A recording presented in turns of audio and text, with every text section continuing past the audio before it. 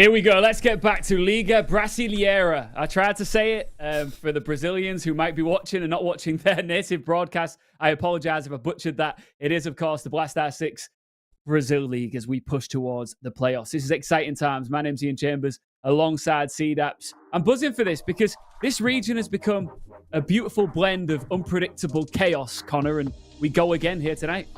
Yeah, pretty much every single Playday has been constant in the way it's inconsistent and just an absolute joy to watch.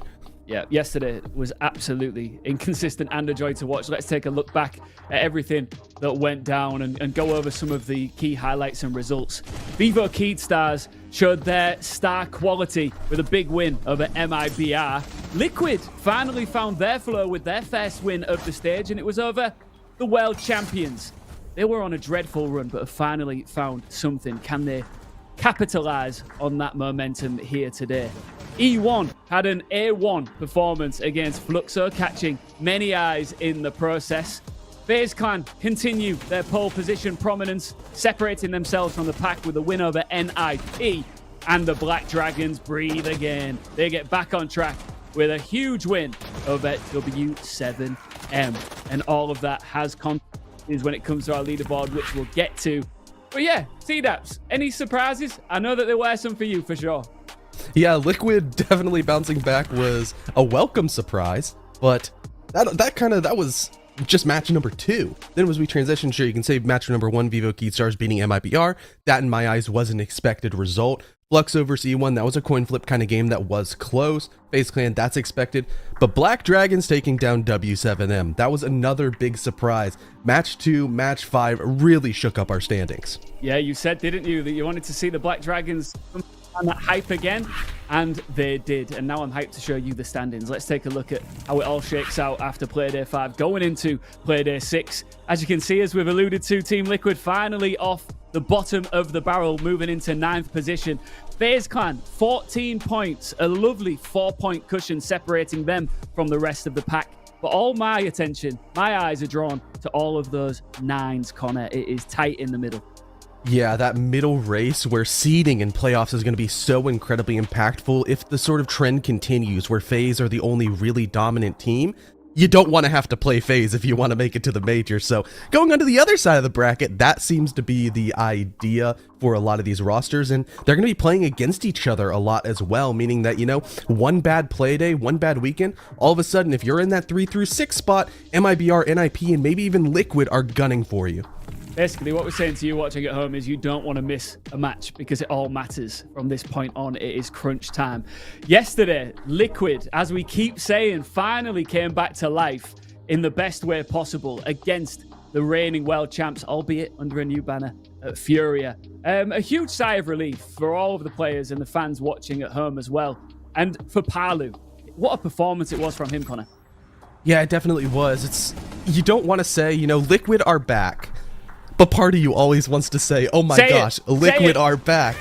But it's just so difficult because they play with our heartstrings too much. If you take this game in a vacuum, this match against Furia, Liquid looked like a team once again. And that's something I can't have said until this week into Playday 5. Palu, he stepped up not only statistically, but when you look at the eye test and how he was getting his kills, it was so much more impactful for his team. He was playing power positions in close proximity to his teams. He was set up with trades, and more than anything, he just wasn't on the other side of the map doing nothing. Yeah, it's nice to see. I'm a big Palu fan, so to see him popping off yesterday was good to see. It's funny because Lynx, aka Carter, jumped into our virtual green room earlier, and the first thing he said was, "Is Liquid back?" Sorry, that was my impression of him. I'm going to say yes for now. Listen, let's move on now to E1. They had their coming out party yesterday with a convincing win over Fluxo. CDAPS. I feel like we've been sleeping on these guys. I feel like you have been sleeping on these guys. Yeah, it's a weird position because they came in, you know, they beat Liquid, they beat NIP on their win streak so far, and it's like, you know, they had some great attacks. They had some really phenomenal attacks, and when they play against Fluxo, they started on the defense for the first time all stage, and they brought the same energy, they brought the same in-your-face, full-court press aggression to their defenses, And we hadn't seen that yet. So now across the board, these are their last 3 matches. These are their stats in their win streak where they're winning the most percentage of rounds. They've had the most dominant score lines cumulative across those 3 play days. Their attacks are just head and shoulders above every other team in Brazil. And their defenses are still looking pretty dang good. Yeah, impressive stuff from E1, who are, of course, and all of our teams back in action here on Playday 6. It's shaping up to be an entertaining and extremely pivotal Playday. Let's take a look at our schedule and what you can expect. We've got 5 big games, and I know we keep going on about it. Every point matters now, doesn't it, Connor?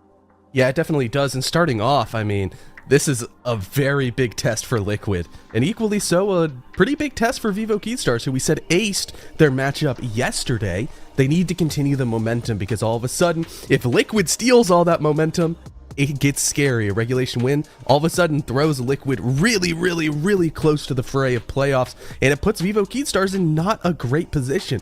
Also, if we want to look at match number 3, Ian, come on, that's a game that you're very familiar with. Yeah, the team to beat, FaZe Clan, take on Furia in an epic SI rematch. That one has it all. It's a good second day for me, this, to have an SI rematch on the card seat. I'm happy to be here, that's for sure.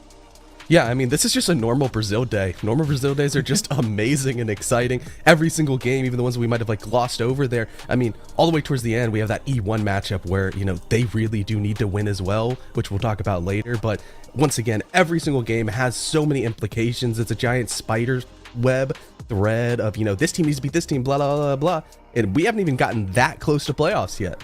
Yeah, there's teams looking to, you know, build on current momentum. Some looking to bounce back from a disastrous day yesterday. It is all coming up, starting with Team Liquid versus Vivo Keystars. Can Liquid maintain? Can they build yesterday? Or will Vivo Keyd show their star quality once again? We'll find out after the break.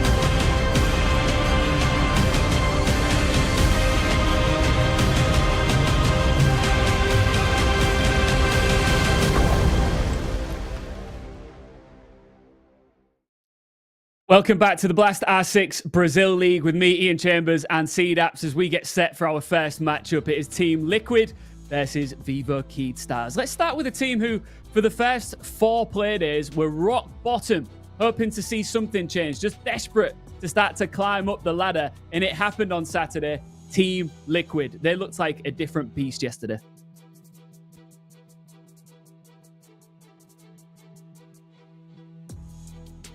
When you have the quality of players across the board with this Liquid team, every single player individually looks like they should be performing well, and they weren't until yesterday. That's the key point here, where they actually looked like a team. They were actually playing together. They're dual swinging off of angles. They're going for trades. Their support play looked good. They had great information game, which led to so many attacking opening kills that Furia couldn't really do anything. They were completely shut down, and they looked outclassed. And to outclass the SI champions is definitely not a tall task.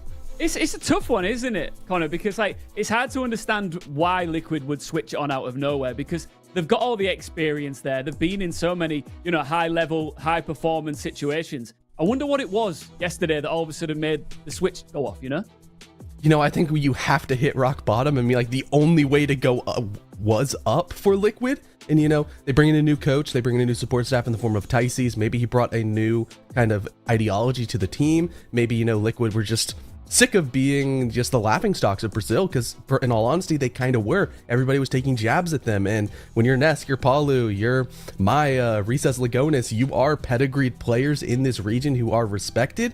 You don't want to take that disrespect. All right, let's move on to their opponents, Vivo Keyed. They won their first 2 matchups, had a dip against the big teams last weekend, and resumed business with a nice win over MIBR yesterday.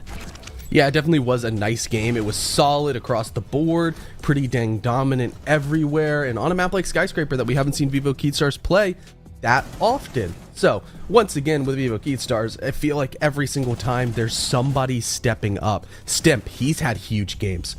Hates has had huge games. Hornetow has had huge games. Even Linda has had huge games. It's been so nice to see that they have every single player on the roster almost that can just, pop off at any given moment. Yeah, you're shining the spotlight and giving the flowers to every single one but Daffodil. I feel like Daffodil still needs to bloom here. Yeah, he's the last player on this sort of collecting the infinity stones of Vivo Keyed Stars dominance here, where if Daffodil pops off, sure, you might think he's on the attacking side, he's playing hard breach, kind of a primary hard breach player for this roster. But if you want to hang with the big dogs, if you want to be taking down the Furias, the W7Ms, and the FaZes of this region, you do need everybody firing on all cylinders. And for Vivo Keyed Stars, this is a roster that definitely has aspirations to make Manchester. And I think that they have a very good chance to do that, especially if we finally see the crowning moment of Daffodil. Well, where will he do it? Will we see Daffodil pop off here? It's time to get into map vetoes for our first matchup here on Playday 6. Talk us through them. Right now, Consulate and Border, those make sense as some pretty high bans for Vivo Keyed Stars as well. For Liquid, no Skyscraper. They didn't want to see Vivo Keyed Stars go dominant on it once again, especially after Liquid got slapped around by E1 on that map. It means we go all the way down to a bank, a pretty neutral ground for Team Liquid. They've only banned it 1 time out of the 5 playdays. All the other times the enemies are banning it against them. And meanwhile, on the flip side, you might look at the results for Vivo Keyed Stars and see it's a little bit of a mixed bag. But yeah, it's because, they took a loss on this map, but it was to Furia. And that was when Furia was looking a lot better. Meanwhile, Black Dragons, Vivo Keyed Stars, they bounced back once again on this map, and I think it's a pretty good map in their pool. All right, just briefly, who's winning it? Vivo Keyed Stars. I'm not quite sold into the Liquid hype just yet. If Liquid win this game, I think that they're gonna make Manchester. That's about how crazy of a jump it's gonna be. Oh, I love this bold prediction from you, Connor. Let's get into this one. Liquid versus Vivo Keyed, and it is with the guys. I love these two. Lynx and Stokes, take it away. Listen, I would like to sit here and go along with Connor. I think Vivo Keyed Stars have looked very nice. I've liked what they're doing, but to be honest, Sam, we saw 2019 Nesk and Palu, specifically Nesk back. He's running in, he's getting double kills with R4C ACOG in ways that are simply unfathomable. And now, as if they're trying to pull us right back in with that nostalgia, we're going to Bank, which if you think about prime Nesk performances, this used to be the map for him. Oh yeah, this was the arena for him and Palu. I mean, I think both of them, especially if they're able to keep form like they were yesterday, both of them averaging over a 1.0 KPR. If we see that level of effectiveness, Lynx, I think that there's something to be said about them up against Vivo Keydstars, especially with Vivo Keydstars' recent results. They played against some good teams, but also some teams that are not exactly up to snuff in comparison to how competitive Brazil is right now. And I want to draw your attention to Keydstars versus FaZe Clan. They ended up losing that clubhouse 7-5. Now, it was a masterclass from Souls and KDS that really kept FaZe Clan in it, but it was a really top-heavy game from Keydstars. Lenda with a 15-7 scoreline and kind of falling off, tiltering there for the last 4 people, kind of petering out. So just something to be aware of as we get into this pretty hot-to-trot game, especially for Liquid. They really need to pick it up if they want to try and be competitive for this stage. Yeah, that's the ultimate issue for Liquid right now, is Vivo Keydstars, while they've had some top-heavy performances, they've still had pretty consistent results, beating the teams they should beat, and also just barely losing to the teams that we have predicted that are a step above them. The FaZes, the Furias. We expected Vivo Keydstars to lose, and the fact that they could get 12 rounds, and in fact get a regulation lost when some of their players aren't showing up, is actually pretty impressive for Vivo Keyd if you think about it. But for Liquid, the performance yesterday was incredible, and frankly, if Nesk and Palu, but specifically Nesk, are performing like they did yesterday, I don't think Vivo Keydstars have a chance, because how do you fight when Nesk is walking into sight and getting a double headshot spray transfer as Ash in the first, minute half of the round? There's not much you can really do there unless you can just, I don't know, shoot him back better. And if Nesk comes out with the same performance today, if Liquid come out with the same performance they did yesterday, where everyone seemed to instinctively know what the other 4 were doing, and the communication looked that solid, it's going to be difficult for Vivo Keydstars to find a way in. But we are going to Bank, which, as Connor mentioned, is a very comfortable map for Liquid. So if they're able to replicate that, Sam, might be a very tough game for Vivo Keyd to start. And I love this already, because this is going to beg the question, can Liquid repeat what they were doing yesterday? Vivo Keydstars have to hold on to this top floor. This is bound to be a blow-for-blow round, at least when it comes to this area. They need control of this, and they put Nesk onto the Ash. And guess who's supporting them? Guess who's supporting them? Resets and the Deimos. Resets, by the way, receiving a lot of criticism for his performance throughout BR so far. Before that game against Furia yesterday, and I think he showed up a bit in the game before that as well, but there was a time where he had only 6 kills through 3 games. Just an abysmal performance, even if it's only best of ones. Yesterday, there were a couple rounds that he was single-handedly bringing back by himself. 3Ks moving into the site, able to completely shut down gaps found by Herds, where normally Herds would walk in, get a 3K, resets, shutting him down. Really impressive performance, but with the Deimos, Liquid had a really nice use of him yesterday. Whether it was Paula or resets, they'd use that tracker to relay intel, not for Deimos, but a lot of the times for Nesk, for Maya, to try to go and get those kills. And as you can see right here, as the Mira has been spotted out inside of the site, guess who's looking over towards that direction? Nesk and Maya, both trained right outside of Tellers, and we're already encircling the site. I love this out of Liquid, but oh, what a nice find from the top of square from Hates. Keeping things active, making sure that Vivo Keyd are able to pull ahead. And a nice find on a resets too. Won't be able to harass the site in the same way. Although Team Liquid making solid headway. Really like what they've done with the place. Working their way in towards Archives, trying to get this horizontal angle. Obviously won't have too much access to verticality just yet, but Palu might try and work that into the fold. Just want to make sure, at a bare minimum, that top square isn't something that Vivo Keydstars can gain access to any longer. But Nesk, nice shot onto Hates, will be able to take him down. But you can see another one downrange. It looks like they want to try and at least fight for this space. And Maya will fight Nesk again. This is what I'm talking about. He doesn't have Z-pings on him. There might be some general intelligence, but he's getting 3 kills just face-checking vending hallway. This is the Nesk we saw yesterday, the one who was taking over Oregon. Daffodil might get the kill, but Nesk completely takes over round 1 and gets Liquid there first.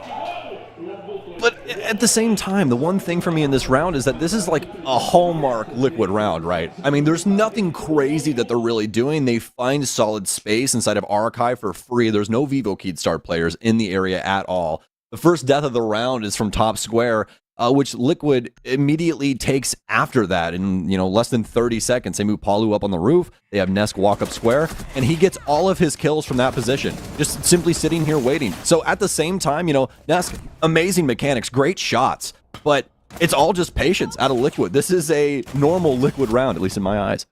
Yeah, and you could also, I mean, Vivo Keyed constantly just giving 1v1s to Nesk on top square, who in this performance, if you just give him 3 separate 1v1s, he's a good enough player to win those, even if he might be on an off day in some other iteration of round 1. So, Vivo Keyed, you gotta be careful there. Those are the kind of rounds that, in the way Liquid played yesterday, they can take and take reliably, win consistently if you replay that round back-to-back. So in round 2, as we instead go down to the bottom floor, and we saw the control of open area, at least the defensive open area, and, well, in theory, a defense of the top floor as well, at least one attempted by Vivo Keyed.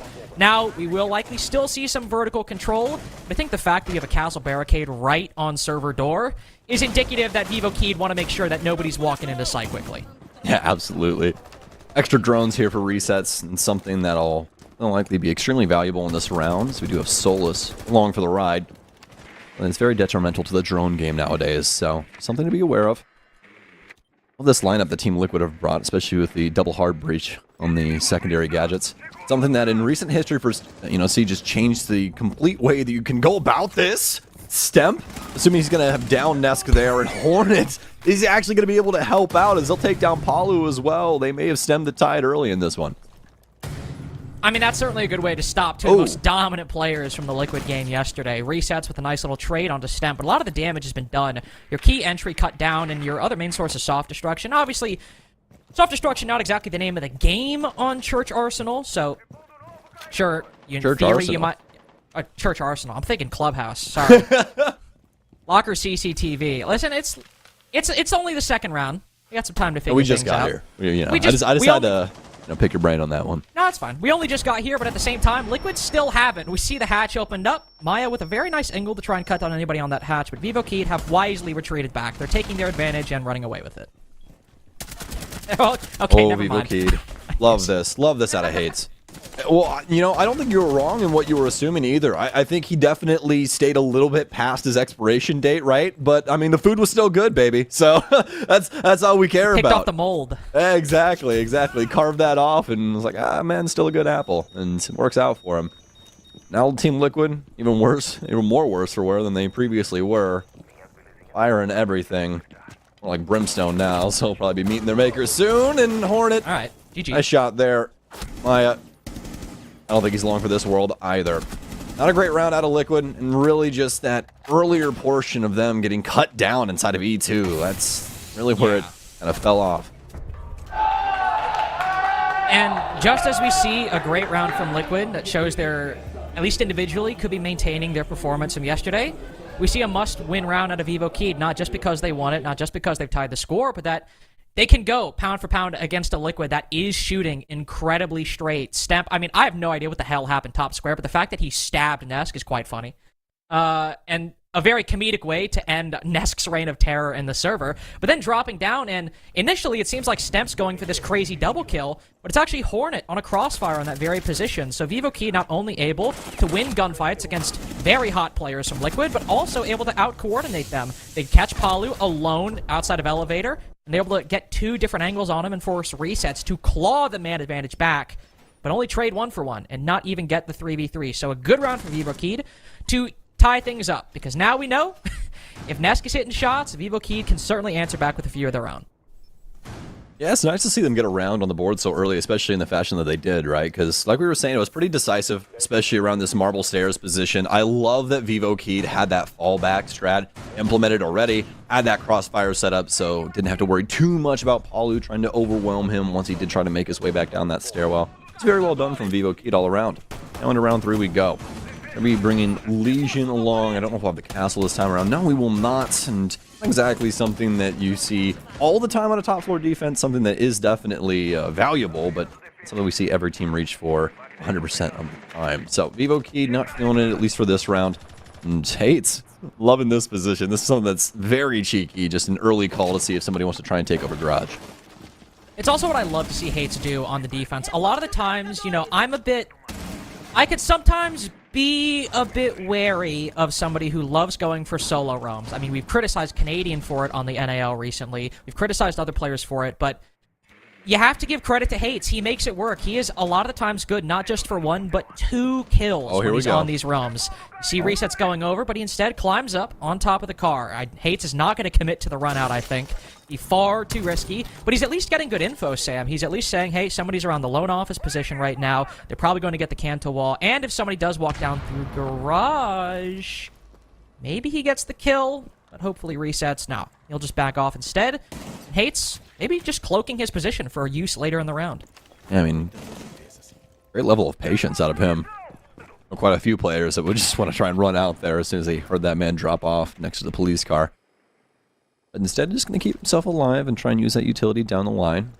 Good idea as well is the drone economy is at a midway point here as of now. Only 4 drones up for Liquid, but they've made some solid headway as well. Some hatches that still need some attentive work, but past that, a few things not to be too wary about. This top floor is still quite accessible for Liquid, at least from these windows. You can see how Vivo Keyed have been forced back into things like the conference area. Some longer lines of sight.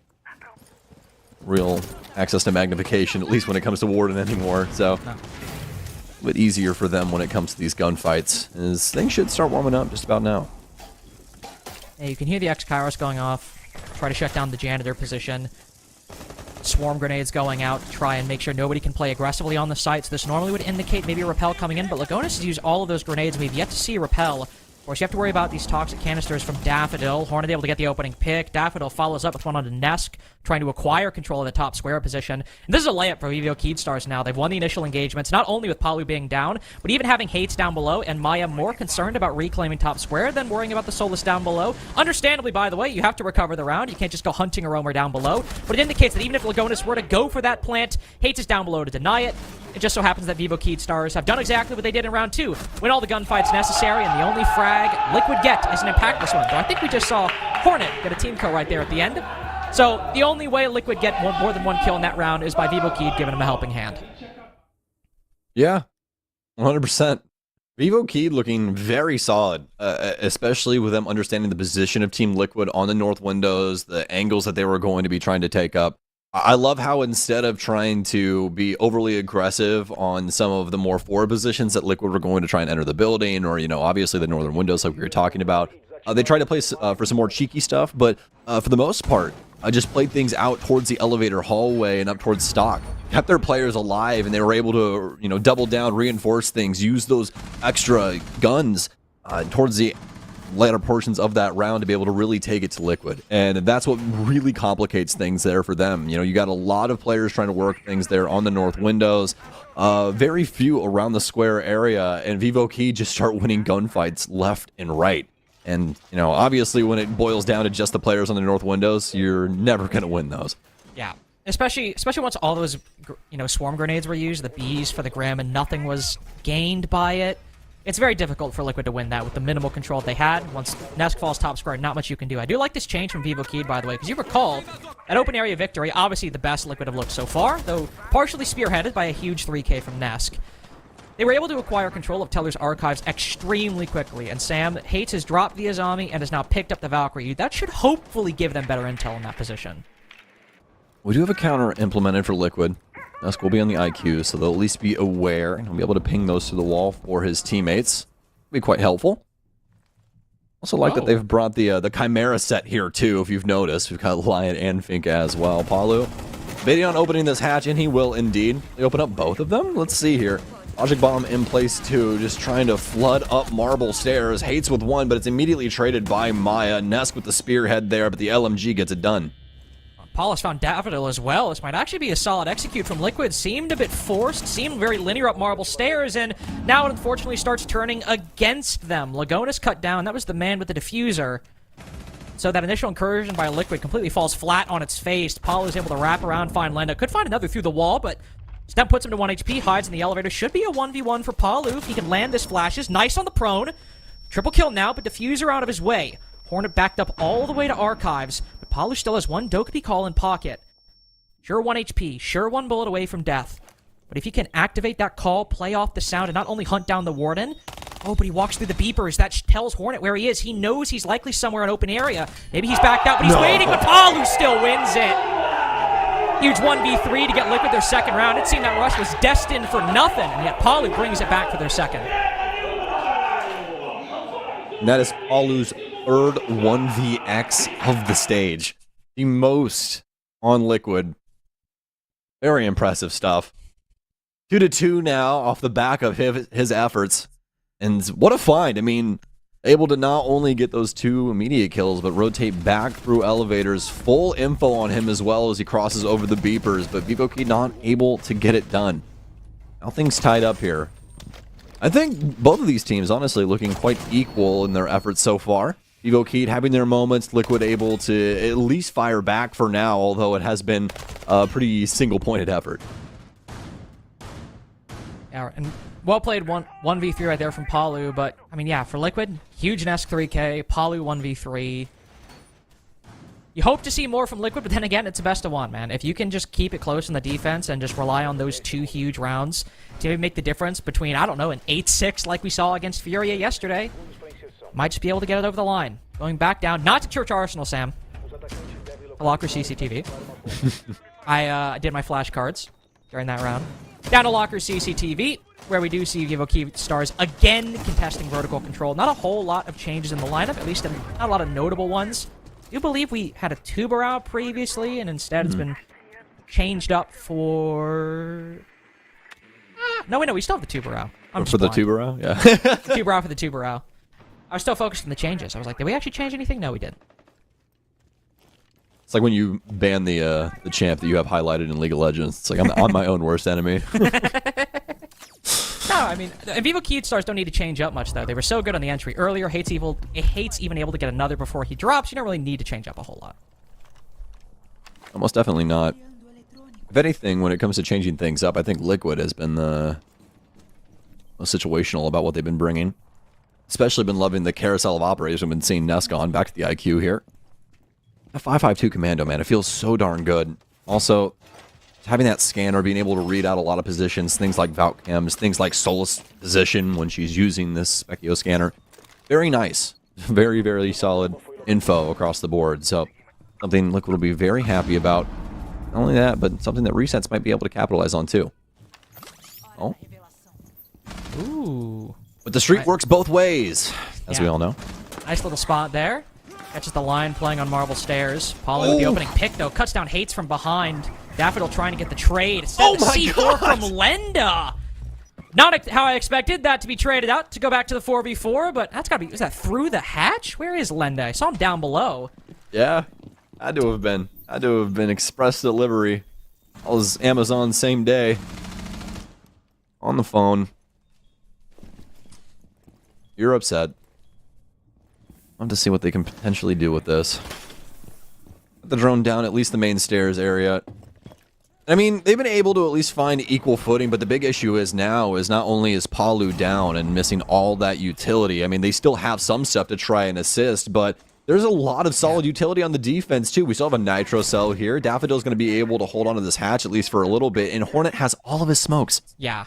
That's my big problem right now. Is sure you have a lot of good execute utility. You have Maya on the Grim, Lagonis on the Capitan bullets, but you actually don't have any control on the bottom floor. You're betting this all on flooding in and winning fights or having really good quick usage of that utility, but Liquid were able to get a lot of attacks on Oregon, or at least more than normal with that same strategy yesterday. Maybe they'll be able to make it work now. At least Nesk won't. Hornet has a nice angle in that position. Resets with a huge trade, though. That's the entirety of the Marble Stairs presence now cut down, and Lagonis might just be able to get this diffuser on the floor. Daffodil cuts down Maya, but it's still the 2v2. Make that the 2v1. Resets bringing this round over the line by his own efforts. Lagonis can now back out. Resets can play the hatch and cut down Daffodil as he walks in. 3 rounds now. It's required a huge performance from one player on Liquid. And that is still the lead they've acquired. I was just about to say, I got a little nervous when Resets didn't drop down the hatch, but I mean, he shut me up immediately. Beautiful play around that, not only capable of picking up the Valkyrie on the rotation, on that off angle as well, but also capable to shut things down on the rotation for the door too, instead of that small office. So Team Liquid, but specifically Resets, again guys, it's like these one-pointed victories for them. A huge one there for Resets as he's able to find 4. similar pattern to yesterday. Nest taking over a round, Palu bringing it back, resets opening things up completely, because we did need someone to go huge that round. 20 seconds left. You're just trying to go for a normal plant inside a CCTV, and while you have the Capital Bolts and the Grim, you don't really have any control, and as you pointed out, Sam, you still have the smoke canisters, the Zotos to stop anybody from dropping down the vault hatch. A lot Vivo Key can do there to fend them off, but Reset's number was called up, and he answered with a 4K. And again, in a best of one, that can be the difference maker. It's guaranteed Team Liquid at least a 3-3 half. And their defenses, well, in some particular games, like the E1 game, collapsing and falling apart at the seams, if met with enough pressure. Their attacks have really been the big issue, the big problem a lot of people have focused on. Well, the defenses haven't been great. It's the attacks that have probably looked worse out of the two. So if they can get 3 over the line and really just shore up some of those defenses and play a bit better, like we saw in Oregon yesterday, this could very easily be a winnable scoreline. It's been pretty impressive so far, especially for that last round. I mean, if you think about it this way, if Resets doesn't win out that crazy engagement on Marble Stairs, completely different round. Yep. Won 2 huge engagements there. That's not only due to Reset's skill, but also that 417. I mean, that thing tears people to shreds. And Evo Key, not a big fan of that one. But I got a lot of respect for this team. They stick true to their guns. They never turtle up. They stick true to their strategies and what they're talented at. And they're talented at these gunfights, setting up map control, forcing teams to take it away from them. That's what Liquid are going to have to do. Although, you know, top floor map control, or rather top floor sight, still have to worry about things like that far hallway. Remember what happened the last time? Team Liquid got a lot of play on these north windows, but Vivo keyed, stacked things inside of conference, put things over inside of the main elevator hallway, and made it to where Liquid really couldn't do too much with the position that they tried to take up. Yeah, they just tried to send in Nesk to get the control on that side. Maya later on, though the round was already lost at that point. At least right now, we're visually seeing a little bit more emphasis on different positions, Oh, no. but hates down below. Again, on unread on these roams. Only 4 and 4 so far, so he's not completely taken over the game for Vivo Key, but pretty much every time he's wanted to play by himself in these roams, aside from last round, he's been able to do so with general impunity. But Nest cops him through stock, and I like this addition. We at least have some backside pressure acquired earlier on for Liquid, and now if Lagonis wants to go in and get a plant from square side, they have stock. They have this cutoff angle. They know they're generally safe from Vending Hall, and they can pressure Janitor if they want to as well. Lagonis is rotating, though. He'll be going over to the CEO side, and with Nest being low HP, if he falls, this could be Liquid in a very similar position to their previous CEO attack. Vivo Key are trying to stay alive right now. Liquid establishing that cross from Nesk over inside of stock. Window players here still. Remember, as Carter was talking about, got that case over on the north windows. And Hornet. Oh, he's giving up the goods, but it's going to be 2 big kills from Vivo Key. Make it 3, make it 4. And it's a 3-3 half as Liquid thrown right into the pyre at the very tail end of this offense.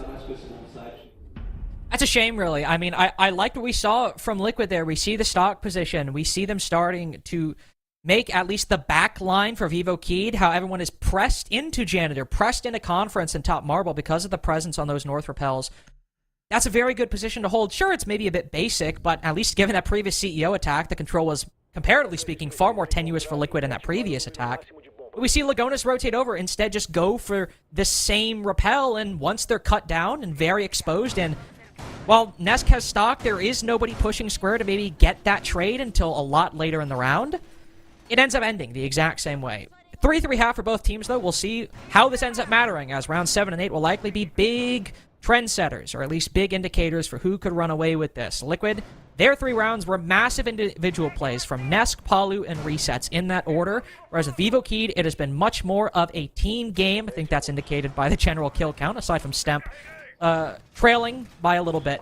But everyone from Vivo Keyed has generally been showing up, and if we see a similar story on the attack and they're able to take this first one in convincing fashion, we've probably got a close game on our hands. Yeah, 100%. You can see Liquid want to try and at least be attentive towards the mid floor. That's going to do his damnedest to try and get rid of a few drones across the entirety of this map, but I think this is a beautiful idea. Especially if they did have something along the lines of Twitch, this could be even more so with the given utility that we see coming out of Liquid. But you can see it's going to be a lot of delay and a lot of denial for the plant. We've got Palu on the smokes, we've got Resets with the Goyo and his canisters, as well as the Evil Eyes coming along for the ride with Maestro. So all very solid things. And you can see the Vulcan packs on top. of the server stairs right now. Palu trying to hold that down. Roamers drop down below. I do like this from Liquid. You don't want to push things too far. Obviously, they can get aggressive, but Vivo Keyed, they've been hitting their shots today. They've been performing very well, and generally speaking on the attacks, obviously still a bit rough around the edges, but the roam clears aren't completely problematic for them, at least against some of the teams they played. So instead, holding the server stairs, I guess the one concern here is how are you going to protect Palu down below? You can see Hates moving to either acquire control of server or just apply pressure right there, but he's still cutting off Palu's retreat down below. And now Liquid have ceded control of the open area. This is okay as long as the Vulcan packs, as long as the smokes and the Evil Eyes do enough work in the late round to stop Vivo Keyed from putting the diffuser down. If that doesn't happen, this is going to look like a very risky call that didn't pay off. The longer they wait, issues are going to start to bubble up here for Vivo Keyed. All this utility getting more and more valuable by the second, especially Palu. One of these gas canisters that we see out of resets are set pretty far forward inside of blue. We'll have some bodies in the area, and air jab will go down for Hates. Able to try and get rid of that for now, but just going to start expending smokes. It is going to be Palu in the area. But yeah, trying to assist with this hatch control. Air jab in, but it's not going to affect him too much. Able to get back to position. Stemp will drop in, and now they have to try and commit. Gonna be a full send into this space. Lenda around the corner gets botched by Palu, excuse me, on his M590. Now, Vivo Keyed, kind of a half-botched offense there. As now it's just down to Hornet and Daffodil for this half-baked round. Not much they can do. Daffodil might have a gap. There is Nesk on that Solus, but he loses the fight. No way into this round, unfortunately. Hornet just gets a trade. Let's find another. Maybe good for one more if Liquid overplay their hand. And, well, Palu certainly will regret holding that long angle. Still costs a lot of HP of Hornet. Little smoke. Those ones inside a garage, trying to bait out the swing from resets. But at least at this point in the 1v2, you do not need to peek. You don't need to make that kind of mistake. No point in giving Hornet what would be one of the flashiest plays we've seen in Brazil. Liquid will likely take the first round. And honestly, with a solid server hold, I was wondering what support Palu had, and what do you know? Maya's using all of his Kibas to hold server as long as he can.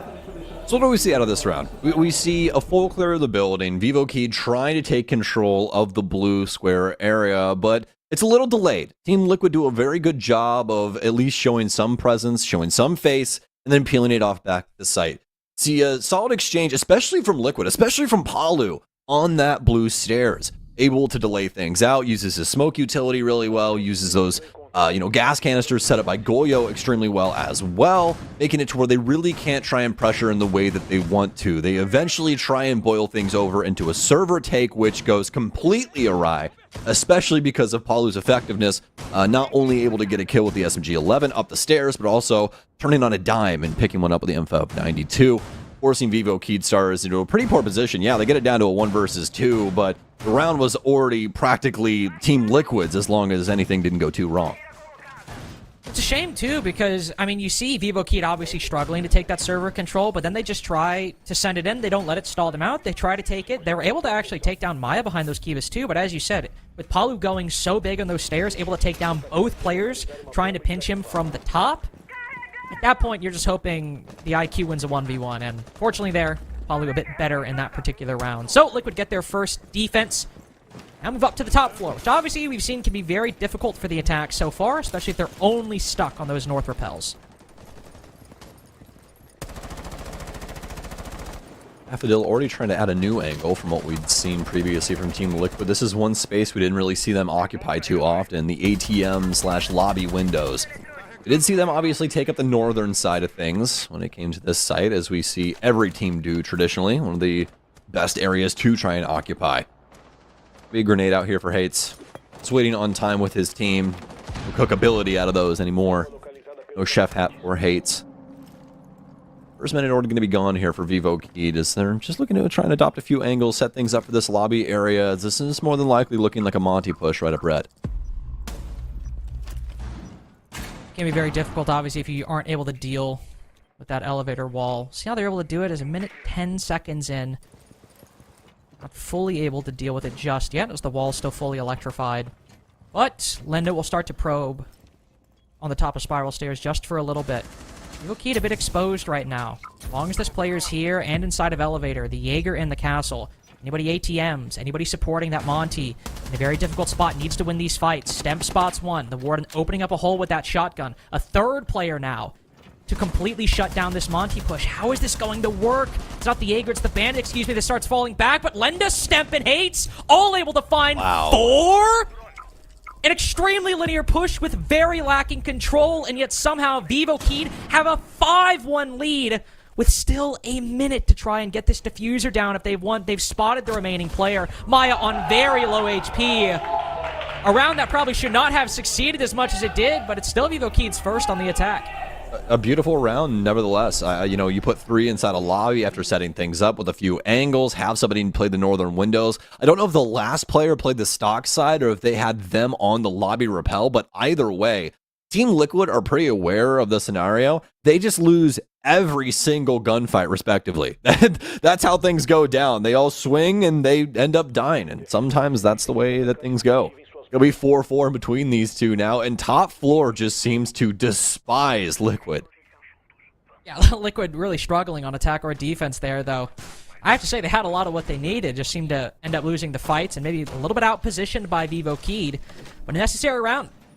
Keyed starts to get back into the game. Now we go to Teller's Archives instead of the open area defense that typically teams prefer and certainly Vivo Keyed preferred. But open area control will still likely be a focal point for both the attack and the defense to try to pressure this site horizontally. Though, as you brought up for open area, if vertical control is important for that bomb site, it is especially important and somehow even more powerful for this one. 100%. And I think resets, as well as the rest of Liquid, very aware of this. This one, kind of an oddity, but, you know, when it came to defense at SI, Carter, you and I were kind of trolling about this site initially at that event, but we actually saw quite a bit of success when it came to this site, so maybe it's something that we start to see a little bit more on Bank. I can't say I'm exactly excited for that, just because the old head in me is like, oh, ew, why would you go to Archive? But, you know, percentages don't lie, so we'll have to see. Liquid trying to set a precedent here. I like that they brought resets as well on the Oryx just to add something else that can potentially be heavily influential on the roam. Just have access to those hatches. Oh. And opening up a hole in the wall. Here's the Dokkaebi call on the opposite side. Esk on that Valkyrie, now moving to top square. Stemp drops down the marble hatch. Try to pinch from a different position, but 3 different players all coming at Nesk from the same way. Oh, no. Flick onto the guy's stock. Oh, no. Flick of the wrist onto the man outside the marble stairs. 1v1s for Nesk seemed to be the recipe for a lost round for Vivo Keyed in top square. So what are Daffodil and Hornet to do to try and bring this back? Well, one of them is a Monty. So a 2v5 does not seem in the cards, Sam. I mean, all I can say is just imagine being like 20, 21 years old and getting beat up by like a 30-year-old dad. Like, just getting absolutely mixed. So insane. Neskiv's been doing this for so very long. I mean, equalization of his stat line as well, as he's been the one that has been in quite a few engagements so far inside of this game. He won every single round. If he does die this round, he'll have died every single round too. Daffodil gonna end up popping over and trying to assist his friend. Hornet's kind of stuck to his hip as these two try and be magnetized as much as possible to try and help each other out. No, do exactly that. 2 separate angles, but 2 separate kills as well. 2 separate kills indeed. Of course, Nesk still needs to be a concern with this vertical control. Daffodil tries to bring it back, but a little reposition by Palu. Hornet might be able to find this one, but no, Palu shuts it down. I mean, we got to talk about this at this point. That's the 5th round for Liquid.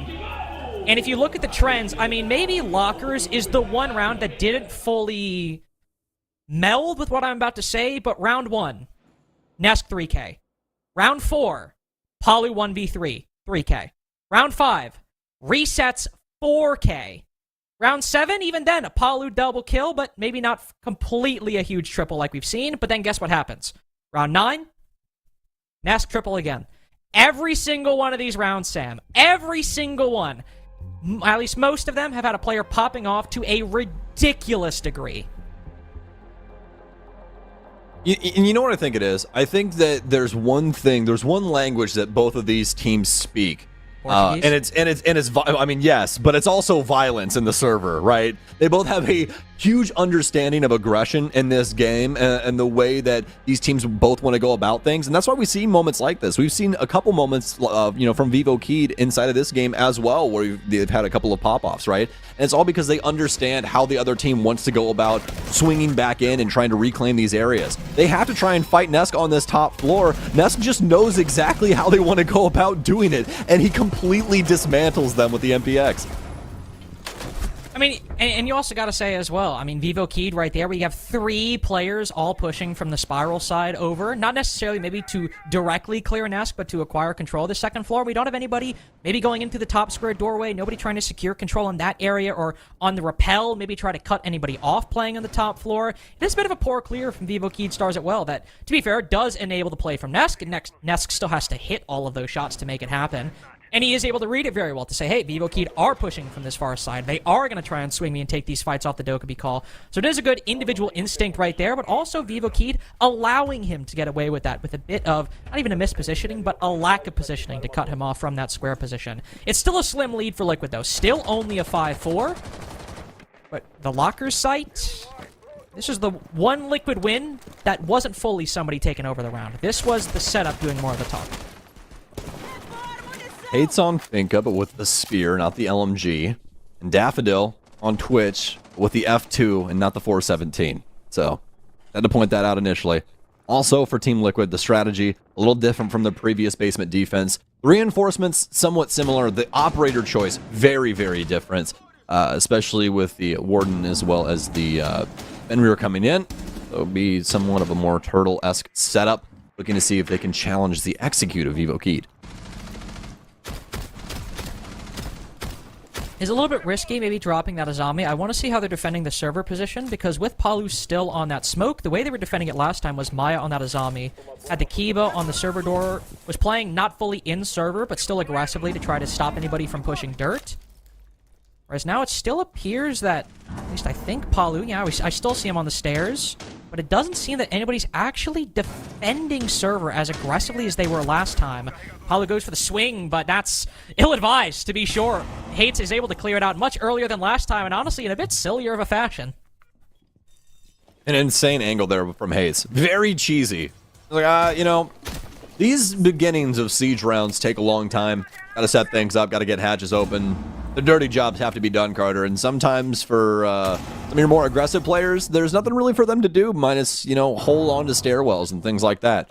So why not do it on a more cheeky angle? And if somebody swings into it, potentially get a kill, and that's what we see. Palu goes down, and the previous round where we saw them get a lot of delay out of him, they'll get nothing for round 10. And that's my big concern, especially because some of those Vulcan packs were dedicated to that server stairs hold, so there might be less on the bomb site than you otherwise would have. There are still these F-Knots, though, from the Fenrir to maybe blind anybody moving into the site, so it's not completely smooth sailing for Vivo Keyed. We are low on time, so any remaining denial, even without the smoke, the Evil Eyes, the Vulcans, and the F-Knots might just be enough, especially with Hates down, but he's able to be revived. Still has 2 Adrenal Surges as well, maybe to shore up some remaining damage. He is the one who picks himself back up after all. So, flashbang going out. Nesk spots one elevator. 1v1 that can easily go his way. Removes some backside pressure. Costs a lot of HP. But combined with Maya and the effort of resets as well, seems like the kill on Palu might be all that Vivo Keyed get. Step now found out and stuck on the marble stairs. 2 strong defenses on Locker CCTV is enough to get Liquid to match point. Hey, and the turtle setup works out. The only extended player that they have in that scenario at all is Palu. The one look he takes out of blue, he dies. Liquid do not want to try and put any more chips on the table. Vivo Keyed have to try and work things out with them. He bet a few things. The elevator drop especially not working out. Nobody did really try and back up Nesk, especially in that scenario. And once again, we get a situation where Nesk gets disjointed 1 versus 1s. And he's one of the best in the business when it comes down to that. 9-7 right now as he continues to clean up heads. Or rather, 9-8. It's Palu that's 9-7. This is where they're basically the same person, right, at this point. I mean, with the performances they had yesterday, they were filling very similar roles on the kill feed, I'll give you that. But this is where things start getting a little worrying for Vivo Keyed. The desk highlighted how close the middle of the pack is. 4 teams going into this game, tied on 9 points. Liquid's position doesn't really change. They're still in 9th. They go from 2 points to 5. Their positioning actually doesn't change. But potential future implications make this a bit more worrying for Vivo Keyed. They'll be stuck at 9 at the end of this weekend. With only 3 more games to play, depending on what teams are able to level up, and if Vivo Keed maybe has a bit of a rough streak, they might find themselves right on the line between having to qualify via the LCQ or getting into playoffs via that 6th, 5th place position. It's not doom and gloom for Vivo Keed if they lose this, but given Liquid's resurgence, if this form continues, they could suddenly become a threat, and if Vivo Keed, if they start having a rough end of the season, a team we've praised quite a bit, predicted could be a contender for one of the Manchester major spots, might find themselves in much more difficult shape. Yeah, 100%. They've had some really good games this season thus far, you know, I mean, just in recent history, a 7-5 game against FaZe and a 7-5 game against Furia in favor of the opposite team, but very, very close games. Now, the other games have been quite dominant, I will say, you know, especially up against some teams like MIBR, who has looked quite good at, you know, certain periods in time so far this stage. But it seems to be when they go up against some of these, you know, extremely bright squads, things get close, but there's just no cigar, you know what I mean? They're not able to really get it over the line. It seems like that might happen yet again here today. We'll see if Vivo Keed get that scoreline that's synonymous with at least those last 2 games I talked to you about, 7-5, but might be something to just be wary of. First smoke grenade goes out, so win on CEO so far. Not exactly out of the question, though certainly for Liquid, these were difficult to get on their attacking side. Vivo Keed, it's the one round they've got on their attack, but it was from a Monty push-up spiral, and they've completely changed things. Why with an aggressive angle? Onto the antechamber repel. He's able to dodge the grenade, continues to try to press his luck, pulls even further back, but his Kiba's gone. Right as that happens, he's almost put to 1 HP, and on his, well, pretty nearly right there. He's still alive, contesting this north repel. That's the 2 frag grenades from Vivo Keed gone. So the main way they've tried to clear this position, no longer effective, as Maya still has even 1 Kiba barrier left in the pocket. He'll back up to Conference, still play a bit more passive. Vivo Keed meeting a lot of the same obstacles Liquid did. A lot of control on the north side, nothing anywhere else. Such minimal time, too.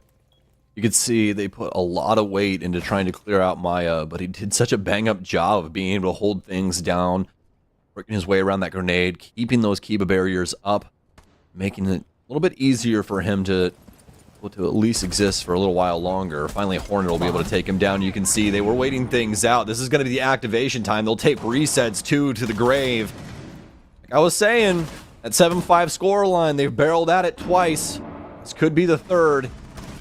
They're at least looking to get this one, but Lagonis has something to say. Just Nesk, too, knows there has to be a player around square, and he must win this fight. He will. Hornet goes down. Stemp gets another. It's a 2 versus 3 in the post plant. Make it a 1 versus 3.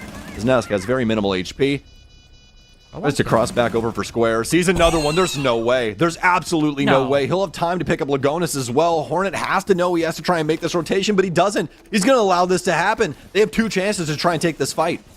They're both so low. Surely this is winnable for Hornet. Throws out a track stinger. Nesk with the reposition. Hornet's ready for it. Is able to get the down. Where's Lagonis? Same angle. Has the general position. He's close up in CEO. No! He bolts in. He doesn't check his corner. Hornet unchecked to the right. Maybe Lagonis gets that trade. Maybe he doesn't. He still feeds himself to the gridlock, and Vivo Keed 1 round away from OT. What a wild set of circumstances right there. I think Nest gets downed and he just really doesn't know the position from where the bullets actually made contact. It's like, well, it's got to be somewhere in the sight, right? And doesn't really check that right-hand side of the desk. Unfortunate stuff for Liquid, but what a moment here for Vivo Keed, because it was looking very distraught up until they took out Maya. Oh yeah, and if you actually, right before the kill on Maya happened, we were in the overhead view, and if you noticed, nobody was actually in Janitor. We had Nesk top square, we had players stock, we had players top spiral, but nobody was actually in electrical watching part of the north repels, and the other player watching the rest of them was Maya, playing around Conference. So the moment he falls, it's actually kind of difficult for Liquid to fully contest those repels, aside from really long angles. But then Vivo Keed, they do have some dimensions elsewhere. They have some players pushing stock, they have some players pushing spiral, and they're able to win fights on that backside. They add another dimension that so far, a lot of teams have been unsuccessful at doing when attacking that backside and playing off those north repels. So a great kill by Maya, but honestly, a bit of lackluster positioning from Liquid to keep Vivo Keed in this. Yeah, 100%. Especially coming down to the wire like that. Definitely want to try and force Vivo Key to swing in on those windows, potentially get some freebies off that, or just force them to look for other areas to try and take control of that top floor. But instead, big initial kills and the rest of the round, well, we all saw how it played out. Now Liquid, 1 round is all they get in order to try and close this out in regulation. 40 seconds in, Vivo Keyed Stars. I really like the fact that they've brought the Monty here. Hornet, although has the best stat line, definitely a fantastic shield player at the end of the day, and this is something that could be quite useful for Vivo Keyed on a site like this. The impressive thing about Vivo Keyed so far, obviously Hornet with a great stat line, which makes you wonder, all right, the 12 and 6 guys on Monty, maybe we should be a little concerned, but everyone else is showing up. I mean, Daffodil, Lenda, and Hates, they're not taking over the game, but they're at least contributing. So for Vivo Keyed, there's a very logical argument. It's not just Hornet getting these rounds over the line. There is a good effort, though Liquids might just be a bit more, not even necessarily consistent, but more impactful. Spiral Stairs presence known, not just by the melee barbed wire, but by the Monty. Raising all hell, shuffling around with that extended shield. Stem more focused on the backside right now, but Maya gets the kill on that Monty, on that 12 and 7 Hornet. That incursion onto the top floor. Look at how many different Liquid players are up here. Lenda finds 2! The flick on a Nesk, it keeps Vivo Keyed alive in round 12.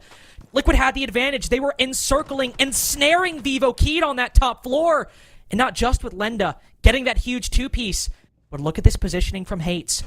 Worked his way into Archives. The Solus around the corner. Resets going for the angle, just tucked on the opposite side. Does Hates play it patient? Does the Resets get over aggressive? He exposes the leg. 3v2 now for Vivo Keyed, though Palu trades it back. But position known inside of Tellers. As we know, it's just one player on the site, though one player close by. How are Vivo Keyed going to react? They'll reset with 45 left.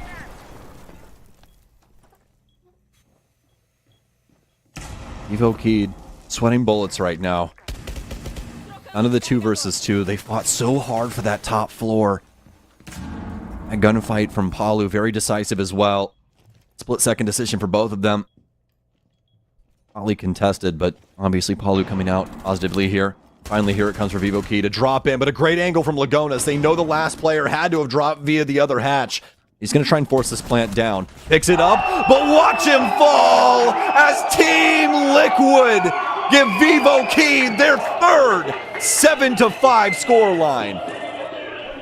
Another hard one for Vivo Keyed against the big names of Brazil, the Furias, the FaZes, and the Liquids. Even if that last mention has a bit more of a checkered record than Furia and FaZe do, that is where they have struggled.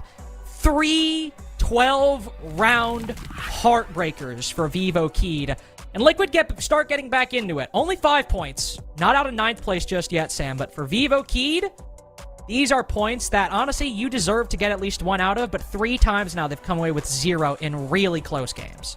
Yeah, absolutely. You know, I think they've been playing very well. I think that there's just been a couple of rounds where, especially in this one for Team Liquid, they had some astounding moments. Just these rounds where players are able to take full control at the helm of what seems to be everything. It's truly impressive stuff. So it's something Vivo Keyed might have to try and work on just a little bit, looking to try and shut down some of these key players. Yeah, and a best of 1, a 1v3, and a huge 3K from Nesk might just be enough to get Liquid over the line. And in this case, in this weekend, it was. But that's our first game done. We'll go to a quick break. We got the desk right after this.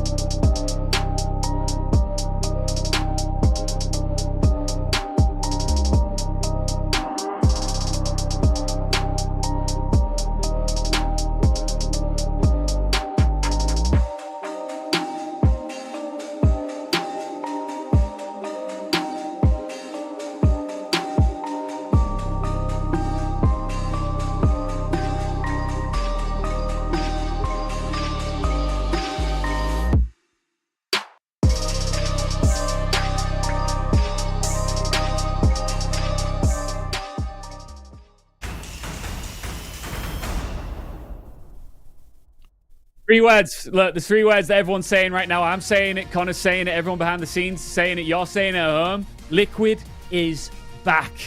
Welcome back to the Blast House 6 Brazil League with me, Ian, and CDAPS. Connor, Liquid cooking on gas. And it is also a pleasure to see the dynamic duo in Nesk and Palu absolutely popping off as well. Yeah, something with Team Liquid kind of clicked. They found a time machine. You know, that's a very, very difficult problem to solve, and they cranked it all the way back to when Nesk and Palu were the most dynamic and dominant duo in the entire world, and they brought them back into this new age, because just watching Nesk get a triple kill on Ash ACOG did something in my brain. It hit some crazy nostalgia. I think all just Siege fans in general absolutely love it when it happens. You know, part of the puzzle was solved yesterday when Palu started to show up to the party, but then when these two come together and perform, it's just a treat for a neutral fan as well as the, you know, the hardcore Liquid fan base. Yeah, I mean, with how they were able to just win rounds, it was just people absolutely stepping up. It was Nesk taking over a round, and then, oh no, Nesk dies? Palu takes over a round, then back to Nesk, then back to Palu. It was just the most dynamic duo that we've seen, where just, they weren't even necessarily playing together, but they didn't have to be. They were playing slightly different. Palu playing in power positions, Nesk on a more of a deep roam. How they were taking entry engagements was slightly different as well. Nesk not finding that much success, but when he did, those were absolutely huge plays. We can see them there standing back to back. The boys are back in town, and that's back-to-back wins as well for Liquid, who are well and truly struggling coming in Playday 5. Let's move on to Vivo Keydstars now. Was this a bad performance from them, or did they just come up against, I don't know, they bit off more than they can chew? Yeah, you know, I think they just hit Liquid at the wrong time for Vivo Keystars. They still had a good game, a 7-5 result. You can never say, you know, they weren't necessarily trolling, but there were some slight mistakes here and there. And when we're talking about multi-kills from Nesk and Palu, you kind of got to shine the light back to Vivo Keystars that they allowed these big plays to happen. There were some times like that first round, that first defense, they just one by one peeked Nesk on Ash R4C ACOG, staring at the same exact angle, just one after another. That shouldn't happen. On some of the roam clears, you had somebody like Palu going absolutely crazy on a roam. Once again, that shouldn't happen. There should be a little bit more team synergy in getting your trade just that little bit better. The sort of lack of synchronization where it's just, instead of 2 people swinging at once, it's one after another. Those are little tiny mistakes, but when you get put under the magnifying glass, they really were kind of the difference in this game entirely. Small mistakes, and they were punished for them indeed. But look, I know that you've got a strong belief that they will still be all right as the league progresses. We've still got plenty of play days coming up, but up next we've got plenty of matches coming your way as well. Fluxo versus Black Dragons is coming next. Don't go anywhere.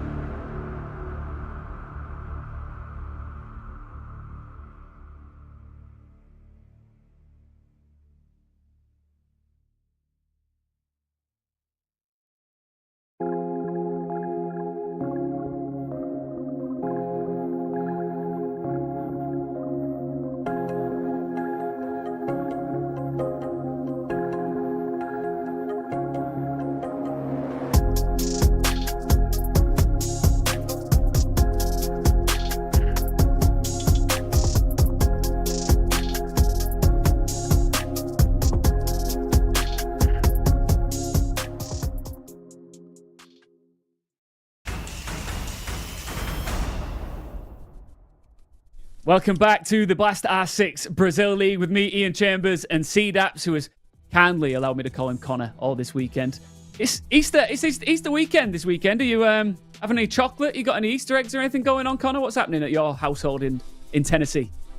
Yeah, we got a good old Southern cooking dinner that'll be kind of, like that's like the late dinner. It's like 2 p.m. So, it's like that awkward in between. But, just hanging out with family in time that I can. But, Brazil comes first right now. I'm excited. We got some really good games that we need to focus on. Just give me a thumbs up briefly. Am I allowed to have an Easter egg at 12 p.m. in the UK? Well, 12 a.m. Is that all right? Is that a thing I can do? Yeah, that's definitely. Okay, good. We're moving on. Fluxo versus Black Dragons is our next matchup. Let's start with Fluxo. They haven't won a single match yet, but they did pick up a point from Furia. That was a big deal, but they're still in a really difficult position now. Yesterday against E1, their attacks weren't good enough to claw back, but they keep putting up good fights, but it never really seems to be enough. It's like they're so close, and they're a young team, they're a new team, and it's kind of expected for them not to be just immediately perfect. That would be an unfair expectation to set against them. But when they're being so close in these games, it's almost frustrating because you can see the upside of this roster. You can see that, their defenses are good, but it's their attacks they're really struggling with. And in a league that sort of overall is defender-sided, attacks pretty much are the difference makers.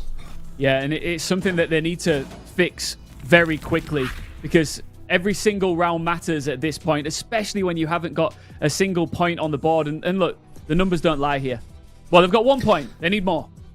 Yeah, they definitely do. Having the worst attacks in Brazil is not necessarily the position that you want to be in, especially when they want to be more of a faster-paced, aggressive roster. Typically, that's applied to the offense. And when they're not horrible on the entry engagement so far on the attacking side, which is something a lot of new teams would struggle with. What's worse is their entry conversions. Right now, they have a coin flip to if they're going to win the game or not, if they get that opening kill. And that's not good, but they're actually less than a coin flip, which is making it even worse. Look, I'm not going to compare them to Liquid, but we have seen from Liquid here what a win can do for you. Just get that one win on the board, it can change everything, right? It definitely can, but they're going up against Black Dragons. Black Dragons is a good team in their own right, and they've almost become the dark horses here. We saw them yesterday take W7M into overtime and defeat them, and that was crazy. We talked about earlier in the stage, this was a rebuild roster. This was some new players coming in with some old players, and all of a sudden, their synergy and team cohesion looked miles ahead of what we expected. Yeah, there was some hype around them. It started to die off a little bit, and you mentioned yesterday that if they got the win here, the hype train would be well and truly back on the tracks, and they've been breathing fire once again, and I think a lot of people are excited about them. Yeah, with Black Dragons, you have and they're hard to explain because they're still a very fundamental team, but they have little flashes and glimpses of a more modern style that you just look and you're like, oh, wow, this is crazy, because they do have some newer players that come in and bring energy, but it's interesting to see that their two kind of main veterans are the ones leading the charge. They're the ones leading by example. It's been absolutely phenomenal to watch people like Loira, people like Ask just step up massively. Yeah, I mean, we can look at these guys because it's important, isn't it? When you've got a team with the young blood on there, the veteran duo, such as Loira and Ask, bring it to the table because that can help carry your other players along on the ride with you. Yeah, and this was both of them stepping up huge in the biggest game for Black Dragons so far this stage against W7M yesterday, where you can see Loira going absolutely massive. 5 multi-kills, sure, not the best on entry, but still just getting frags if he survived those opening engagements was massive. Then you have Ask picking up where Loira was kind of leaving behind, being especially dominant on the defensive entry when he was on the roam game. It's both of these players, they're leading by example. They have the sled behind them, they put on those just shoulder straps and they're charging away and showing these new guys what to do. Where do you rank Black Dragons at the moment in regards to teams within this league? We've got some big players, of course. We've got 2, SI Grand Finalist teams in the mix. Where do you think Black Dragons sit right now? I think they're a solid playoff team. I think they're maybe like the 4 or the 5 seed, not quite 6 seed sneaking in. They're going to establish themselves, but they're also kind of into the weird area that a big upside potential and upset potential for this team. So whoever, matches up against them in those quarterfinals might be a little bit scared. Yeah, it could be a tough one here for Fluxo. We will find out. Let's get into the map vetoes now. to see how it all plays out for our second matchup here of the day. Playday 6. Connor, over to you again, my brother. Yep, Skyscraper, it's been a perma ban for Fluxo, taking it out with their second ban. That makes sense. Meanwhile, Black Dragons, they also have 2 really defined permanent bans, being Consulate and Nighthaven. Funnily enough, both of those are still up for the side of Black Dragons, so we maybe could see a bit of a weird position where we could go to one of those maps. Maybe Black Dragons, they've been hiding it in their back pocket. We don't quite know yet, but as Nighthaven goes down, you know, that kind of only leaves Consulate, and with it still being up in the pool, it's not necessarily the highest ban priority for Fluxo, but it still could be brought out as Border goes down. That's where Black Dragons did just defeat W7M, so for Fluxo, that makes sense to not want to go there. And as Consulate and Chalet go down, we're not really going to have that fun interaction of maybe seeing one of our very few consulates here in the global ecosystem. Instead, we're going to be going to Cafe, which is a really interesting pick, and I really actually like on the side of Fluxo, because with their attacks, that's been their biggest weakness. Yesterday, we saw them play Chalet, and their attacks on Chalet didn't look that great, even though it's a little bit easier of a map to attack. But the only other pool map in the pool I would say is easier to attack than Chalet would be Cafe. So that suggests that they're aware of their weaknesses and where they need to improve, right? Yeah, it definitely is, because right now, if you look up there, 64% attacking win rate for Cafe, and that's through 2 different plays. That's not just a kind of flash in the pan of what we saw with Consulate, where Consulate's technically the most attacker-sided map in the pool. That's because E1 absolutely destroyed NIP on it, so it's a little bit weird, but understanding your weaknesses for Fluxo, I think, is really, really good on an introspective level, because they're a new team. They're gonna have flaws, but they're working on them, and when we're seeing just constant improvement with this team, it's a treat. It's interesting, I think, because when you have these younger teams, and I know that when we first started chatting about this league, Fluxo was one that you had an eye on as well, despite their recent results, because when you don't have all the pressure on you, when you are a new build team, you've almost got to figure things out as you go along. It's like fresh out the frying pan into the fire in this Brazil league, and you're right back against the wall from Playday 1. Yeah, you definitely are, and with how competitive the league has been, you don't want to take a big step behind like Fluxo has. I don't know if they do have enough in the tank, but, you know, there still is a possibility. They could still sneak into playoffs. The entire race is completely open, especially because in the games Fluxo have lost, they have looked good and they have looked competitive. It wouldn't be the most shocking thing in the world to see them all of a sudden just go crazy and go flawless in their final run and punch their playoff ticket, but I think we're going to have to wait another week for that. I think Black Dragons are looking good. I really liked what I saw out of them yesterday against a strong W7M team, and I really don't see a world where they lose this game. Well, in case you join us for the first time and you want to know how it all works when it comes to this run-up into playoffs, you mentioned there we won't know too much until next week. We've still got 3 play days to go. Forgive me if I'm wrong. Tuesday, Saturday, Sunday next week. And that's when we will find out who will make the playoffs, the top 6 teams, and then we move on from there. Yeah, and with how the playoff is working, it's really, really interesting, because if those kind of the top 1 and 2 seed getting the bye is actually a lot bigger than you would expect. It's probably the biggest advantage you can have going in towards playoffs, because all of your games directly qualify you for the major. If you win 1 BO3, all of a sudden you're going to Manchester, and that's absolutely huge, as well as having just an opportunity to make a mistake. You could lose in the semifinals, you still got the 3rd place match, and then if you lose that, you know, you go 0-2 in BO3s, you pull what Vivo Keydstars did last stage and have to go into the LCQ. You don't want to do that. But, you know, there is still another chance. Let's talk about Fluxo Black Dragons one more time here. Your predictions yesterday were a mixed bag. And so far, who did you pick for the last game? You definitely weren't Team Liquid, that's for sure. I was not, and you know, I should have thought about that, because I'm wearing the liquid blue here. I've got an SSG shirt. That's where Ticey's came from. This is like a Ticey's outfit with SSG and blue now going on to liquid. But, you know, at the end of the day here, once again, I like the ideas coming from Fluxo. I don't quite know if they're going to come to fruition against how good this Black Dragons team has looked. Have you got a score line? Give me a number. I'm going to go 7-4. 7-4 on Black Dragons. All right, let's find out. Over now to Links and Stucks. I think 7-4 is honestly a bit conservative. The game we saw yesterday against W7M, Sam, I know Ian mentioned the hype train for Black Dragons just starting to kind of really start chugging. For me, that game was what started it from yesterday, because we've seen good games from Black Dragons, explosive performances. But an 8-7 barn burner yesterday, everybody on that roster, aside from, I believe, Florio, had like right around 10 kills, right around double digits. That's what I needed to see, whereas Fluxo are still looking very lackluster.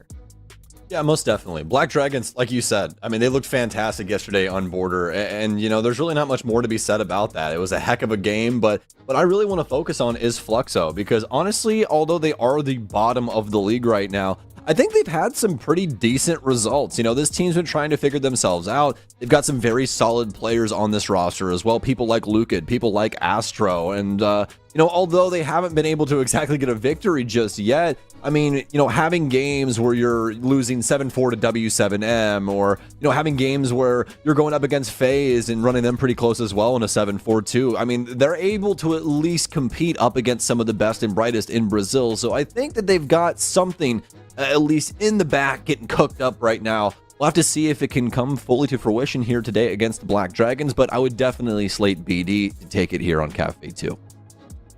It's just Fluxo are in such a weird position against so many teams. They haven't looked bad, but they just haven't looked convincing. They've looked very samey, very slow, alright defenses, but very slow and very poor attacks. But then you have that Furia game, and just like Liquid, we're starting to not expect anything from either of these teams, Liquid and Fluxo in 9th and 10th. And then they have this really good result against Furia. In the case of Liquid, it was an actual converted win in overtime, whereas in Fluxo, that could have been a regulation win that they ended up, you know, dropping 5 rounds in a row for Furia to win in overtime. And we're just looking at both those games like, what happened? In the case of Fluxo, it was Hash going Nucleosis, something like 6-0 on the entry at one point during that game, a monster performance from him. But then outside of that, we haven't seen that same takeover from Hash. Everyone on this team below a 1.0 rating, whereas on Black Dragons, a lot better of a stat line. You've got everyone all generally hovering around a 1.0 rating, and then Loira and Gudo, two of the most consistent performers, all the way up at like the 1.15 area. We can see good performances from a Fluxo player here or there, but for Black Dragons, it's been more consistent, more impressive, and honestly, just more fun to watch. Yeah, 100%. And that's showing off in their ability to stay competitive inside of the top 3 here in Brazil, right? With Keedstar's loss earlier today, Black Dragons, as of right now, is ahead of them. And if they win any points at all, that will be confirmed, at least for a little while, until E1 gets their shot at picking up some points today. So, but yeah, with that being said, I really think that Black Dragons does have a lot going for them, and they can continue to climb here. They got some very talented players, but I think that Fluxo does have some things going for themselves as well. This cafe is going to speak volumes as to each party respectively.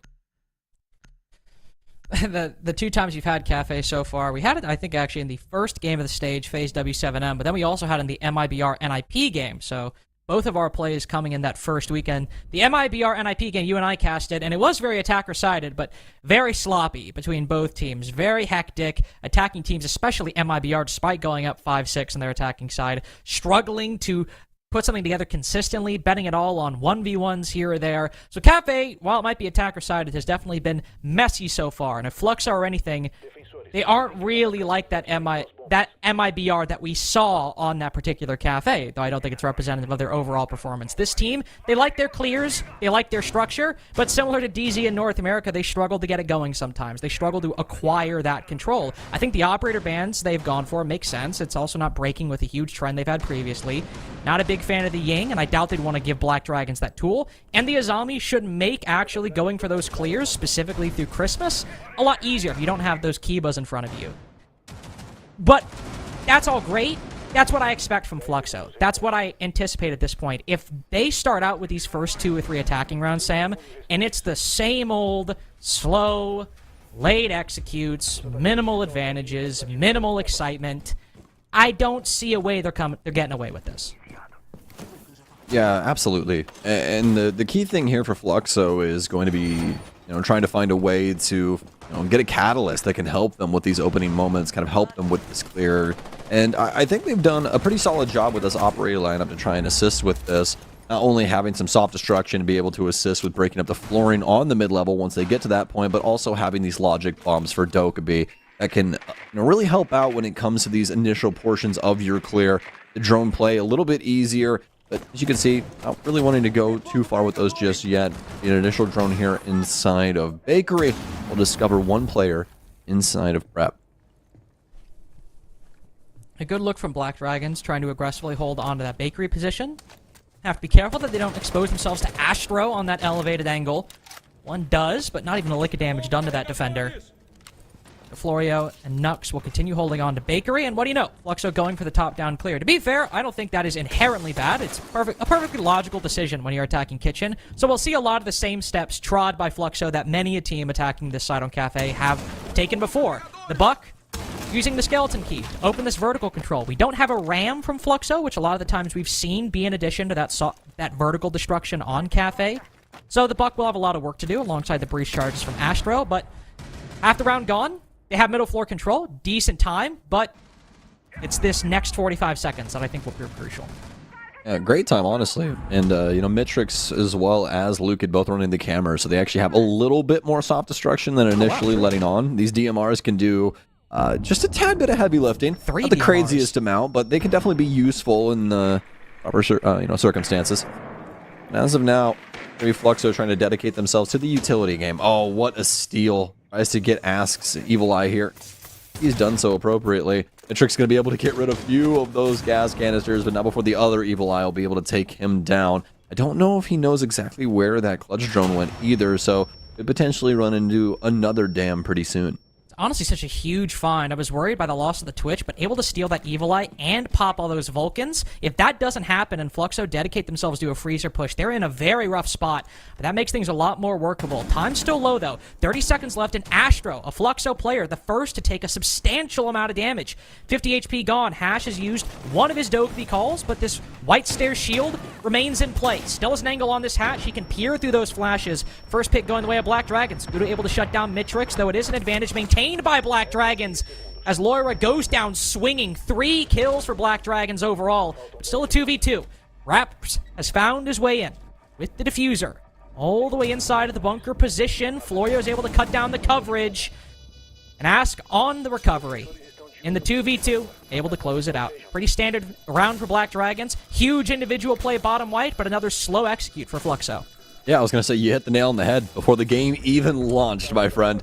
Fluxo with a very slow delivery, although Black Dragons gifting over the map in its entirety to them, they still don't get all that much done. A lot of flirting with some ideas, right? They really want to try and get some things over towards Bake, with Astro just trying to keep things alive over there.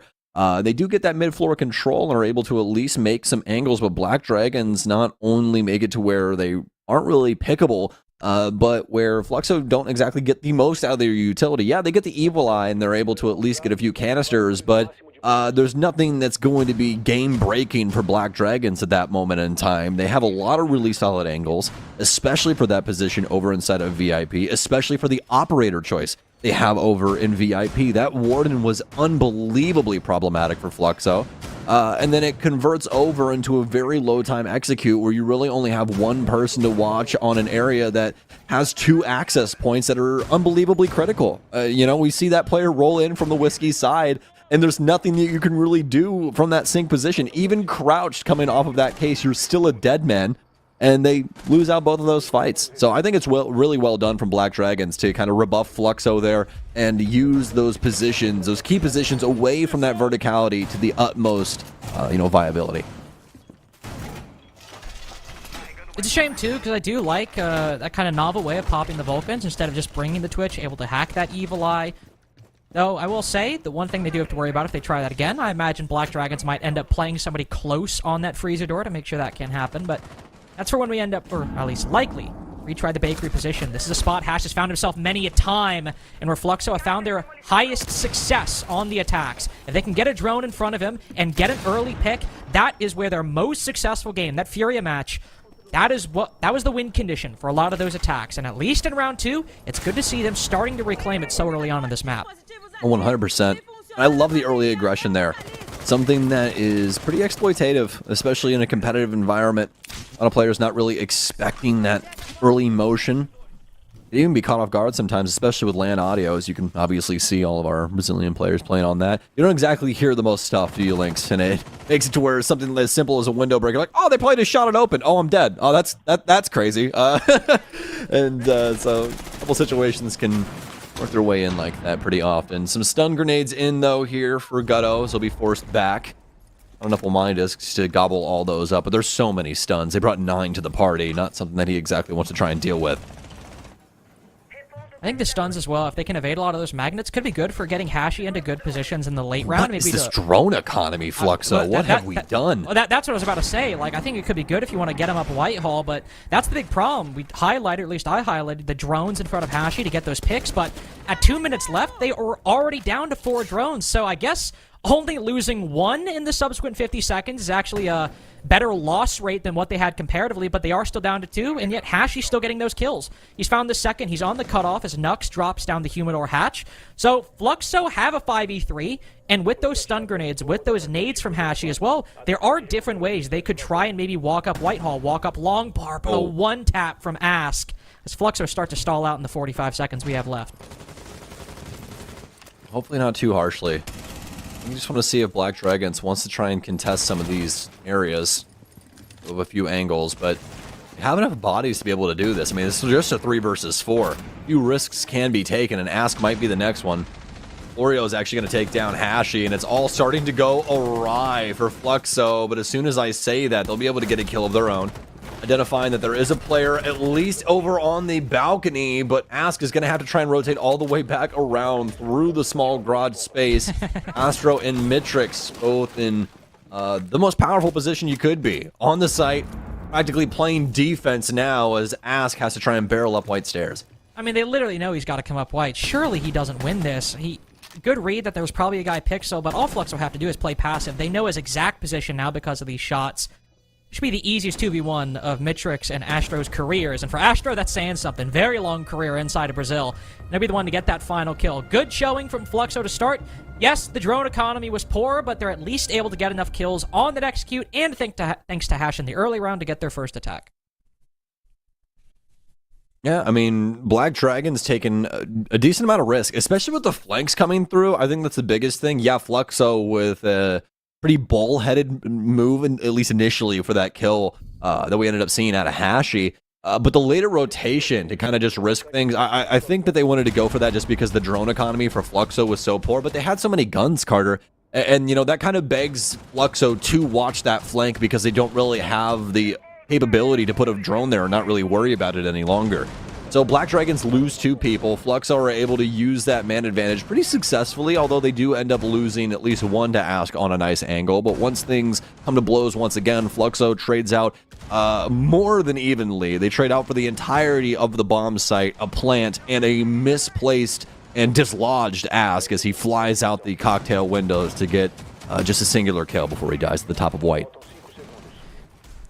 I will say, for this match, they do need to be worried about Ask on that defense. He's not exactly the biggest performer on the attacking side, but he's had a lot of highlight moments on the defensive side for Black Dragon so far. Of course, he had a huge blind 2K he got on literally the first game, Black Dragons E1. But then yesterday, against W7M, where the defensive side was what ended up getting Black Dragons the win in that very close 8-7 victory. Huge performer on the overtime on the defense. So Fluxo do need to be wary that he's not being left into positions where he can isolate 1v1s, get aggressive. Obviously they're not an example, but just something that Fluxo might need to keep an eye on as they move into a position where defending that top floor, if we have Ask, or even Florio in this case behind a mirror window, you start funneling through hallways, you got a big problem. The adjustments they've made for this bomb site especially, lots of soft destruction and wraps. Wanted to try and take out Gutto immediately. I want to see what he does with this Nitro in this moment. Perhaps. We flying in? We are indeed. Gutto, gun in hand once again, and oh! A Nitro cell, but it's not his. The Vector will get one, though. 2 kills go the way of BD. What a great start to round 3.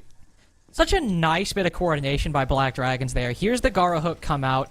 Even though the bees have spotted him, he knows that they're committing to the play once he hears that sound, so instead of just trying to challenge it on the doorway, actually rotates around, swings him from the balcony, and even hits the shots on the fall-off, dropping down to the floor. So, nice little reposition by Gudo right there, instead of going for the more obvious angle swinging the door. And then, of course, the C4 from Nux as well. Really good stuff from Black Dragons. And now a round that isn't unlosable, but Fluxo, with only 2 drones remaining, suffering similar problems in the drone economy as they did the last round. A way back in is a lot more problematic for Fluxo, especially when you have Loira on the Solus dropping down below, who can deny the plant from the first floor. We know how low time Fluxo tend to go for these executes. I doubt they'll have time to check the Solus down below, or even anybody playing inside a pillar, to be honest with you. Hash, he's probably just going to have that last flank drone, and all of this is going to be off pure game sense and guesswork. We'll see if it works out for him, but as all of you at home are probably in the same, boat, Fluxo's probably not going to win this round. It's going to be really difficult for them in order to do this. Black Dragon's going to have to give up a few kills. They'll have to try and at least carve out a portion of this site for a plant, especially at this given time. And also, the big thing is you can't really have anybody die because there's so many BD players up. Stuns in, Astro's going to swing through. I really like this idea because you do get a little bit farther away from the window instead of just hopping in naturally. So a great idea there for Astro, but again, they have to try and find a place to put this case down, and there's so many areas for them to have to try and consider. Evil Eyes as well on top of that. Yeah, Hashi's going to be able to get a kill, but with 10 seconds remaining, this plant has to come. Here it comes from Diffuser. Rather, Astro on the Diffuser. Planted back around the space. Black Dragons, there's nobody inside of Train. It's a flank here from Nux. He'll be able to pick up one. Hashi, the last remaining player, but he has verticality. It's a 1 versus 3. They'll have to try and barrel their way up. Red, Hashi, big fight here up against the TCSG. He can't win it, and Ask is on Diffuse. Black Dragons get it done. I gotta say, I didn't see a lot of action from Loira in denying that plant, so I was a little worried for how Black Dragons were going to stop that. But the flank from Nux ends up being far more important and far more powerful, alongside some kills on the site. Again, Hash really being the only player in that round, able to shut down 1 player, I believe, flanking up Pillar. But for Fluxo overall, while we do see some nice ideas, the setup was too strong for Black Dragons. They have all the angles they need. They have angles to make sure they can just flood in through dining. They have the pillar player. They've got the guys down below where even if the Solus doesn't work out, Nux can go for that retake up red stairs. There you go. While you see the pillar player fall, everyone else from Fluxo were the ones actually hitting the deck in round 3. So a good defuse from Black Dragons. A good start as well, repelling that initial bit of aggression from Fluxo. We'll go to Reading Room, as I believe... Is that all 4 bomb sides played within the first 4 rounds? Yeah, it is. It is indeed. Nice, Black Dragons. I like that out of you. I mean, to be fair, Cafe's one of those maps where I think we see all 4 bomb sides played at least with more frequency than other maps, so it's not like... Of all the maps in the pool, it makes sense that this would be the one, but still within 4 rounds. Nice to see. 100%. Love maps that are flexible in that way, where you can have a lot of different looks, and it's especially great for the defense. Just makes it to where things are a little bit more malleable, a little more flexible. Makes life a lot more fun too, because things get a little stale just playing the same 3 sites over and over again. You got to think about how often these players are setting these things up and playing them out in scrims and, actual standard games and everything else. It's just time and time again that you see a lot of these sites. So a little refreshing take here from BD. We'll be looking to the more traditional mid-floor site. And pretty traditional setup for their hold, too. Like the addition of the mirror windows. More than likely set up for Cocktail. You have a little Castle Mira extension, which I suppose we'll sometimes see on Cocktail. You think of the old Aruni hold, where you have, the doorway separating Cigar and Christmas castles off the Aruni gate. Obviously, that's for the Cocktail bomb site itself, but yeah, with the mirrors providing long angles and the castles restricting movement for Fluxo on this top floor, this could really be a problematic setup for them if they can't get those barricades destroyed or those mirror windows cracked. Astro already using one of his breaching charges. I'm not sure what it's found, as both the Cocktail, Mira, and Castle barricade are still alive. Then again, they could just make the call to try to ignore this up top, instead flood down below, maybe take control of Reading and Dining. Don't exactly know what's in their way over that direction, but you can see, Sam, the first minute and a half, Fluxo seem a little puzzled. Most definitely. I think the castle barricades especially breaking things up over here for Christmas. Oh, moment there, but Ask not going to be able to see him as Astro actually drops over across into pillars. That'll be able to take him down. And I mean, returning to the point, I think it's a setup that BD have going on their top floor that is complicating things so heavily for Fluxo. I mean, look at their drone economy. Once again, we're down to 6 drones, but the big issue is, folks, is that we haven't seen them get anything for all of this info that they've already gathered. And we talk about this a decent bit, but something just for this match that is definitely standing out and still reigning true. Info dies very fast in this game. Look at Hashi. He has no idea that Gutto's here. He's dead. They have no clue where anybody is. They're just taking fights. Mitrix will take another, but nobody from Fluxo really succeeding. Udo should surely not be long for this world. No but way. No way he gets away with that. On the swing, they even have a crossfire in Red Hall. Florio actually downed. Udo running out of ammo on the pistol, so that's an easy recovery for Raps, but can't confirm the second. Black Dragons move up 3-1. These defenses don't really seem to be a problem. Fluxo have no direction. They have no direction on these offenses, at least for these last 2 rounds. The drone economy dwindles extremely heavily, and they have no way of really combating up against BD because, especially that top floor, look at the labyrinth that's created, Carter. There's so many new angles. They have things launched down with castle barricades and a few reinforcements, and even doing something as simple as trying to push across the long bar to try and contest something like Cocktail, you have to worry about a potential cross working its way in from Pixel or things inside of Bathroom. There's a bunch of different areas that they have to try and consider, and the big thing there for Fluxo is that they were trying to consider way more than just the area they were working with. They were looking downstairs. They're looking for exploitative things over towards, reading as well as white stairs, and they lose all of those drones. They gave, they garner some info, but they don't actually do anything with it. And that's the biggest thing. Yeah, you're droning and you're able to find some stuff, but once those drones die, you're not capitalizing, and that's the biggest issue. There's no capitalization right now for Fluxo. I think also not just off the drone economy, but you didn't need a drone to see that, all right, there's a mirror and a castle over on the Cocktail side. That's either we need to clear that or we need to avoid it. Okay? But that's intel you can gain without a drone, and is a pretty big decision for how you want to conduct that round. But we don't see Fluxo recognize that information and then do anything with it, like you said. They don't fully commit to a drop down into mining. They don't fully commit to clearing it out. They just kind of vibe on top red. Then Astro hops down into pillar, dies, and Fluxo do a whole lot of nothing. Again. Here, we did see a concrete decision. On the kitchen bomb site, they went for the full clear, the top down, went for the freezer drop, tried to get the diffuser planted, didn't end up working out. Well, they technically got the diffuser planted, but they still ended up losing the round. Here, it seems that maybe there's a bit of a different decision. Pretty much everybody in the first minute stationed around the middle floor. Are they going to try to take this one quick? Oh, yeah. And honestly, even if this doesn't work out, this is more the look I want to see from Fluxo. We need to see some things that they're just trying to be confident, feeling themselves. And this might be it here. Ask. He's got the shotty, too. Might be a moment where they can overwhelm him unless he's pretty clean on these shots. Remember, this thing is automatic, but the shots, at least following up, not exactly the fastest in the game. Rate of fire pretty slow. Fluxo. I mean, they're posturing so hard right now. Ask is going to kill Hashi. Is that really going to be it? Is it going to be no teeth past that? Was Hashi going to be not only the catalyst for utility, but also the aggression? Astro? He doesn't want to try and push forward. He knows this player's here. He just doesn't want to try and hop through this yet. Looks like the pinch is coming in. So scared though, Sam. I mean, Astro's so concerned about this doorway. They got 3 people on this Maestro problem, and they're struggling to solve it. The Brava takes the fight with the player bottom white, so him and Luke at least working the pinch in that area. But that VIP problem still unsolvable for Fluxo. They've lost 2 players, and Ask is still holding with the revolver. He's the one getting aggressive. Got to be careful. Don't overplay your life. You might not want to lose those evil eyes, but Ask's value in just staying alive here as long as he can is worth its weight in gold because it's single-handedly stalling out this Fluxo attack. Flashbang goes in. I think it only ends up blinding the attack. Ask's still able to be alive. Turns around and gets the kill!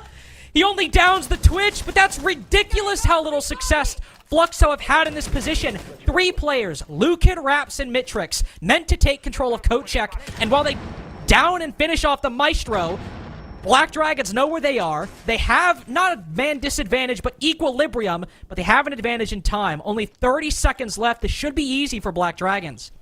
I can't believe Ask just did that. A minute and a half of the round, a kill and a down, and Black Dragons, they get Raps too. Mitrix has no HP. Lukin trying to work his way in from Kochek. Some nice angles, but Nux is going to gun down Mitrix. He knows Lukin's in the area now, too, and the Super Shorty will get it done! Oh my, Fluxo. You got to find the big red button, man. We need a timeout here. There's no processing going on, and even when they do set up for a game plan, it's so antsy. And this is Fluxo realizing how crucial this situation is. A lot of the times when you have like 1 round left in the half, you're like, I don't know if I want to burn a timeout here. Like if the second half goes poorly and, you know, let's say this half ends 5-1, they go up 6-1. I want to try to use the timeout there. Not really. I mean, it's when you're on match point, you kind of want to use the timeout earlier than that. But the point I'm trying to make is Fluxo are realizing that if they don't get an attacking round here, Black Dragons have been a far more convincing team on attack and defense than Fluxo have been throughout this stage, with especially how poor the attacks have been for Fluxo. A 5-1 half, even with some decent defenses. Black Dragons aren't that team. Black Dragons aren't the last in attack. Sure, maybe they aren't number 1, but they've shown something that Fluxo tried to do in round 5, Sam, but didn't accomplish. They've shown that when they want to just go for a quick flood and to take control of coat check, Black Dragons will do it. They'll make that play. If it doesn't work out, at least they make the decision. There, It took a minute and a half, despite the setup, for Fluxo to actually make that call. Once we get to the side swap, once Black Dragons move to the attack, I imagine we'll see a very similar play, and maybe they end up losing the round, but we'll at least see it go down much differently. You can see that Fluxo, whether it be things aren't exactly the most coordinated as of right now, like people are getting a little antsy about exactly what they're supposed to be doing, exactly what the timing is, things like that, right? I think it's also another thing where Fluxo, they've been so close so many times now. It's just starting to be that mentality where they're playing not to lose, they're not playing to win, you know what I mean? So like it's just getting to be this thing that's building up on their minds a little bit, a little stress on the shoulders of Fluxo. And we could start to see these stress fractures time and time again here in the near future. But now, the last round of the offensive side, Fluxo going to be taking all of their notes from the previous 5 into this. And specifically for Mitrix, I really like this. Now, what I really don't like is the fact that we're already down 4 drones. I mean, listen, I get Solus is problematic. Like, don't get me wrong, Fluxo probably a bit of a victim of a very, very strong operator right now, but still, 4 drones gone when you've had so many issues with it up until this point. But the big issue for Fluxo, too, they're unfortunately not beating the carried by Hashi allegations. I hate to say it, but right now, Fluxo 1-4 on the entry as a team versus Black Dragons. The one time they've got it, the one round they won, Hashi 2-piece to start out the game. And that was the big theme in that Furia game. Hashi constantly getting opening picks, constantly getting 5v3s single-handedly. But if you're running out of drones to get Hashi in the building, get him those kills. If you're also just not having Hashi get those kills, period, Fluxo are still struggling as they have in many games up until this point. Black Dragons basically running back the same setup they did before. Ask over by Cocktail, some presence pushed up inside a Cigar and Humidor. You want to see a bit of a quicker attack from Fluxo, something a bit faster. Maybe with these Bs, they'll be able to leverage it for a pick onto Ask, but nobody from Black Dragons biting just yet. I think we're going to be swinging through pretty quickly, especially over on White Stairs. Look at all the drones that have swung through. It's going to be Mitrix that actually gets the kill onto Loira. Track Stingers in as Ask will be stunted, at least for now, but BD have done a pretty good job of at least keeping things headed off. No drones in over on the White Stairs. They never even check. They just throw some Track Stingers in and go, yeah, that'll do. Oh, yeah, that'll do. And Ask is able to get the players swinging in off of said rappel. Lucan's going to go down too. The other players over on White. I thought he was going to get that with the super shorty, but it doesn't happen. They know exactly what these last 2 players are, though. And this is going to be a hotly contested 2 versus 2. It is, but with the intel favoring Black Dragons, they've got this crossfire too. Fluxo really have to decide where they push. And working around Nux is probably going to be the game plan. This is a must-win fight for Astro, but shotgun in the close quarters. If Astro even makes too much noise, Nux will have the moment. Mitrix goes on the rappel.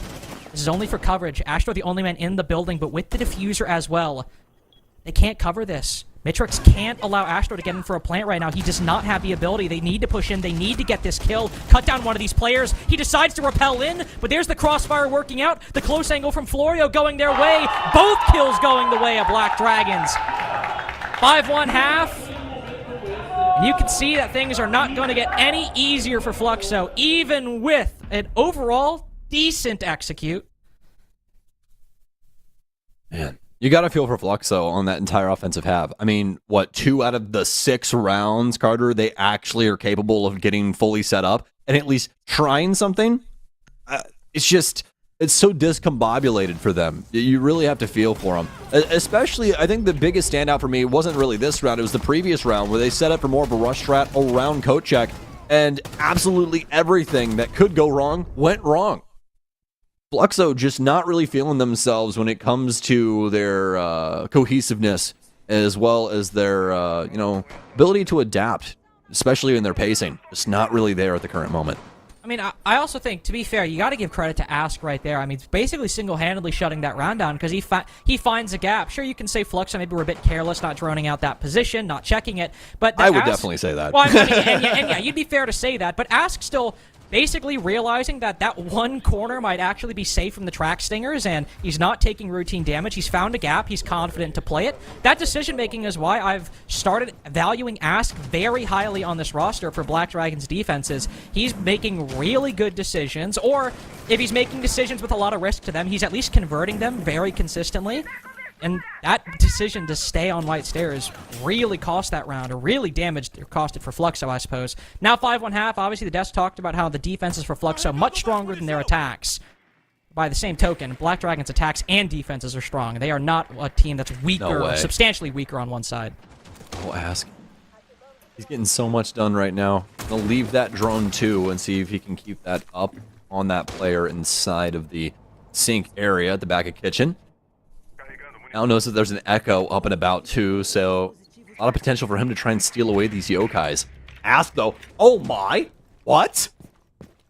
I think he just tried to bully his way into the main lobby and he gets gunned down by Rap sitting in coat check.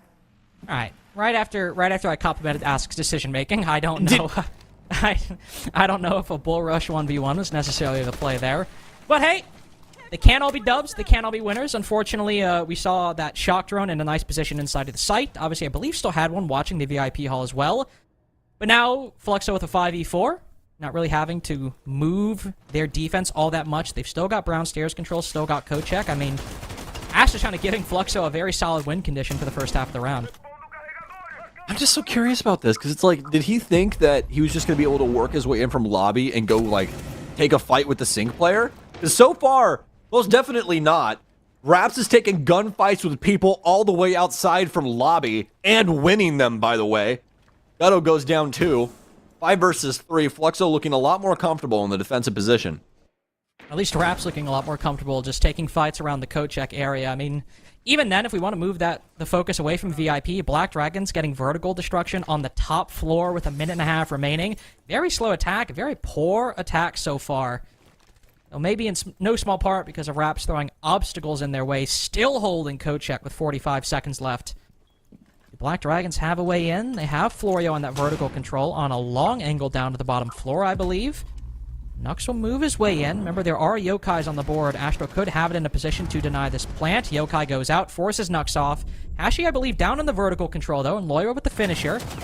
Will to at least make this a bit easier. You can see 2 different players from Fluxo on that top floor, and they've removed the one from Black Dragons. They're pushing into the site now, almost untenable for BD. This round assuredly won for Fluxo. Their first round on the defense. Lawyer not checking the sync position. Round was lost anyway. Bit of a funny way to finish that off. Fluxo get their second on the board. Very well done. Honestly, it was all that coat check position. I think Black Dragon, they kind of had the opposite effect of what Fluxo had happen in that situation. Fluxo not really going for too much, just really a one-pointed assault that they weren't too confident in.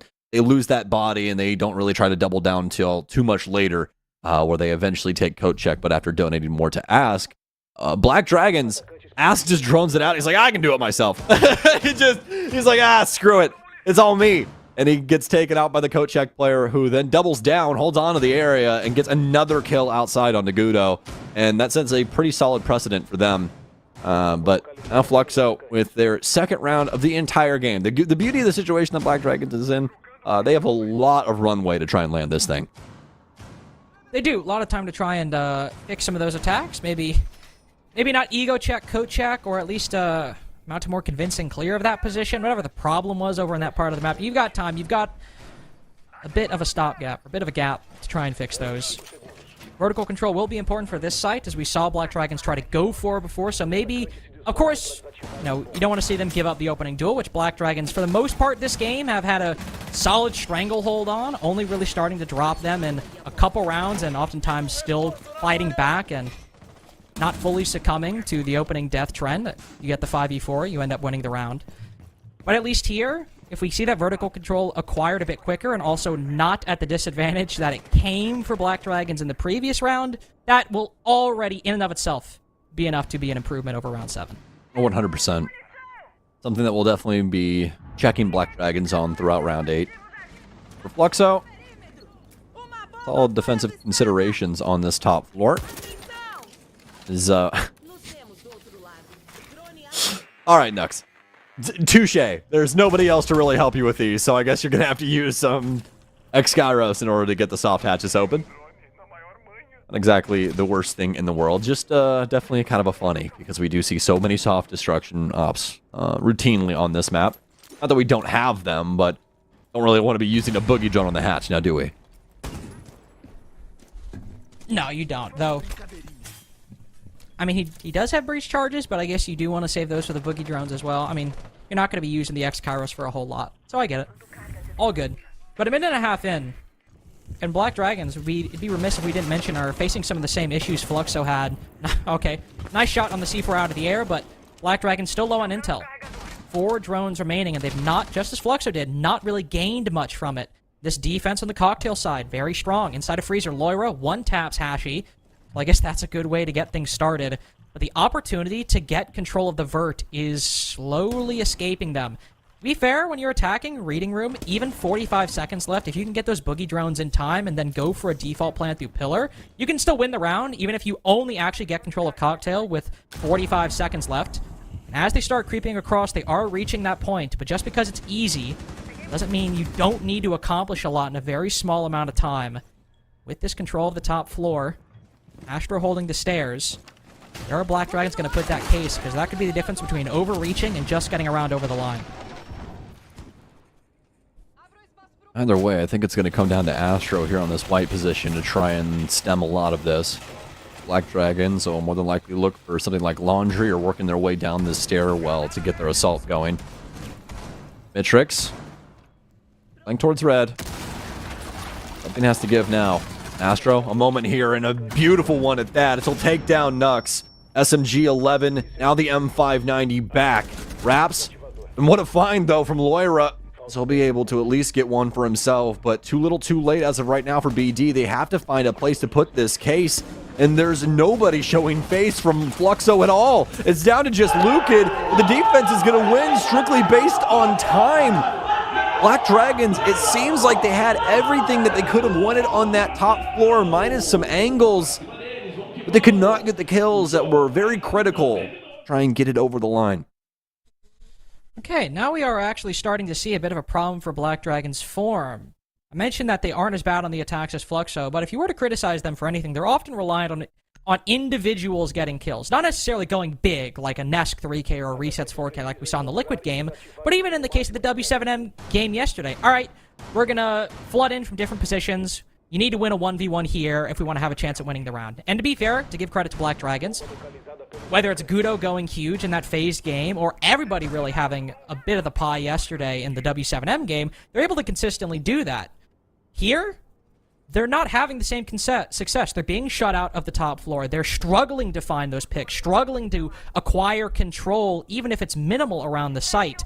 Fluxo doing a good job of keeping them at bay and stopping Black Dragons from getting opportunities to win fights against them, to the point where Loira is forced to go prone on white stairs with like 20 or 15 seconds left just to make it a 3v3. And if Fluxo can do that enough, I don't know if it's good enough to win 6 rounds in a row, as especially Black Dragons still have a tactical timeout to burn, but it might just be enough to keep BD at bay for one more round. Most definitely. And we could be catapulting towards overtime. You know, that's definitely not out of the cards. Could see a mistake made and potentially a rally from Fluxo.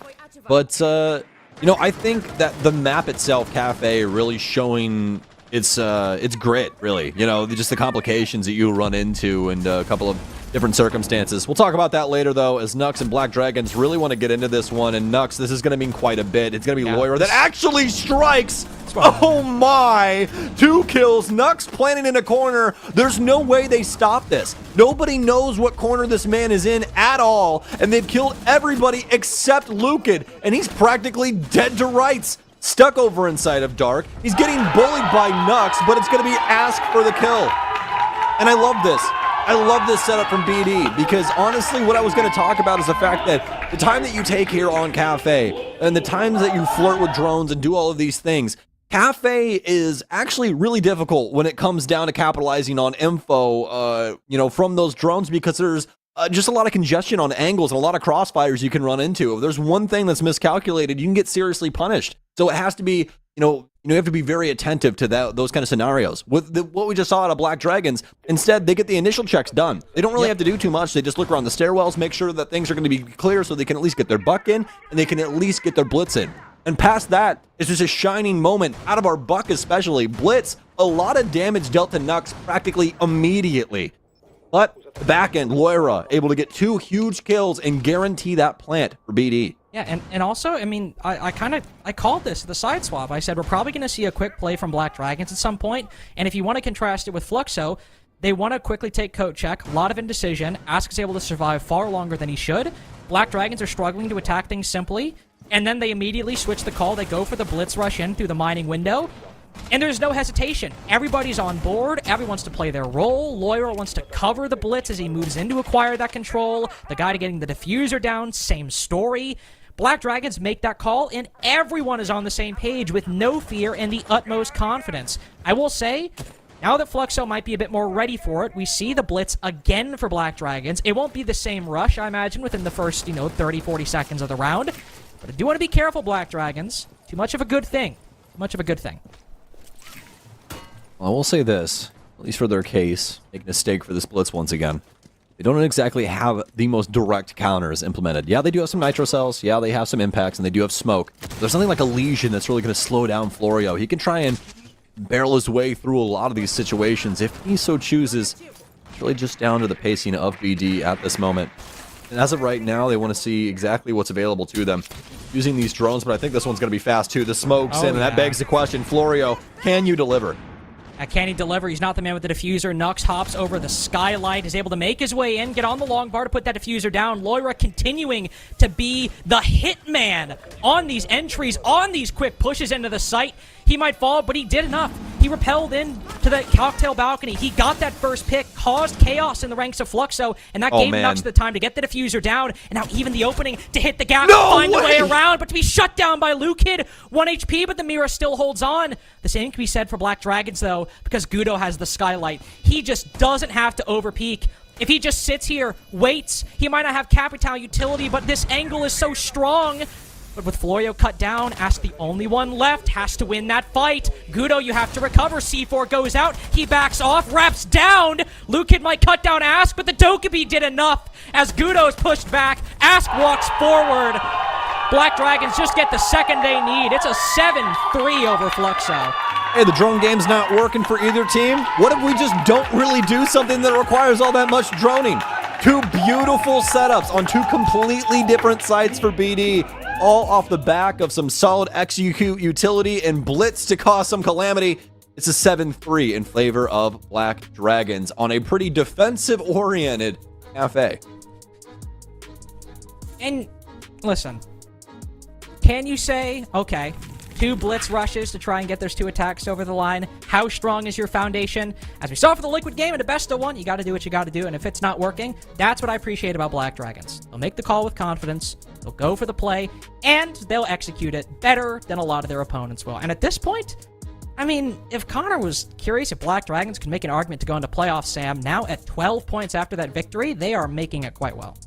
Yeah, for sure. And I think the other thing on top of that, just to make an even bigger bid for them, you can see their adaptability in game. Just as we saw, Carter, things were not working out for them on that offensive side at all. And they're like, all right, we really got to change up the pacing here. Let's dip down into this strat book and see what we can find. And they pull out 2 beautiful rounds to cap things off for Cafe. Yep. And of course, that's our second game done for the day. Got a whole lot more Rainbow Six action right after this.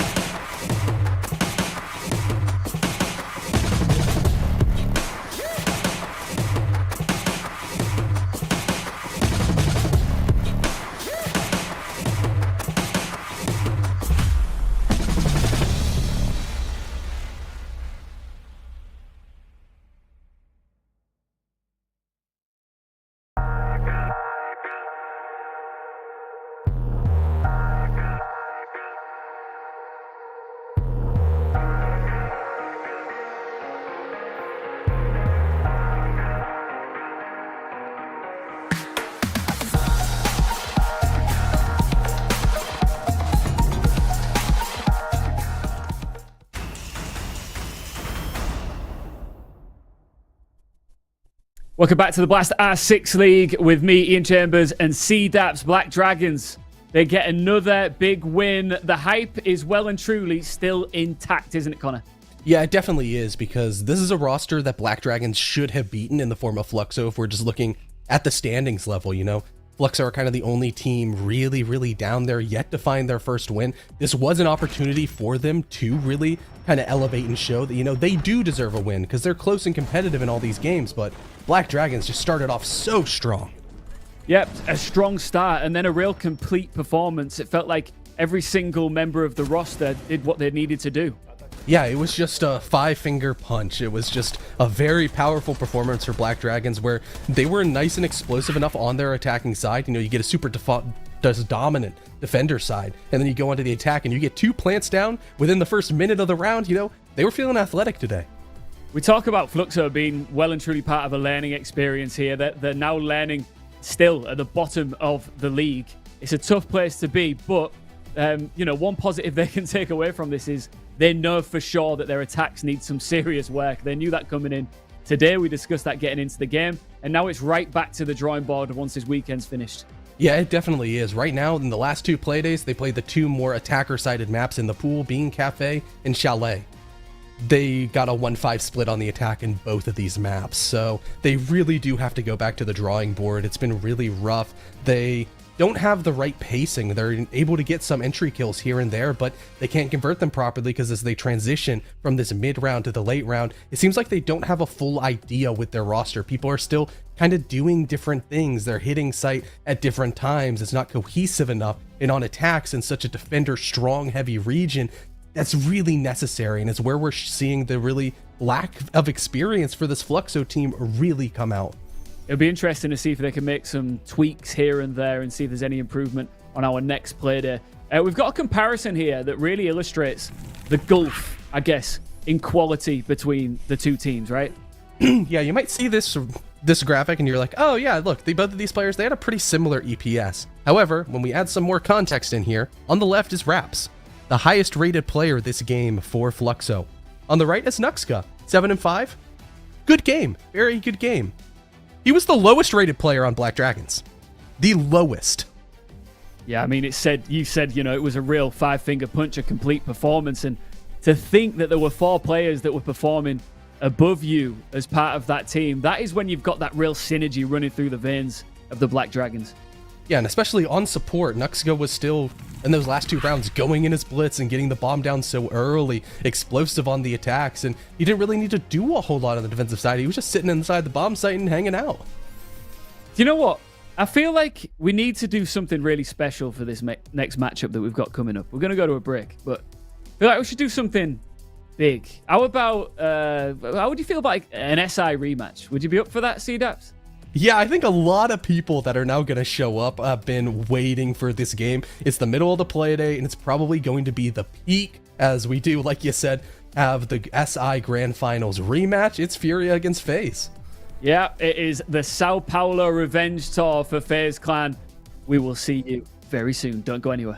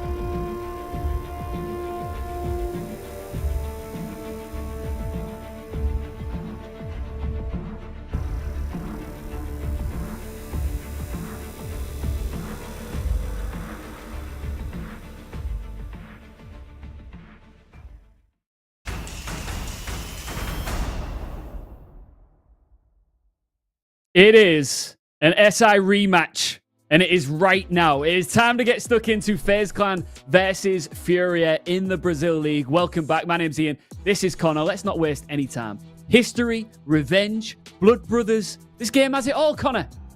Yeah, it definitely does. I mean, if you wanted to just encapsulate Brazil into just a small little package, it's this game right here. This is the SI runners-up, the SI champions going at it once again in the most competitive region in the world. What's crazy is what made that comeback so special in Sao Paulo when W7M, the new roster that is now Furia, raised the hammer. What made it so impressive is that it's the only time since 2022 that they've managed to beat FaZe Clan. The results normally favor FaZe, Connor. It'll be interesting to see if they use that as confidence coming off the back of that heartbreaking defeat in Sao Paulo. Yeah, it's crazy how much FaZe just dominates this Furia roster just historically. 2 years, you already said it, all the way back to the Berlin Major. These teams just, FaZe Clan wins. They always win. In Stage 1 and Stage 2 of last year, those were the playoff games where FaZe punched their ticket to the Major. They were dropping off Furia. And it makes you think, you know, maybe if FaZe Clan didn't always get put on the other side of the bracket as this Furia team in these international events, would Furia have won all of them? It makes you think as well, like, what a time to break the curse. If you are going to do it at an SI Grand Final. It'll just be interesting to see if they revert back into their previous form. Let's take a look now at this FaZe roster. A formidable group of gentlemen here who have been outstanding in Brazil so far this split. The only team to not drop a map this stage. Yeah, so they've still dropped a point, but in a region like this, with how competitive the league is, it's incredibly strong. And FaZe Clan, just dominantly the best team in the league. There's not a weakness on this team. Trying to just find where the gaps are on this roster requires a magnifying glass. You really have to look, because on paper, they look great. All of their players are top positions in their, respective role. And, just looking once again at where you kind of try to attack this FaZe Clan team, it's almost impossible. Let's take a look at their opponents. Of course, the reigning defending world champions in Furia. Not been the best start. We keep saying it to this campaign. Yesterday, getting beaten by an out-of-form Team Liquid. Well, now in form, but they got destroyed on entries, Connor. Yeah, they definitely did. And right now, Furia, you might think, they've had some good games here and there. They're dropping points. You don't want to worry about them too much. But the points that they've dropped so far have been to two teams, Fluxo and now Team Liquid, that had 0 points going into the Playday against Furia. It's thinking of, hey, it should be a death sentence to go up against this Furia roster, but on entry, Furia are struggling. They're a team that really does operate so much better when they get the opening kills, but against Liquid, they were absolutely outclassed in the early round. Their stats looked horrible. Liquid found a resurgence. They used Furia as a sort of springboard to push themselves back up. And for Furia to be in that position is really scary. Do we think there's a slight SI hangover going on here for Furia? It's something that we've seen historically happen quite often, right? Yeah, it definitely is. Maybe they, in the offseason, didn't put enough pressure on themselves to really just push themselves forward. I've said it a couple of times here, when you're ahead in the region, the only way that the rest of the region can catch up to you is if you slow down and you become stagnant. As we know, Brazil, every single team has taken massive strides forwards, and the gap between the top and the bottom has definitely closed. And right now, Furia seems to be the victim of that, as everybody caught up to them and they're part of the pack. Do you think that FaZe kind of better than they were during SI? Do you think you're seeing an improvement? Are they driven by the horrendous outcome that was that grand final, map 5? I think they might be, because, they look so much better. They haven't had any drop in form whatsoever. They're playing together as a team phenomenally. And if you want to just kind of point a finger or whatever, you can say maybe Cyber's slightly underperforming for himself, but with FaZe, all they need Cyber to do is get in those entry engagements and take map control. That's still what he's doing. It's crazy, isn't it, how dangerous they already are? And it makes you think, what would happen if then Cyber really comes to the party? They're unbeatable, really. Yeah, definitely so, especially when we know he's super involved in the early game. He's going up against a Furia team that it feels like their entire win condition comes down statistically to if they get the opening kill or not. Cyber's pretty dang good at getting those opening kills and makes the matchup not really look good for Furia.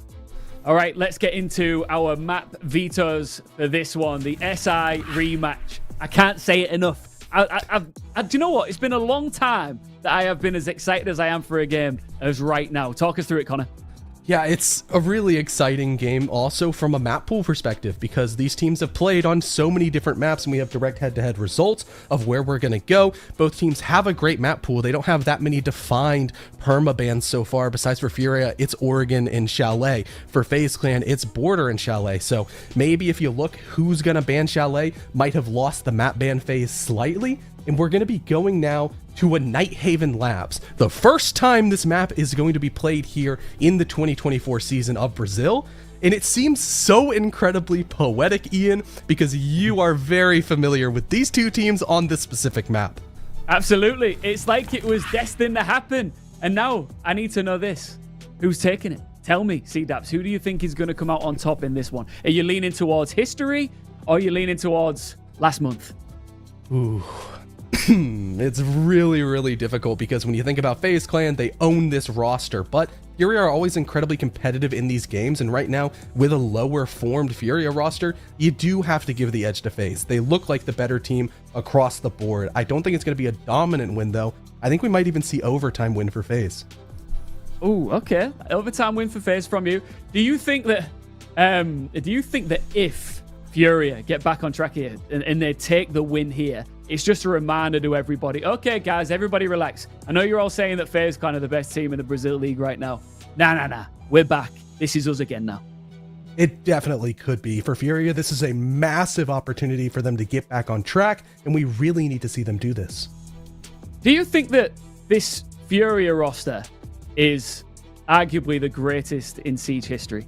Obviously, not taking into consideration some of the recent results here in the league, but when you look at them as a stack, are they the best? I think they very well could be. As we've seen the overall progression of the ecosystem of Rainbow Six Siege be more and more competitive, for one singular team to have an entire calendar year of utter dominance is just mind-blowing. But with Furia, it's domestically that we have the issues, and right now we're seeing them resurface once again, slightly in a more problematic way than we've seen historically for them. It does mean that we have some definite kind of fraud potential for Furia at this stage where they might have regressed a little bit too much. Connor, you sound like you need a drink. I want you to go have a glass of water and get settled in. Put your feet up for this SI rematch. I am hyped for it. I know that you watching at home are fed up of us talking about it. It's time to get into the action. It's FaZe versus Furia with Links and Stokes. We always call rematches like this grudge matches. FaZe, obviously, on Night Haven Labs, map 5 of the grand final, being got the better of by Furia. But this one in particular, not just because FaZe lost, but when they were up 6-1 and ended up losing, this is a grudge match of even greater proportions, because this map goes through. FaZe could have taken us to Chalet, one of Furia's best maps, but they choose Labs, just to hit the point home that on the flawless streak they're currently running in Brazil, that they should have won that grand final. Yeah, and I honestly love this so much, Carter. The fact that we're going back to Labs, the last map in the best of 5 in the heart of Sao Paulo, Brazil, to see who lifted a hammer.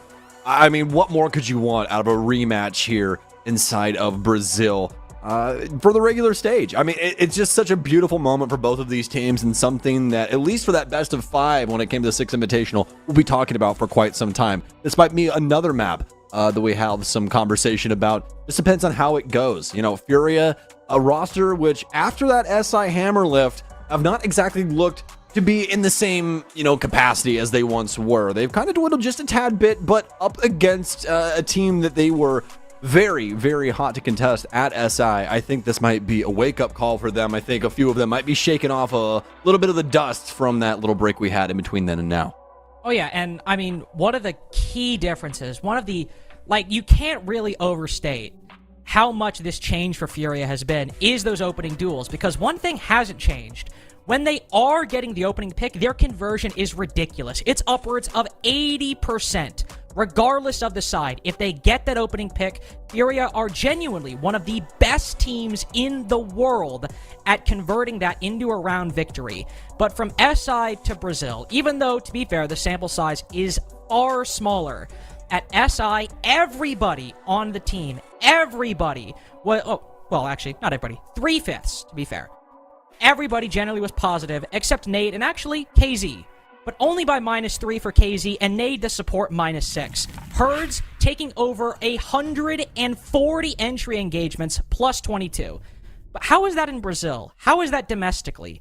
Well, everyone is negative, except JV92, who is +1.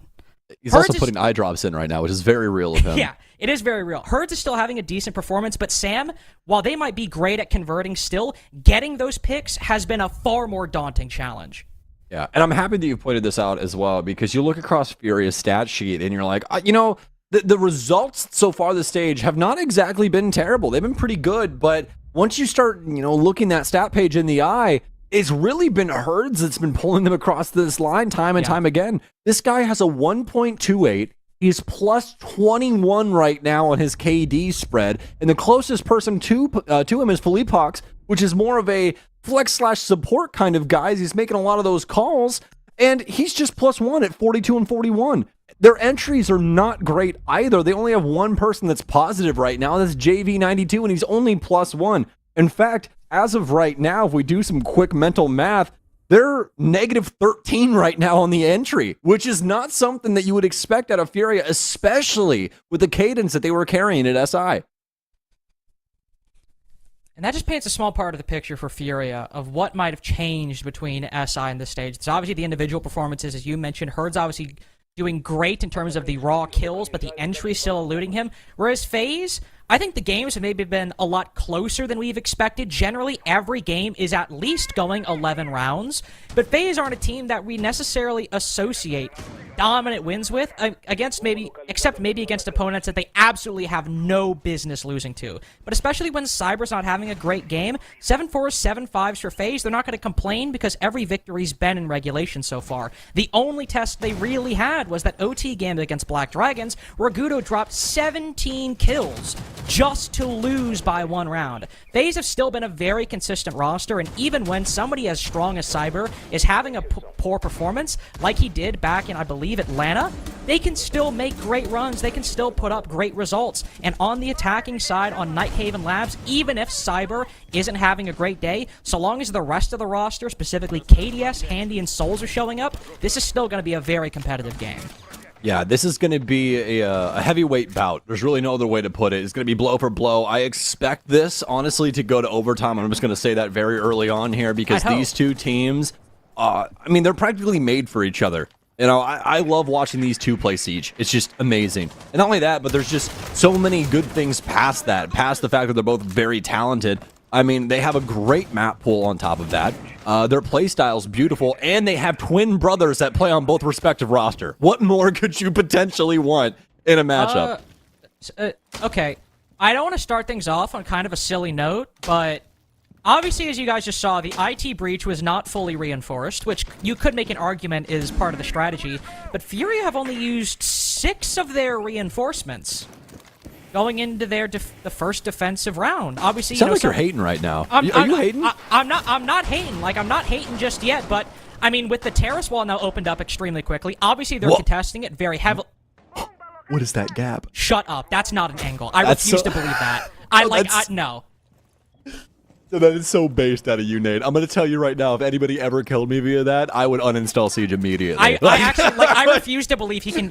I refuse to believe you can get a bullet through that. That absolutely has to be for intel. If he kills somebody through that, I'm going to lose my mind. Oh man, the fact that it even exists, like the fact you can even get info off, that's crazy.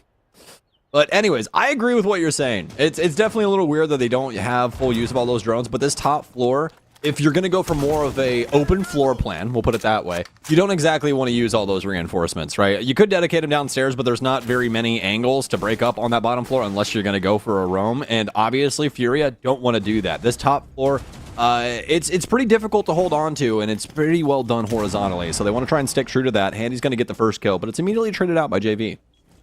That's good for JV, and to give credit where credit's due. They might have only used 60% of their reinforcements, but they're holding on. And FaZe clearly seems stumped by this. They're trying to go for this vertical control, trying to use this buck from below, but 30 seconds left, and they're still lacking solid control. This mirror window watching connector just now popped. So Vidaking does have an angle on it, but with that diffuser in hand and one of those Selmas, 2 of those Selmas being absorbed by magnets, This case is just not going down. They've got to find a way to win this on kills, but Herd's cut down prematurely. Still Furia keeping things close. Felipox now falls. Vidiking doing his best to keep FaZe competitive in round 1, but JV can hold. He's got these angles on the 2 remaining players. They both line up for him. Can we see KDS fight back? No, we can't! It's high noon in round 1. With a quick draw of the revolver, JV saves Furia in round 1.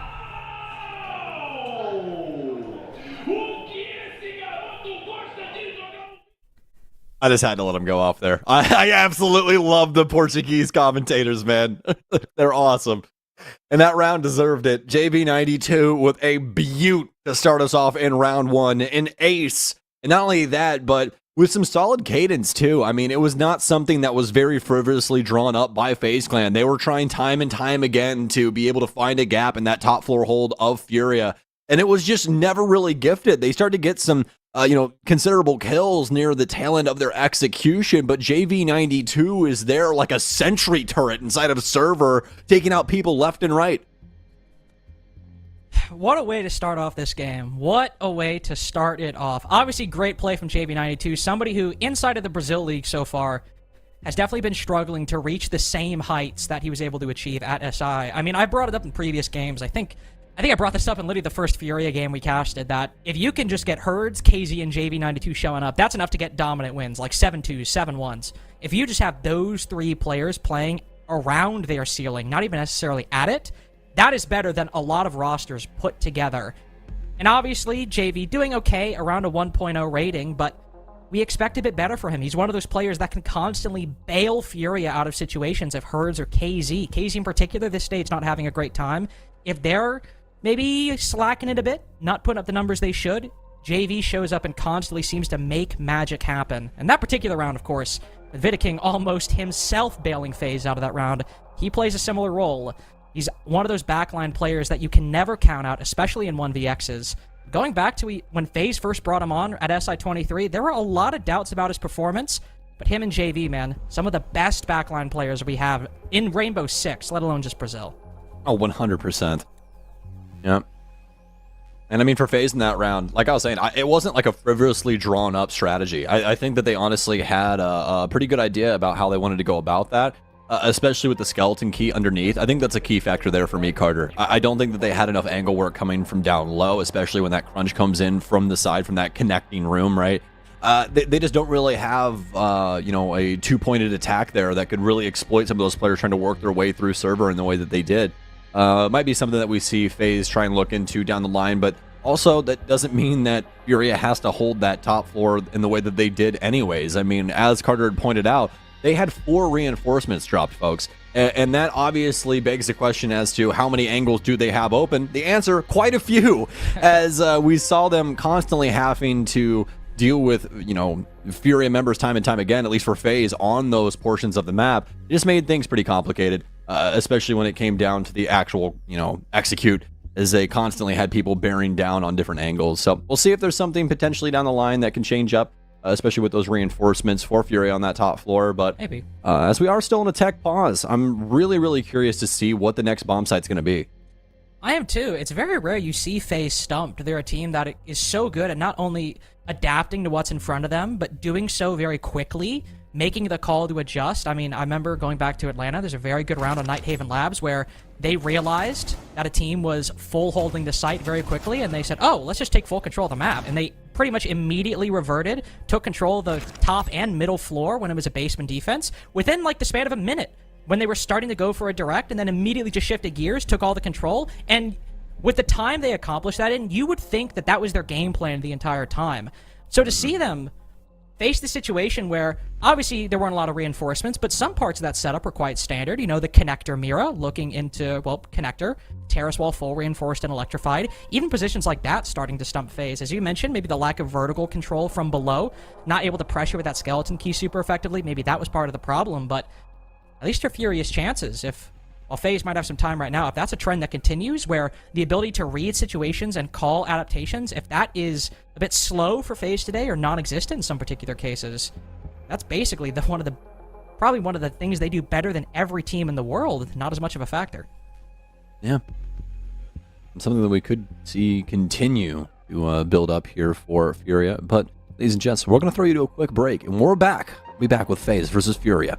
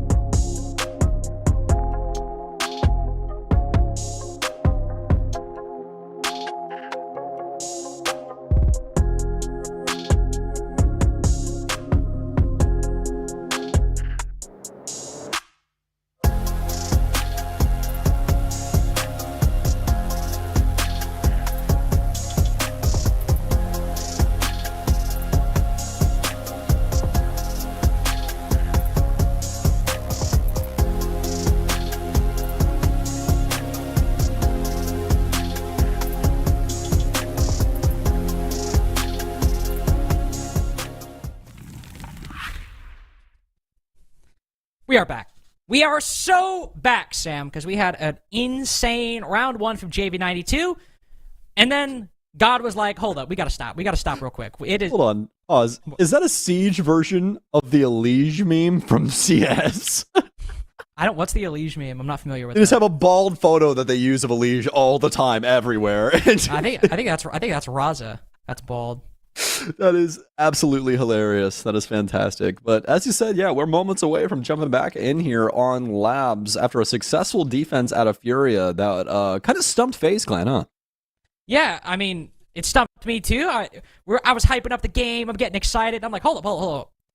They have 4 reinforcements in pocket. I mean, maybe they're just a big fan of holding off positions, then reinforcing them off, but it seems like a bit curious. And then we saw probably the most ridiculous angle over a castle barricade I've ever seen from Nade, literally holding like a pixel that I'm still not convinced, by the way, you can shoot through. I'm sure you can, but until I see it, I have to believe that's just for info. But yeah, completely stumped FaZe. They tried to get vertical destruction via the buck from below. Didn't end up working out. Furia take the first round in pretty crazy fashion with a monstrous ace, and I think technically a 1v3 from JV92 as FaZe were able to get enough kills to make it, or to push it to that point, but they all lined up for him.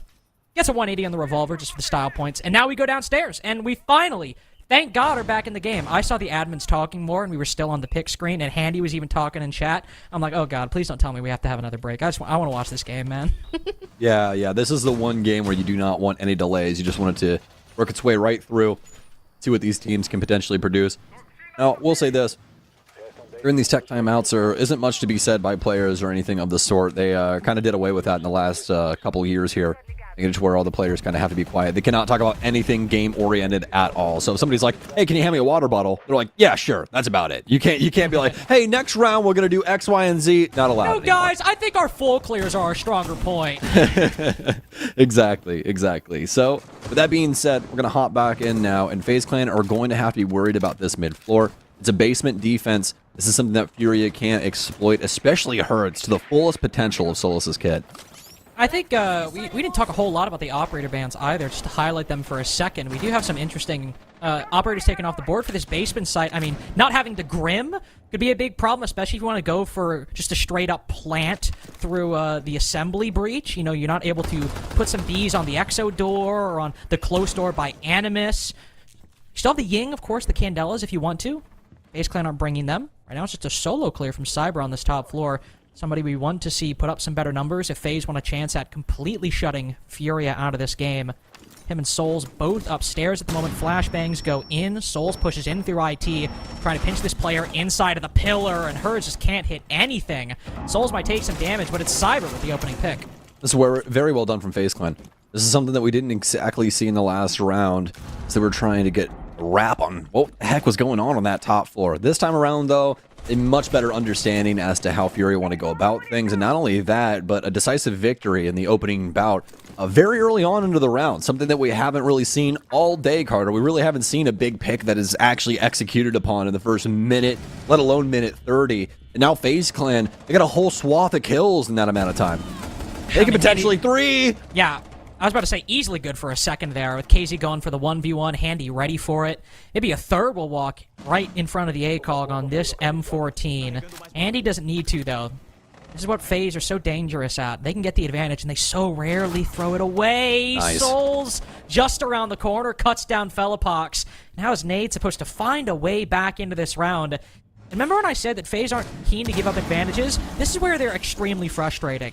Because this is not going to be a sudden blitz into the site. Look at how slow. They're still checking these positions. Still making sure that they know where Nade is. Doesn't even get the kill onto Cyber. I thought he landed the headshot on the re-swing, but it's a flawless round for FaZe. As they get the first round on the board, but probably should have been 2 in a row. What else would you expect out of these two teams? First round, an ace by JV92. Second round, flawless by FaZe Clan. And Furia with a great idea as to how to hold the map there, too. I don't really think that that was a failure in strategy at all. I think it was FaZe Clan completely dislodging them from that mid and top floor. Now, the big thing here is that Furia, instead of respecting what FaZe Clan's efforts were on that, top area, they double down, Carter. They send some bodies up the stairwells. They send some players that are positioned on that mid floor up top to try and compete up against FaZe. And FaZe just take head left, right, and center. Not a single member of Furia able to hold a candle to FaZe in round 2. And 2 rounds in now, if you don't have that huge play from Furia, to be fair, again, in round 1, just to bring it back, Vidiking basically single-handedly opened up that round for FaZe Clan, had to flood into the bomb site, get the required kills, and JV92 brings that round over to line, but it was trending towards Furia for the first 2 minutes. It's still 2 rounds in a row where FaZe have that opening pick. They're able to start things off on their terms. Handy in round 1, Cyber in round 2. And we mentioned how Furia's conversions are so good, but actually getting the advantage, getting to the point where you have a 5v4 or a 5v3 has been so difficult for Furia this stage. And 2 rounds in a row now, it's been the same way. If we don't have that massive ace from JV92, FaZe could be up 2-0 right now in rounds that, generally speaking, with reducing a little bit of the nuance, have been entirely at their pace. Been seeing a valiant effort out of FaZe Clan in that regard. They have not been shying away from the main duty of the offense, which is setting that pace. See a lot of teams kind of forget that. So many things to do in Siege, so many different ways to look at the game. Sometimes boiling it down that much, it doesn't even do it proper justice, but it's definitely just something that is a mainstay consideration for a lot of these offenses, making sure that they are properly applying themselves in a timely manner. AV, I don't know if he knows that there's quite a few bodies in the area, but it's going to be KDS that's at least spearheading this for now. AV92 will continue to persist at the bottom of blue. And the flirtation still happening from KDS. JV92 will finally give up the goods. A Nitro cell from down low almost claims KDS, though, is will definitely be counting his lucky stars. 2 times now, FaZe have completely shut down this roam game from Furia. And you might be wondering why I say that when there are still 2 roamers on the top floor. But a change Furia made, at least one that we see now, Herd seemingly was by himself last time behind Pillar. He's able to pre-fire Handy there, but he had some support from KZ up above.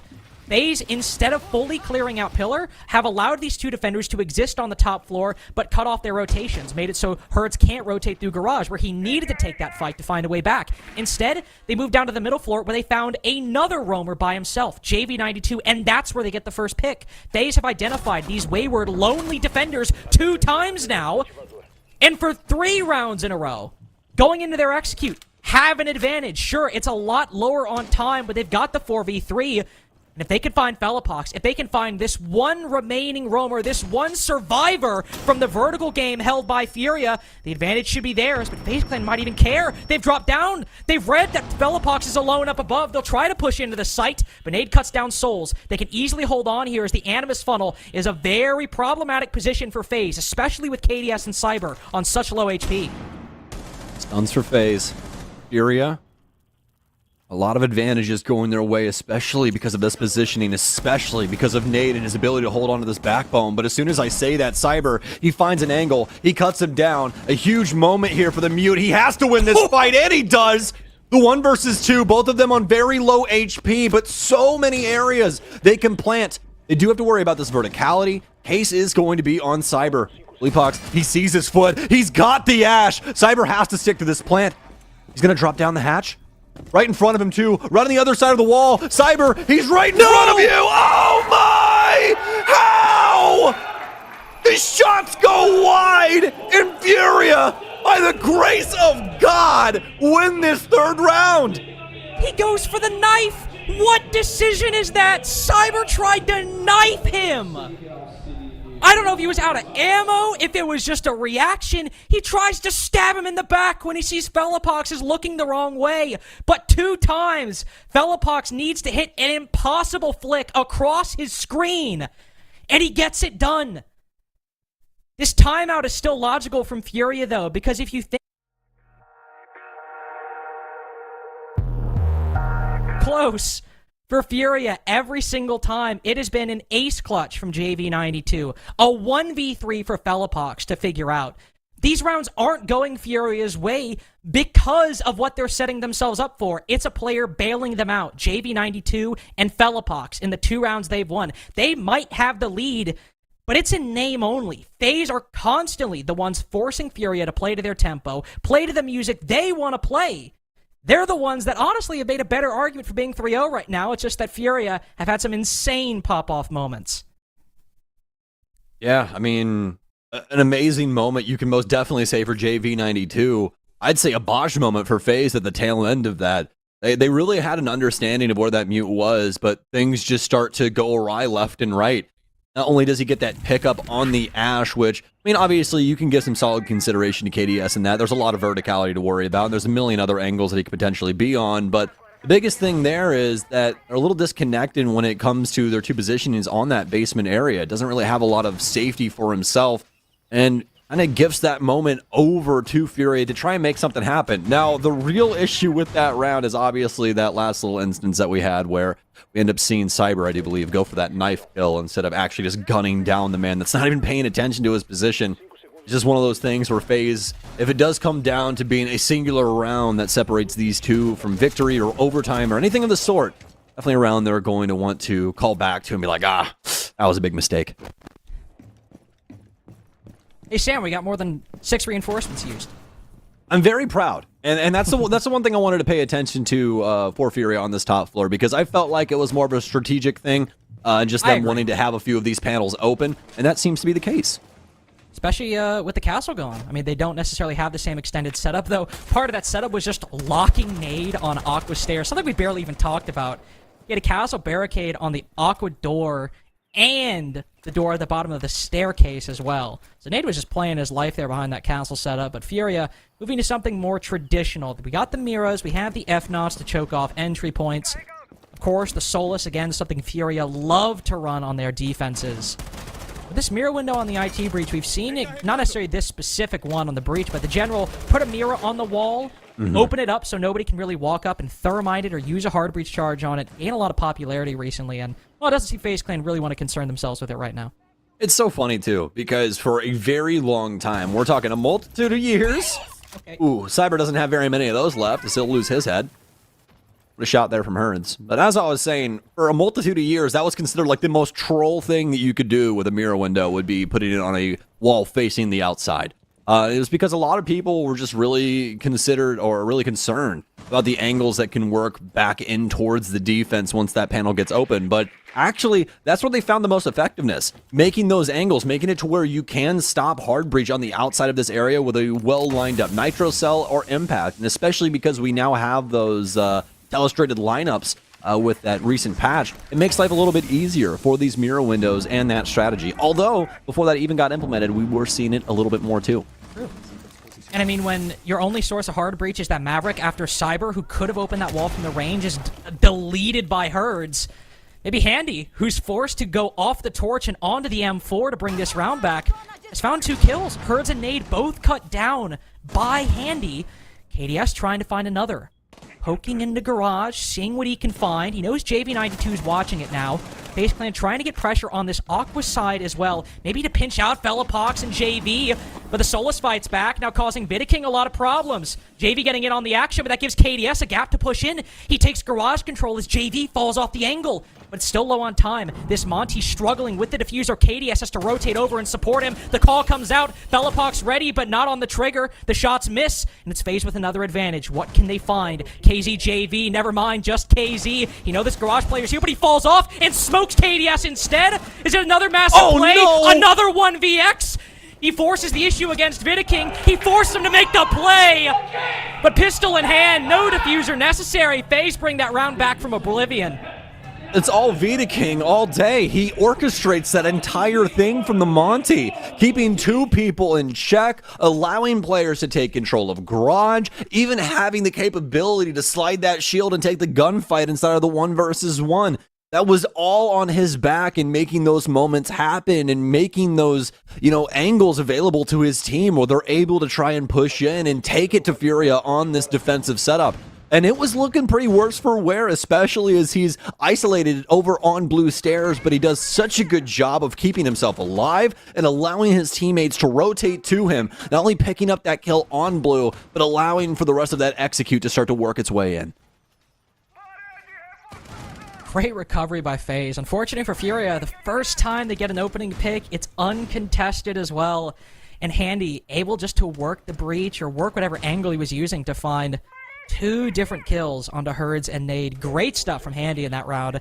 Everyone from FaZe having a pop-off moment so far, at least Cyber having impact in the early round. 5-2 so far, at least for the moment, recovering from his poor performance we've seen in the stage so far. Vidaking obviously with that 1v1. Souls, I suppose, maybe leaving a little be desired, but we've still got a lot of Rainbow Six left to play. It is a tie game. Souls could easily step it up, as the rest of FaZe Clan is doing quite a bit. On the side of Furia, though, Sam, JV92 awfully quiet. It's that ace clutch in round 1. Hey, I got a coffee. I'm in my comfy chair. I'm here for a long time and a good time, okay? That's what we're hoping for between these two. Furia with a different take on this top floor hold. Not bomb site-wise, but just the way that they want to go about things. Aid's going to try and hold things down, at least for now. And actually, on second glance, the bomb site is actually on the top floor. I thought they actually adjusted that downstairs, but my bad. I'm going to go back up top for the 3rd time. And yeah, still a little bit of a different look. Going to be bringing the Kai to try and electrify some things. The mirror window is not implemented in the same way, and that's definitely going to make FaZe Clan happy. So, you know, especially for Handy, as he didn't exactly get to use that torch in the last round. So, especially when that round comes so close to the wire for Furia. We'll give it another try. As you said, the Maverick more successful without the presence of that Mira. Handy in a much safer position. It does give FaZe a little bit more to work with on that breach. Still have the Monty as well. Vidaking with a very quick peek onto the Aqua balcony. Is Vidaking going to go through for the same push on the backside this time? Or with the breach open, will we see the Monty maybe take a more aggressive stance through IT or through the terrace wall? KZ's at least ready for the Aqua push, and the shotgun close in this doorway is a very difficult position to dispel. He gets aggressive. Vidaking is retaking that pressure on Aqua side. I love this. I think this is a perfect play for Monty when it comes to this top floor assault. Trying to get some players pulled over into that blue area, making it to where they have to pay attention to him. And if they really don't, he can start to push up and apply pressure on the back end. But here's the big issue. Birds has now made some pretty good headway over towards the IT breach. And, I mean, you say that, he gets 2, maybe 3, but now they know about the garage presence. Those other 2 players are going to try and work their way in from that blue area. But KZ, so far, so good at keeping them at bay. To the F-Naught, he finds the second. He brings the round back again. What is this game, man? Hero plays left and right on FaZe and Furia. Yet it's somehow back to a 3v3, and FaZe still in objectively a difficult position. Furia know they want to go for this Aqua push. They know Vidaking is likely going to commit. He steps in and out of the F-Naught. The sound cue goes Furia's way. He walks up.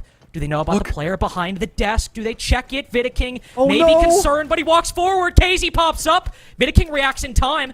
It's not a double piece for KZ. The Unshields looking for the fight. Instead, it's KDS to trade in. The only player for FaZe showing up in the kills this round. He's got the cutoff too. Vidaking maybe can just go for a plant as Nate doesn't have a C4. KDS is the better angle. Fellapox on the walk-up puts Vidaking in another 1vx. Impact goes out. Diffuser planted. Oh, no. He flips around in time. Vidaking, a ridiculous play. He's got to juke him out. We've seen Vidaking in this exact position before. It sent them to the grand final. He out-juked Virtus Pro. Can Fellapox get the better of him? We know the footwork is clean. We know the patience is strong for Vidaking, still trying his best, backing up, kiting the Solus.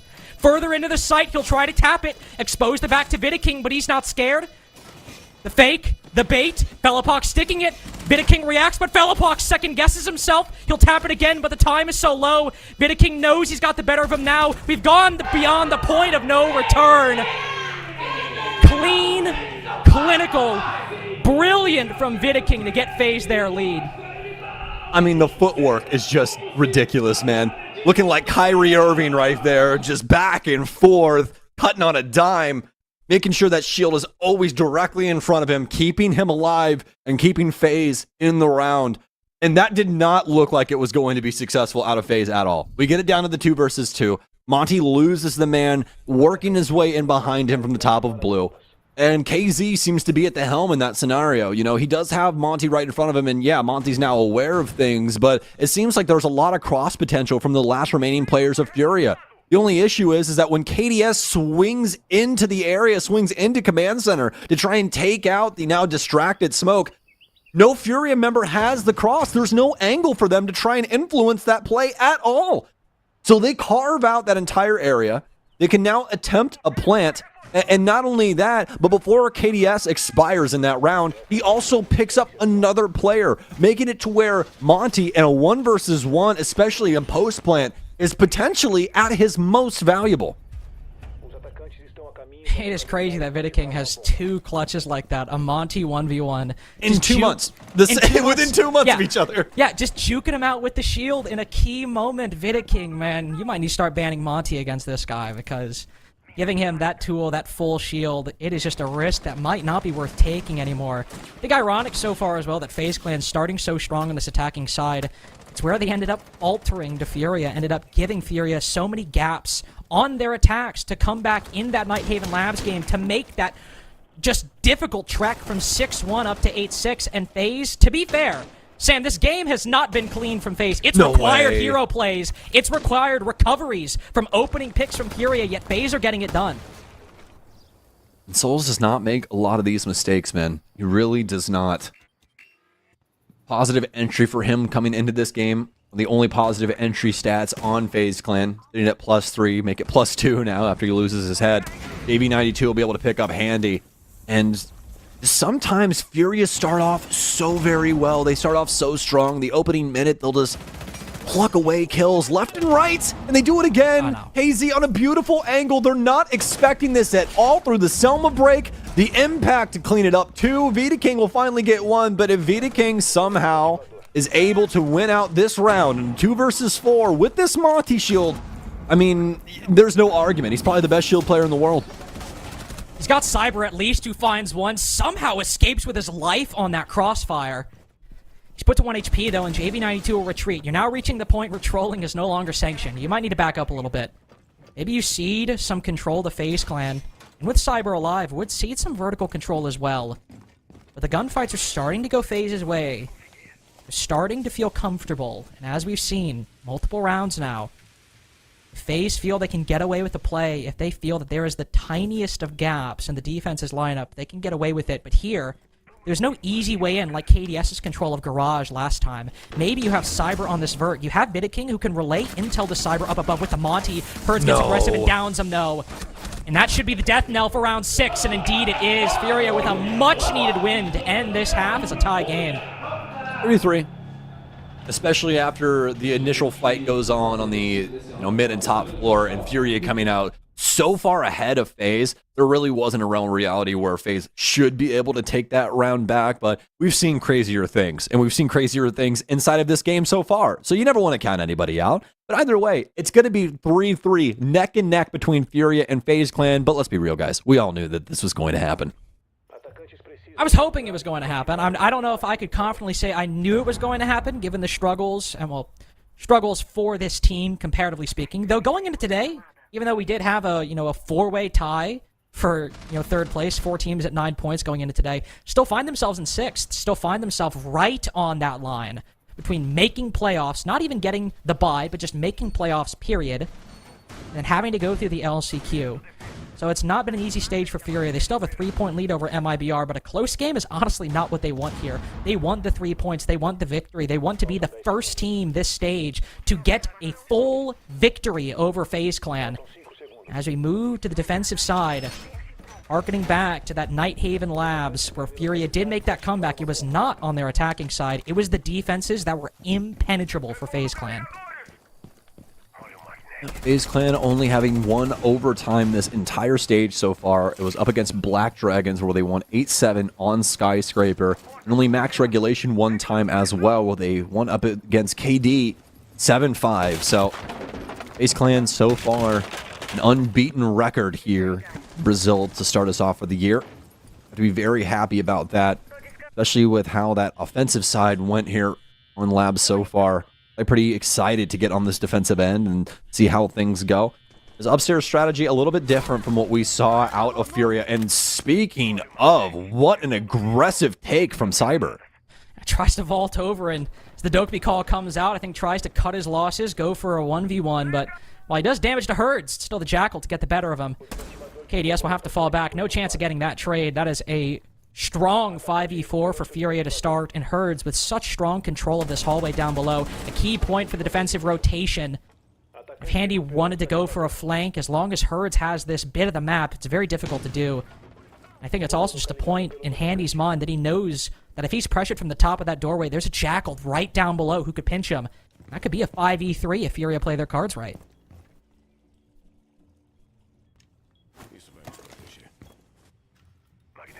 All quiet around the map. Furia doing some more of the boring jobs, you could say. Things that don't really get all the praise and all the action at the end of the day. These offensive fronts. Don't be getting too aggressive just yet. Have some solid positioning here for FaZe Clan as they are just waiting right at the gates of their bomb site. These stairwells, these connecting rooms, all well within their right to hold on to, but they don't want to get too far away from the soul of this bomb site. It'll be very useful as they peel things back. Furia, they do have man advantage. This timer starting to dwindle, and this man advantage might change up on a dime. Andy will take out one inside of games, and he immediately dashes back upstairs into blue. Such a nice gap found by Handy. Herd's no longer holding the bottom of the stairs, so he can rotate, take down the buck down below. Furia try to increase the tempo, keep FaZe uncomfortable as the round could easily change hands and go FaZe's way if they're not careful. KDS cuts down Herds on that key point of entry. Still a 3v3, back to a 3v2. Handy doing so much work for FaZe, but it's double duty, both FaZe, KDS, and Handy. To hold on in the 4v5, both players 3 and 2 apiece. Add that up to 5, and you get FaZe's first round on defense. What an effort there from FaZe. I mean, playing things to the fullest of their ability and not giving Furia a look. And that was really difficult to accomplish in that. I mean, the aggressive front immediately didn't work out for FaZe Clan, but their adaptation, especially how they were able to find that little, glance through the veil over on blue stairs, able to get that kill inside of games, that's what really started to open the door for FaZe. Not only that, but not gifting over anything else extravagant during the middle portions of that round. They already had one thing go awry. They do not need more things to try and, carry on their shoulders. And I think, honestly, for Furia, the big difference in between that round of offense towards the, upstairs in comparison to what we saw from FaZe is that they didn't really have the capability to try and have, multiple different points of contact going on at the same time across the bomb site. Instead, it's very one-dimensional, Carter. We see a lot of things coming in from the conference area, from, the electrical area. Nothing really happening in garage, nothing really happening around blue. And FaZe Clan can focus all of their efforts on that more one-dimensional offense.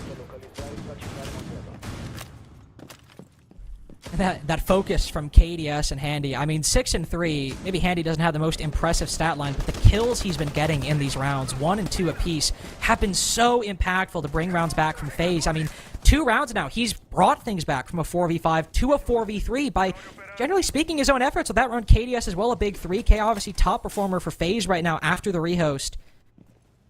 Very strong players in that round, but strong in denying Furia that 5v4 advantage they've acquired quite a few times. 4 out of the 7 rounds we've had so far. Herds in particular 3-1 on the Thermite right now. Is that going to stop him from trying to take control of the Zulu hallway? No, it is not, my friend. He thinks he's found a bit of a gap, a bit of pressure on this middle floor, and there is souls up above. There is a player from FaZe, a couple even, who could get aggressive if they wanted to. Handy and souls on this top floor, but right now, Furia on the opposite side, not concerned about it at the moment. No, at least for now. This means some potential for verticality later on down the line if they do not want to deal with that player inside of barrels. JV92, he might be the man for the plan, for the case. Try and solve it. Pseudo Sherlock Holmes to try and find this man. Nothing coming just yet, though. They already want to try and dedicate the remainder of their 7 drones to discovering what's going on this site. And they've found quite a bit. They'll find KDS in the heart of the entire basement. Quite a few lines of sight open, especially over towards the main breach that we usually see open. But now the jig is up. They know that they've worked themselves down this stairwell. Herds with a beautiful kill, but Souls with 2 out of nowhere. And this is that position we talked about before in barrel with the verticality. He's just able to hold it down, and that's the issue. Furia think they might have found a gap, found the Legion alone on the site, but if FaZe can not only hold this vertical angle, but just not really just push too far ahead, if they're just confident in their setup, they've got the control they need. Handy even retaking on top of Exo stairs. Furia the ones going for the rotate. See the close angle. Going for the fight. He tries to get the camera and he backs off. He even re-aggresses onto Handy, but not a lot of damage done. JV92 almost giving away his life, but most importantly, Handy holds on. King 2 holds the ground against Herds, putting Furia in an even deeper hole. Souls gives it away. There's still a 1v1 for JV92 to find. Handy up above. If he wins this, puts it into a 2v2. Maybe he's able to rotate down below. Does he cut his losses? No, him and Velopox move down the Exo stairs instead. Detonate the boogie for sound, but Cyber's ready on the angle. He's wise to Furious tricks. He cuts the head off JV92. And while Velopox's position might not currently be known, it's quickly found out and quickly dealt with. Lead widen for FaZe. As this game is starting to get so one-sided, I'm losing control of my words.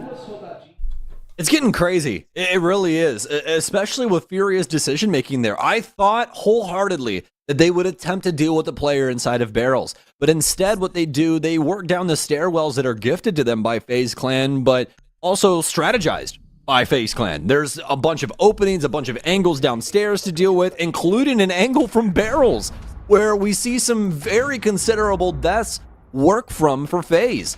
It's so very well done from them. They don't overplay things, and not only that, but they also have the idea to keep another player around that mid-level to keep things, even more in the dark for Furia. Handy does a fantastic job of just being a nuisance. He doesn't get any crazy kills or anything of the sort, but just to have that crossfire, just to have that extra, tool working its way across that mid-floor, soaking up time, it was an absolute beaut out of FaZe Clan, and you could see that strictly off of that play. I mean, Carter, we're seeing Handy standing inside of this room waiting for Furia to try and take a gunfight with him. It's 48 seconds left on the clock. They're just holding on. They don't care. They're fine if they force Furia to take the fights. They feel that that's where they're strongest. And to be fair, I mean, partially they're right. You saw the desk highlight that going back to the Berlin semifinals, FaZe has constantly gotten the better of W7M. It goes back even further than that. Outside of the SI Grand Final, the last time FaZe lost to W7M was Brazil Stage 1 2022. Literally, just a week ago, over 2 years since domestically FaZe have lost to this roster, W7M, now Furia. And at least right now, it's another day at the office. 5v3, JV92 catches the Legion rotating across. No. KDS tries to retake the fight.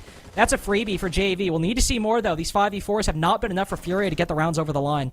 KD, come on, man. He wanted that so bad. Wanted it so bad, but obviously not the case. JV will get gifted that kill instead. No damage even going the way of Furia. And so far, a patience play out of them. And wow. Look at this drone economy right now.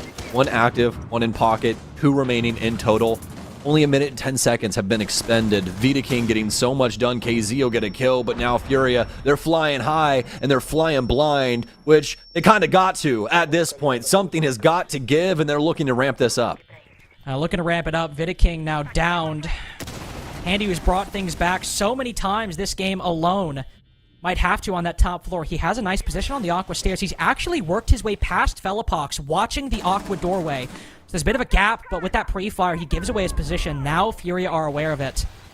And they might have given him an opening around Aqua stairs last time when he flanked down below to take out Velopox, that buck. That was a much different position. That was a 4v5. Furia still trying to get their execute underway. Now they have the manpower to watch these flanks. They have the manpower to keep a lid on FaZe's aggression in round 9. So he's forced to move down below in such a difficult position with this vertical control overlooking the site, Sam. This seems difficult for FaZe to bring back. Oh yeah, I think even that is an understatement. Cyber's going to get gunned down. Although they only have 2 drones, Carter, they still have all this time to use them. And that's the key thing. There's nowhere that they can really hide and try and stop this. What a moment there for KZ. Is just 6 cents, or potentially one of those drones sitting in garage. Don't really have to know, don't really have to care. All you have to really care about is the result, which is a Furia round victory off the back of some considerable efforts inside of the opening minute and a half. 3 kills pouring in, and FaZe Clan can't really do anything about a scenario like that unless Furia wants to botch a whole swath of gunfights. And to be fair, down to 2 drones, that they very easily could have botched them if they hadn't cleared those common positions, hadn't pre-aimed a lot of those angles, or at least worked off any old intel gained by some of those previous drones. Could have been problematic, but once all the gunfights go their way because of how much FaZe invested on that top floor hold, whether it was a 50-50 or not, whether you flip a coin, FaZe are on match point up 6-3. Furia still able to win all 3 against those roamers on the top floor, and Handy's not able to initiate a flank. It's a pretty easy conversion, even if Furia have struggled with that in this game. Now just 1 round away from tying things up 5-5. It has been a much more consistent game from FaZe, though. I think we can agree, Sam, that even with some big moments from KDS, some big moments from Handy, FaZe definitely look like a bit more of the more well-put-together team, even if Furia has some good rounds to show for it. 100%. They look so strategically sound right now, especially on Lab, something where things were getting a little bit, you know, hyphy, you could say, during that best of 5 in between these two. We saw quite a few crazy rounds from both squads, respectively. And this is just FaZe Clan showing that they can make some adaptations on this map and find some solid success. That timing, almost catching Herds on the pre-fire. Quite a few MPX bullets smacking him right in the spine, but it's not enough to deal death blow.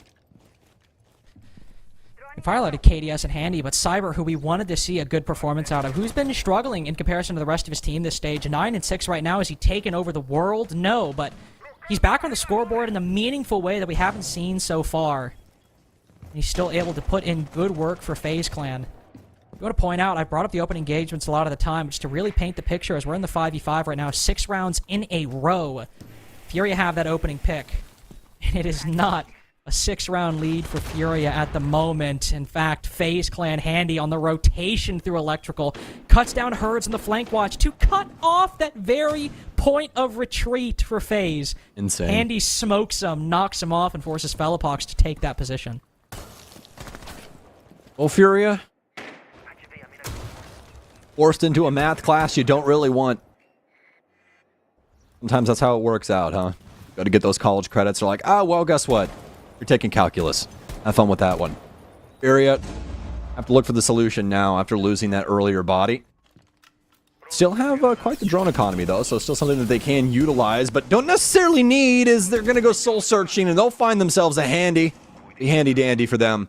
With only a minute and 10 seconds remaining, they do need to make some solid headway, though. Cyber's going to get the kill onto KZ, and it starts to be a whole swath of blue in the kill feed. It will continue to be so. It's down to Nade. He's been blind and practically deafened for quite some time now, as the angles will more than likely be working against him in this scenario. He'll swing through and almost gets cut down by Cyber.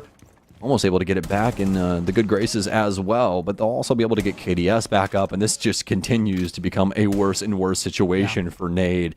You can see these angles working their way in from command now, too. He's probably going to take this up and die to the Legion on the table. And what do you know? An off angle on a table puts your head height pretty darn high.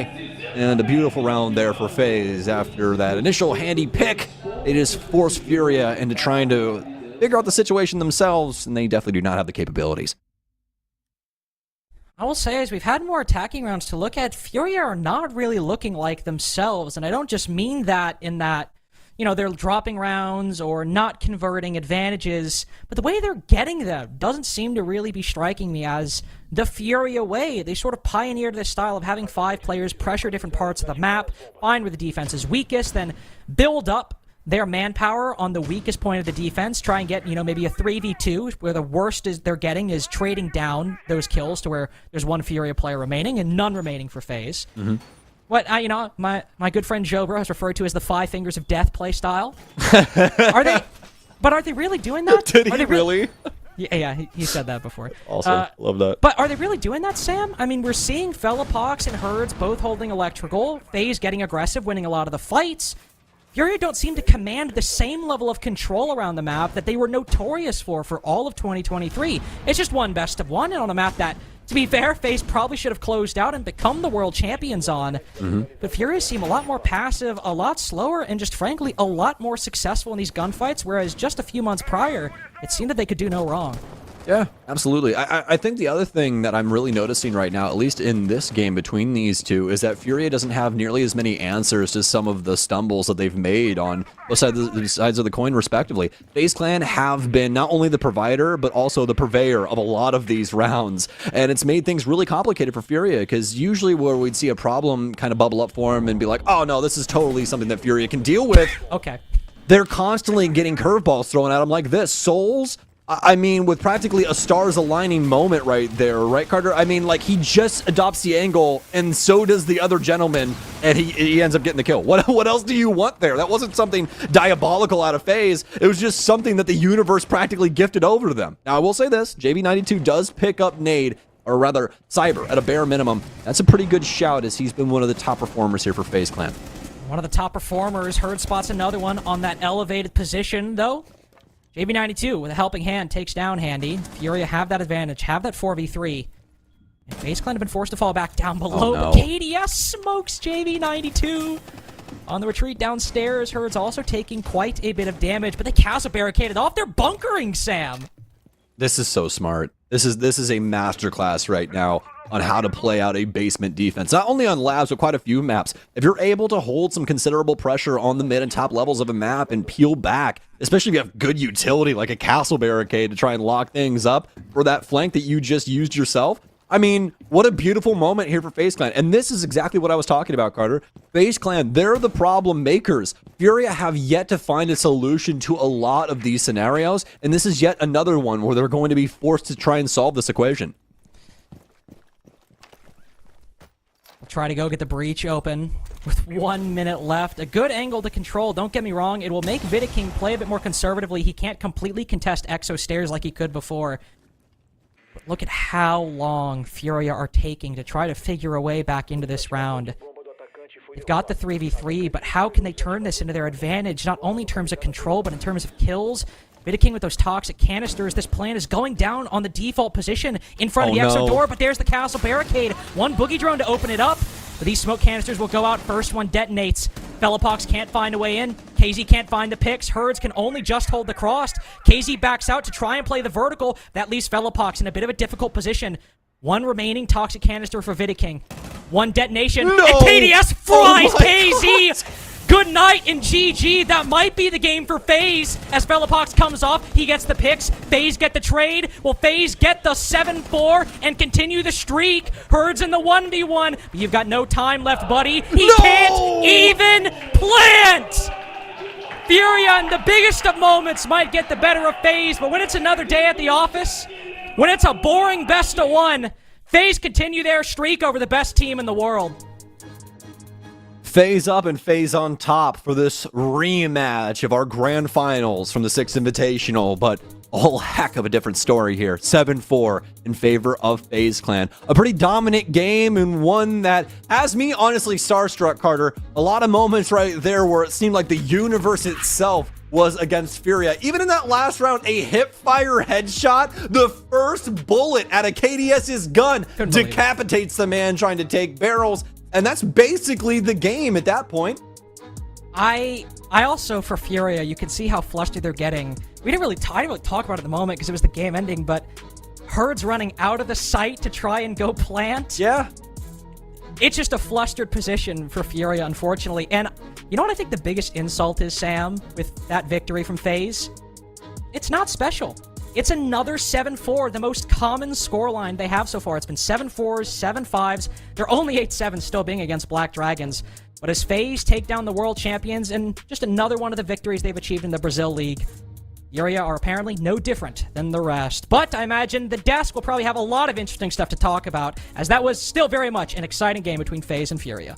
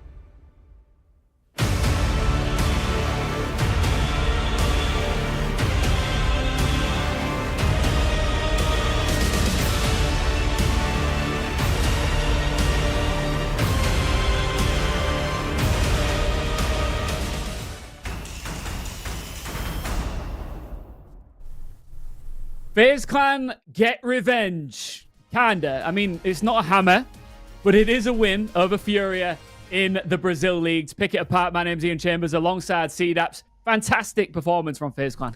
Yeah, they were utterly dominant, and it feels like if they could go back in time and just replace this game with what we saw at the 6th Invitational, they'd be a lot happier. And it's really just sort of a coming of age moment for FaZe of like really showing dominance and directly defying history. That means, you know, FaZe Clan, they know what they're doing. They are improving. We had questions about, hey, are they truly that much better? I think the answer is yes. Yeah, they're getting better week by week, and they're still proving every single time they step out into the server that they are the most informed team in the Brazil League right now. Cyber, you know, we said yesterday, you said, I want to see that big Cyber moment, and we finally got it. Yeah, we definitely did. Cyber played phenomenally, especially on the attacking side, which was more impactful for FaZe Clan. In stark contrast to what we saw at the 6th Invitational with Cyber, he really struggled, especially on the attacking side, and FaZe got a 1-5 split. This time, he's doing a lot better, and guess what? They get a 3-3 split on the same map that you can argue is very similarly super defender-sided. And Cyber, once again, this was a very, very good match for him. He doesn't always show up in the kills department, but when he did, they were multi-kills. They were rounds where he just took over and won them by himself.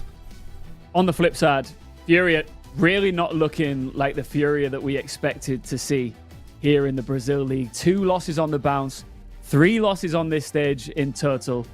Is it panic stations for them just yet or not?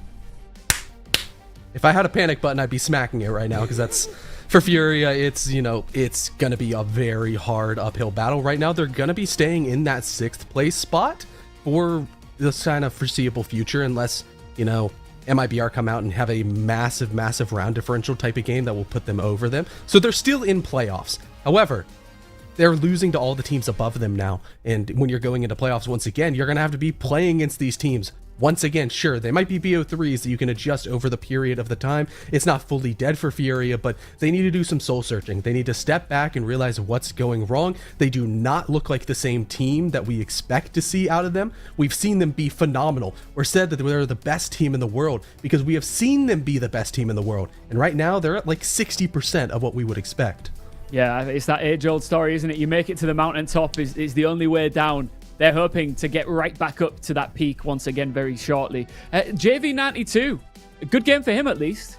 Yeah, with JV92, I've said he's a very indicative player to the performance of Furia, where if he does well, the team is firing on all cylinders. However, we finally did see an exception, and it was because FaZe Clan played so well. JV92, he was doing his best. I guess maybe if you remove his ace that he had in round 1, he was kind of mid, he was kind of average, but still 12-8 at the end of the day on a flex position is still a solid game, but it wasn't quite enough. It makes this performance completely mute.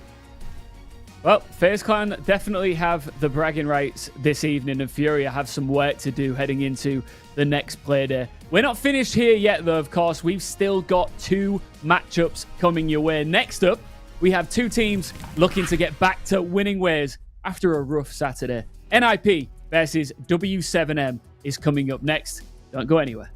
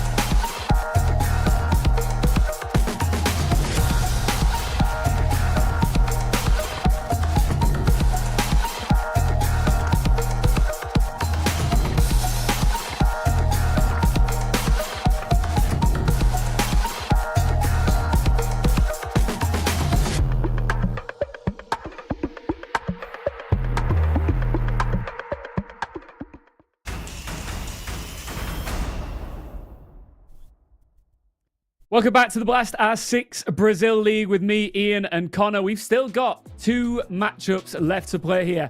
Hold on a minute. I'm getting a bit of a chesty cough like you. Hold on. I know it's contagious through the internet, but here we are. Listen, we've still got 2 best of ones still to come, Connor, and it's NIP versus W7M next. Let's start with NIP. They need to win here if they want to have a chance at the playoffs. It really is crunch time for the Ninjas in Pajamas. It definitely is, because they're on the outside looking in. They are not in the playoff picture, and for a roster that made both majors as well as the 6 Invitational, that's not a position that they want to be in. Across the board, this is one of the most consistent rosters in Brazil. They've made no roster moves. They play the same way. Their strats have changed. But that right now, with how the meta has evolved and so many teams in Brazil have stepped up, seems to be their biggest weakness right now. They've been stagnant. They've maybe been a little bit complacent. Yeah, and one thing that's for certain is that if your org puts faith in you and your roster keeps it exactly the same, you then have to back that up by not being complacent. You need to start bringing the results, right, if you want to keep it that way. Exactly, and just across the board with this team, it's almost uninspiring to watch them play. They play so similarly. They don't have that much explosive potential. They're just kind of 7 out of 10s across the board in every stat. And right now with Brazil, how strong it is as a region, it's just not good enough, Ian. No, one thing's for sure, this region just keeps getting stronger day by day, Playday by Playday. We're seeing the big teams step up, and also some teams that we didn't expect to step up as well. And it's like, if you don't want to drown in the mix, right? You need to be one of the front runners as well. Muzi is well and truly the backbone of this roster, isn't he?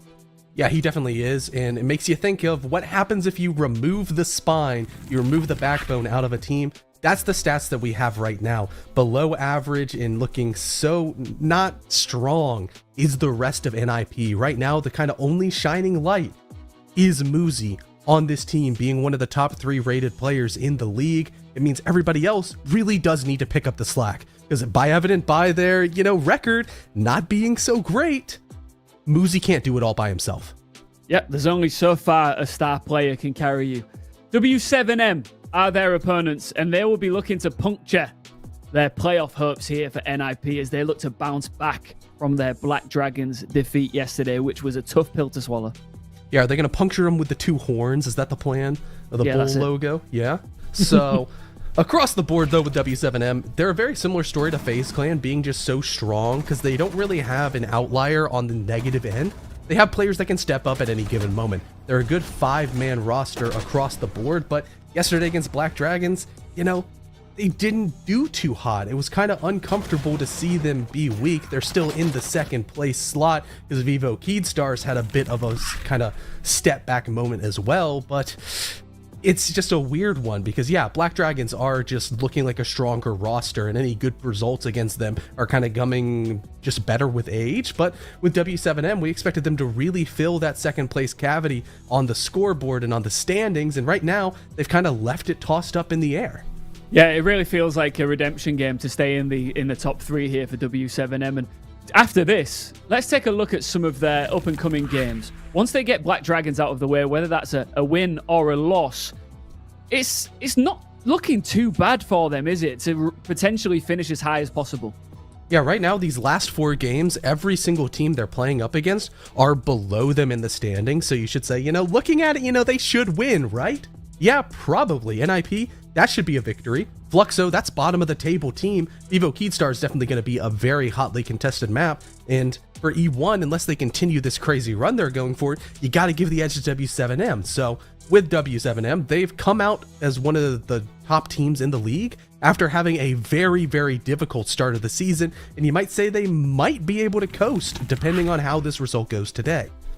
It's going to be interesting to see if that loss to Black Dragons has shaken their confidence at all, because, yesterday we were saying that they were definitely outperforming expectations around them a little bit, and that the org in general will have been absolutely delighted with how this roster has picked up, sort of where, the previous roster had left off. But it's one thing doing well when the odds are in your favor, but once you've been shook a little bit, it's going to be interesting to see if they can bounce back here. Yeah, with the recency bias, all of a sudden, any negative that they show, it's magnified by quite a lot. It's going to overshadow the strong results, like the win against Furia earlier on in the stage, the really tight match against FaZe Clan, who just looks so incredibly dominant. And, you know, all of a sudden, one little tiny stretch of a couple games where you're dropping points can drop you really far down in the standings. We keep on harping on it. It feels like we're beating a dead horse here, that Brazil is so incredibly competitive. And that's because any team can beat any team on any Playday. And that's not just saying something. We have seen it happen every single day so far. That's why it's must-watch stuff, man. That's why you've got to be here to see every single match. Right, we're looking at the map vetoes now, Connor. So talk us through what we're seeing going into what is a pivotal match for both teams. Yeah, both of these teams have strong map pools, so there's a lot of different areas that we could see these rosters kind of gravitate towards. NIP, I would argue, because they're in a weaker position, their map pool is also a lot more limited. Them having to ban out the Oregon is one of kind of the poor weaknesses of NIP in their map pool, in my opinion. A roster that's slow and methodical, not having Oregon within their pool, is something that always rubs me the wrong way. And instead, they're going to leave two very fast-paced maps up on the board. It's the choice of Border or Chalet for W7M, and they're going to go towards the Chalet that they've already found a little bit of success on, as opposed to NIP not going to the Border that, once again, they've looked pretty decent on as well. I need a prediction. I want you to really nail this one. So I want you to take your time. Don't rush it. Who's winning this? NIP or W7M? And I want to know exactly the score as well. I think if we're looking at this roster of W7M and the roster of NIP, you have two really highly rated players. You have Volps on W7M and you have Muzi on the side of NIP. Those two can cancel out. And then you look at the rest of the four. W7M are leaps and bounds ahead of NIP in this way as well. NIP, they've actually been struggling on the attacking side so much, where this W7M team is defensive merchants. It's not a great matchup. I think this is 7-4 maximum. It wouldn't surprise me if it was more dominant for W7M. Well, if it's W7M, you've got to imagine that the players like Volps will step up here, because I know that you are excited about him, because there was all this talk about, was he the problem at Liquid? Well, you could argue that maybe yes now, after the last couple of results, right? Yeah, it's been really weird, because we could immediately look at Volps' performances just going through the roof as he returned to the organization of W7M.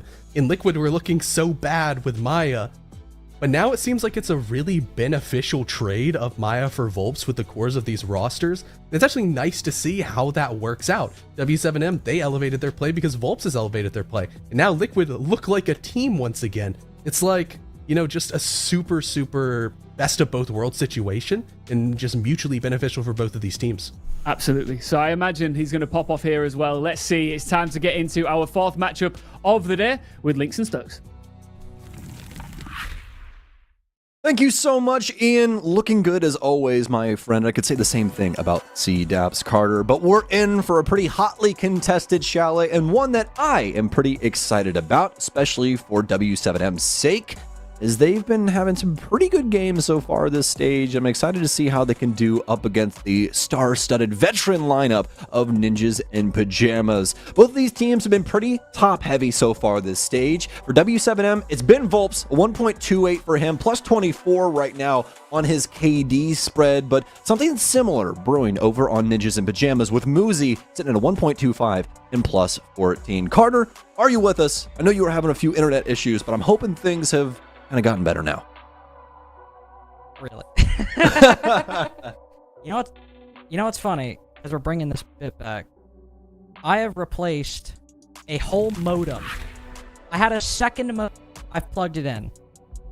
It's just simply not my fault. No, you know, we could say it may be Xfinity's fault, but that's okay. That's all right. What you know, things happen. And sometimes you live in an apartment complex and you got to deal with their wiring. I have been in your exact situation before, my friend. And for those of you that are avid Rainbow Six listeners, this will be an extension of our story from Friday. So we'll see how hard I have to fight through Chalet, and if I am literally a puddle of a person by map 5. Well, apparently, Devin's telling me that my audio on vMix is fine. So it spikes every once in a while, but it's like, what's the best way to put it? You're like one tick above an Xbox 360 microphone. You know what? I'll take that. I've dealt with some Xbox mics before. There are worse things. And what I was going to say, the funny thing about that game we casted where my internet was taking a nosedive, it was actually a shocking upset. Wildcard 7-1 over SSG. So honestly, if you're an NIP fan, this is probably the greatest thing you're hoping for. This could mean NIP completely demolish W7M. It could. It'd be a boon. Be some luck going their way. We'll just have to see. We've made it through the ban phase, though, folks. Some exciting stuff in front of us here between these two respective squads. Twitch and Dokkaebi going to be banned out in the offense, and I really like these for two different reasons. Twitch obviously having a pretty strong gun nowadays with that 417. Did see a little F2 gameplay earlier, but the point still stands. She's really, really solid when it comes to that, and not only that, but her utility extremely useful, especially by today's standards in Siege. You get those extra drones, as well as the capabilities to rip away a few utility pieces from the defense if they are, electrically charged. But nothing happening really in that department for W7M, and obviously wouldn't have access to that in the first place. The Dokkaebi, obviously just very useful. She has a lot of utility to her name on top of those logic bombs and a DMR of her own. Yeah. Solid kit in Dokkaebi's hands. You're not really going to complain, especially when she's left back up. I'm basically just talking and gazing at my connection. I think I'm actually fully back, boys. Are we back? I'm just keeping an eye on the ping, and sometimes it would... even a minute ago, it would drop to yellow, then drop to red, back to yellow. Now, we got a strong, consistent green, my friend. We might be in the clear. It's absolutely still not my fault. I've replaced a whole modem and it's still happening. Anyway. I feel like you're just trying to say that to put it on the record, just so, our employer isn't like, hey. Yeah, well, also not just on the record, not just for Blast, but, if I got to take this to Xfinity, I want it stated as many times as possible on the record. On an official broadcast, be like, see, look what you're doing. Yeah, on an official broadcast that this is 100% not my fault. But if we are actually, to turn our attention to the game real quick, as long as I am present here, we actually have a nice little setup from W7M. Obviously, you see somebody playing aggressively on that piano wall, but they've got a lot of feet holes inside of the library position. So if NIP want to go for just a normal clear through, library and then try and contest office, wow, pocket reinforcement too. I like the flexibility from W7M already, seeing there's not a whole lot of presence over by library initially, and now dash through some vertical holes. Volp's on the horizontal. W7M seeming to be a couple steps ahead of NIP. Yeah, Nip getting murdered by some verticality, some things that you would assume would be sussed out, especially because Nip have so many drones and they seemingly really want to try and get into this portion of the building. Cons will at least be able to pick up Volps, as I do believe he dropped down that kitchen hatch. But the dirty deeds have practically already been done for W7M. They get rid of Muzi, they get rid of Pino, some considerable drones taken off the board too, and they have mute jammers implemented already from Volp, so things now become pretty problematic for this offense, especially for Cons now, as he's taken quite a bit of damage over here near Trophy. Dodez, though, almost able to find one of his own as Wizard dons the Ego Balcony. Nip constantly getting battered and bruised throughout round one. W7M just not giving them even the slightest inch of free space to work with. It's something that NIP are really going to struggle with against W7M, and something that they've struggled with against plenty of teams inside of Brazil so far. I think E1, a particularly good example of that.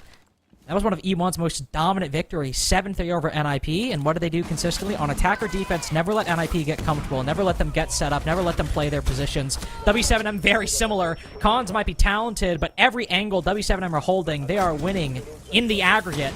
It's still a 2v2. Psycho and Cons able to work the man count back enough to a 2v2. What do NIP have? Maybe a workable plant if they can take down this guy close on the closet. They've got the bedroom window cut off. Psycho with Diffuser. That's a must-win engagement. But Loban on the wraparound forces Wizard into the 1v2. He's good for one. Can he get the second? The Fenrir swings out, but Wizard closes it. Huge round for NIP, as that seems it was destined to go the other way. That was just a hallmark Ninjas in Pajamas round, wasn't it? Things pretty slow. They do go for somewhat of an advanced take on the mid floor, right? But it's immediately rebuffed from W7M. A lot of things start to look red in terms of who's going to take that round. But Ninjas in Pajamas, they persevere. They set things up for a Solarium take instead, and yeah, it doesn't exactly go off without a hitch. They lose some bodies, and they have to make some aggressive takes, but the key thing is that they win a lot of considerable gunfights, not only in that initial portion of that, part of the round, but also with some earlier efforts. Ninjas in Pajamas able to capitalize on that, at least get it down to the 1 versus 1, where Wizard is able to at least take it to the player inside of Closet and get them that round that did not look like it was going the way of the green there initially. No, I looked very strongly for W7M, but thankfully Wizard, good enough in the 1v2 to get NIP there first. This attacking side will need to be good, though. Does the side NIP, then again, feels like the side so many teams, not just NIP, have struggled with throughout this stage so far. Big prom in NA, poor attacks from a lot of teams. Big prom in EU as well for some of the lower teams. And in Brazil, NIP at least, always slow on this side, always sluggish. It's something we always talk about. But with Cons on the blitz, maybe they've got an idea to speed things up. The Electro Shuffle here for Loban as he'll continue to apply those accordingly. Panels here inside of Office.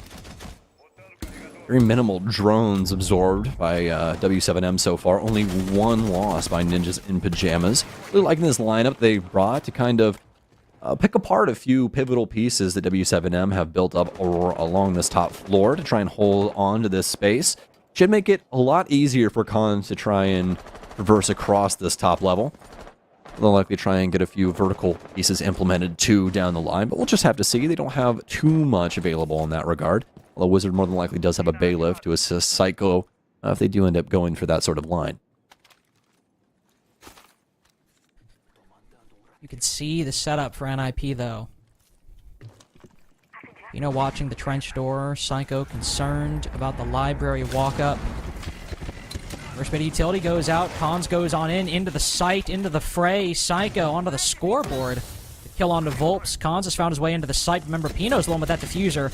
On the bedroom rappel, has thrown his 3rd Candela into the building. It's space acquired for NIP, but there's no follow-up just yet. No full control, because remember, it is a downstairs defense. No plant just yet. NIP have acquired that control, but as Pino rotates down to the trophy window, he's felled by Loban. So Diffuser now dropped outside of that trophy window in the control of W7M. They have it in the palm of their hand. And what is Cons to do? With 1 HP, all of your execute utility, the Candelas, and the bees from the Grim are gone.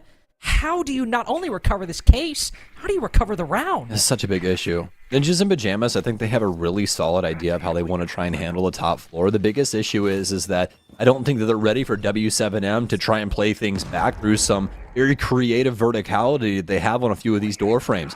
They not only get a big kill onto Psycho, but Pino eventually gets picked off on the master window. And now things are extremely problematic. Loban gonna get another kill through the hatch. They don't really have much available to them when it comes to trying to, you know, soak up a lot of these angles for W7M. Khan's on very low HP. He can't go for a more aggravated angle.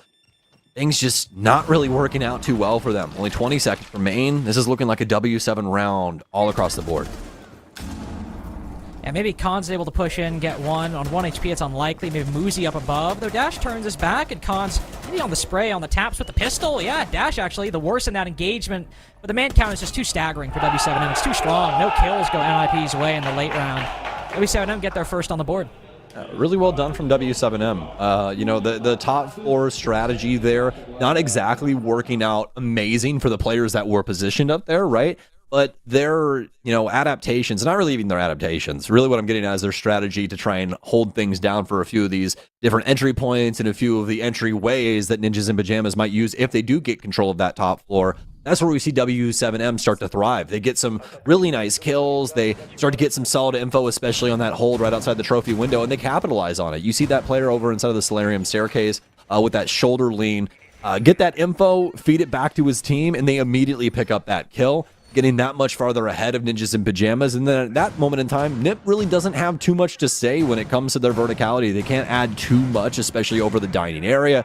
W7M are able to hold off in these kind of, you know, alcoves, don't really have to do too much, don't really have to give Ninjas in Pajamas any looks. It's NIP that have to try and get to sight, and they know that wholeheartedly. They use that to the fullest advantage. Ninjas in Pajamas not really able to convert too much from that, you know, Solarium take that they eventually go for, and it's a nice round from W7M at the end of the day. Yeah, nice round. They'll go back to Master Bedroom and Office, where they tried to get things over the line in round number 1. Wizard had another idea.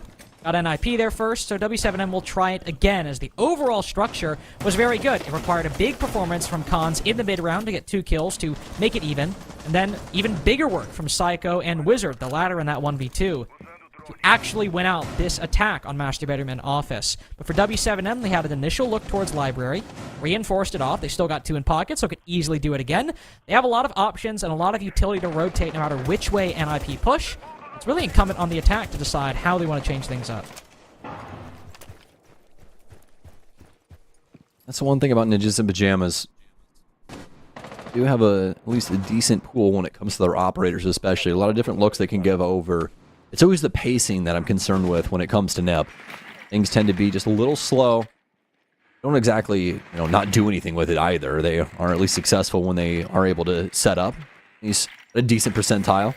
Definitely something that can make things more complicated near the tail end of the rounds, and that's where things can go awry for Ninjas in Pajamas, at least routinely. I'll be attentive to that, at least for now. A drone in, but Wizards just donating that to the defense as there's a castle man in the window.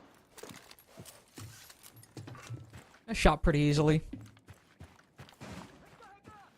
The first half of the round, NIP not pushing too much. Pino retakes the position on the bedroom window. Nice little pre-fire on a dot.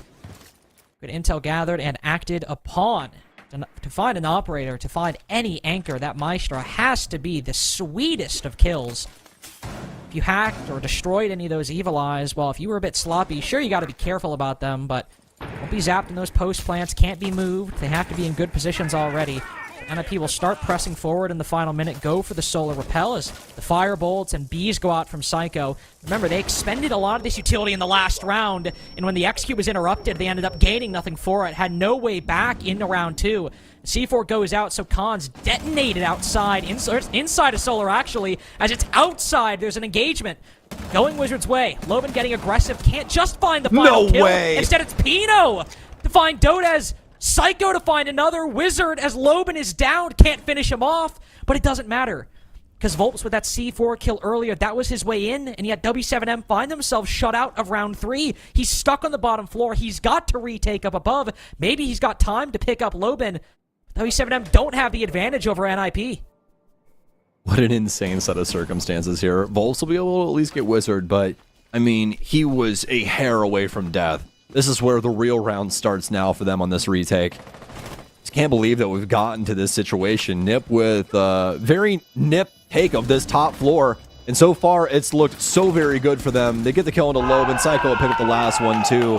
And a good level of patience out of Ninjas in Pajamas with a solid delivery over on the Solarium side, Carter. A lot of these looks coming out of W7M as they try to get ahead of Nip on the entries. And Nip kill practically every single one of them without anything going wrong. If NIP can do that, they actually do have a genuine shot of winning the series because they've been overwhelmed very easily in the past. That E1 game, again, the biggest example I brought up earlier, on their consulate defenses and their attacks just could not keep up with everything E1 was throwing at them, which, to be fair, was a lot and very weird and very aggressive at times. And it's where NIP have struggled in the past, but if they can account for this aggression, punish Loban by overswinging, punish anybody trying to rotate through the site with Pino on that bedroom window, that's a genuinely good way to get yourself a 4-2 half on the Chalet attacking side, a 5-1 even if they can do it consistently. A majority on the Chalet attack is generally desirable and generally expected depending on what team is playing. I think for us going in, we didn't think NIP had it in them. While round 1 might have, we could call it a flash in the pan, but with round 3 and the ability to shut down W7M trying to retake that control, we've got a genuine argument for NIP performing quite well in these next 3 rounds. I think the main thing is what is W7M going to give us? Because I think a lot of that last round went over to W7M and what their strategy was, which was try to get ahead of Ninjas in Pajamas, right? They want to try and look for these fights right when Ninjas in Pajamas is at that tipping point. They're looking to try and get these bodies in the building. It was just like I said, they ended up losing a lot of these engagements, and things just drastically swing the way of Ninjas in Pajamas. And when you're a lone player trying to flank back up the library stairs in a post-plant position, things are more than likely not going to work out for you. That's just the reality of the situation. But now for W7M, it might be time to kind of peel things back just a little bit. See what Ninjas in Pajamas do with a low time execute. Which, if these positions that W7M are holding and likely won't tread too far away from hold, that's where NIP will find themselves. The Bar Games defense, you don't have a lot of room to work with. It's a very thin line to walk. If you can keep that without losing your balance, can be a strong win. If we don't see the Warden give away too much of an angle, too much of a gunfight in Mezzanine, Loben as well inside a library, if he can support either of these players on the top floor holding their positions, especially with that impact, to destroy any hard breaching that comes over to push Dodez out of that position, W7M can just hold on to what they currently have. That often can be enough. A minute and a half gone, and IP have not made much headway yet, but they still have a lot of utility to route these players out. This is what I was concerned with. W7M can keep themselves alive, especially into this last minute. This is where things will reach critical mass for Ninjas in Pajamas. This is where things start to get antsy for them. They'll start to look for very risky entries, potentially walk right into your setup and just start donating bodies. There's a bunch of different ways that these rounds have boiled down for NIP previously. At least in this one, they'll start off on the right foot. They take out Dash, Loben, seemingly aware that a player potentially does want access into Mud. Not just yet. See Pino lined up to work his way up main stairs too. In a moment's notice, this entire round is going to flip on its head. Dots lined up as well. Might find one right on the outside of the window. He's going to be forced back here. And oh man, it all rests on a knife's edge. W7M gotta be careful. You gotta get that advantage back. A 4v5 is not a great position, but be careful you don't give it away on a jiggle peek like that. Great angle work from Pino, using the Selma hole open in the bottom of the stock wall. Makes that position so difficult to play. And IP starting to get a winning hand now. But with Library Stairs still in Volps' control, Dodez, even with a vertical angle from up above, might be able to find Pino holding this angle if he decides to flood in through the fireplace hallway.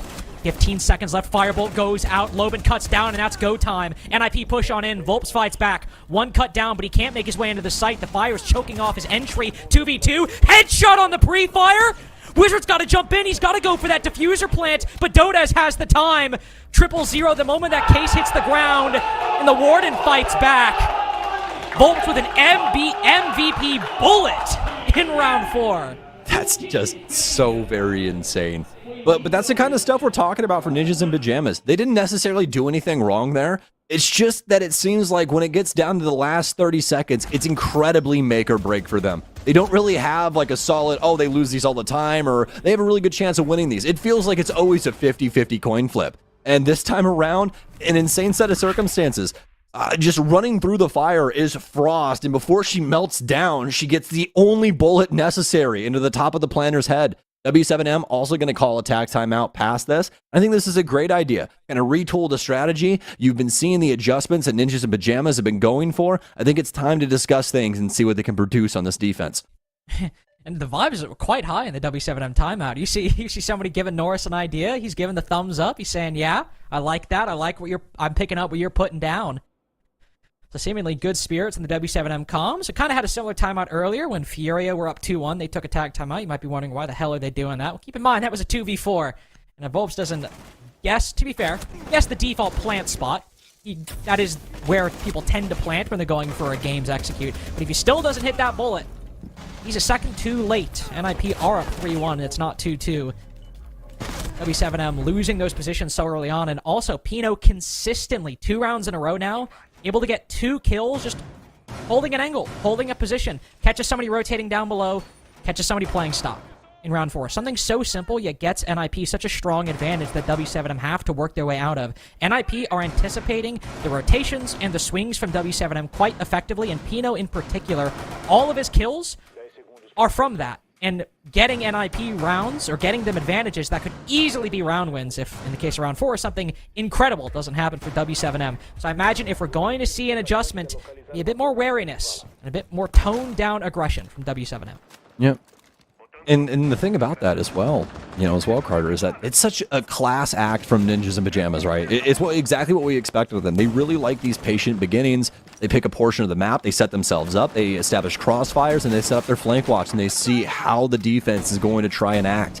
And a lot of times, a lot of teams across not only Brazil, but across the entirety of Rainbow Six Esports, they like to be decently active on the defense, looking for things that they can potentially try and bring into their fold and maybe find an advantage of their own. and that counters things out very, very well. Now, here's the thing about this playstyle, though, for NiP. It really is down to a map-to-map basis on its effectiveness level, right? Chalet just so happens to be one of those maps where this kind of playstyle applies itself so very well. Actually, if you just want to hold your angles outside of the building, wait for the defense to rotate, it is not a big map, and there are plenty of exterior angles. You can do it if you're NIP, but for the defense as well, if you want to get aggressive, you often have to. You're often forced to be in that position. Oh? W7M, it's No smart. way. If they're given opportunities, they can thrive. It appears just a vault into trophy window. Pino, the player we highlighted, is getting NIP a lot of what they need to succeed in these rounds, win or lose. The first off the board, maybe a failure in intel despite the 6 drones on the board. But a lot of utility expended. Half the round in, all EE1Ds are gone. Psycho already used 2 of his swarm canisters. There's still some intel remaining, but NIP expending a lot for the 4v5. Man, like I'm just baffled right now. It doesn't matter what happens to Volps at all at this current moment. He's gotten so much done.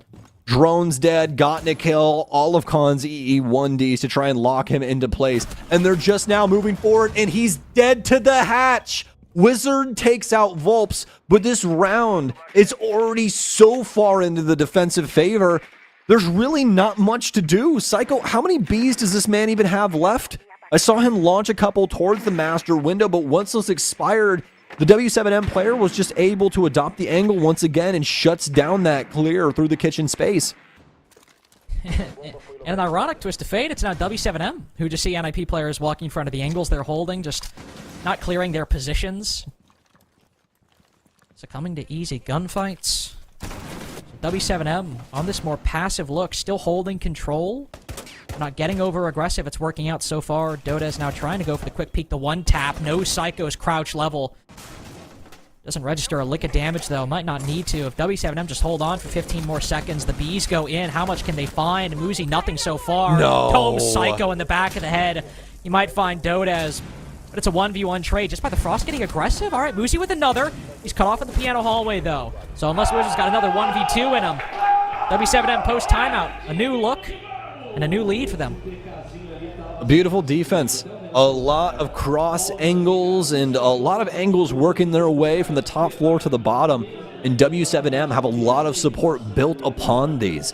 I think just from the jump, it was not a Ninjas in Pajamas round. I mean, to start things off by having Buck hop inside of Trophy and either make that hole or have the hole already preemptively made for the cross from Kitchen, and losing your player in that way just on a donation, really, to that area. Just not exactly the way that you want to hop onto the dock. And not only that, but then to try and force that clear downstairs, you use up a decent amount of drones, all of your EE1Ds on your Lion, and not only that, but you also lose the player that was meant to kill said player over inside of Dining. It just went all so very wrong for Ninjas in Pajamas early on into that one. From the moment of launch, it was catastrophic, and it continued to boil into the later portions of that round, all the way down to a team kill onto Psycho. And you gotta give credit to W7M not really leaving any gaps in their lineup. I think it's a very easy mistake to have Volps down below and maybe just not have anybody watching his west main, letting him try and fully command control of that dining position, watch his own flank, get his own kills. But the fact that W7M have somebody watching that hatch, having somebody actively watch his back to make sure NIP can't lurk in west main, this is a team that, especially when they were under Los, I mean, they could frag with the best of them, especially Loban and Maya when he was on the team. Don't get me wrong, but there were gaps galore a lot of the times on those defenses or attacks that teams could exploit.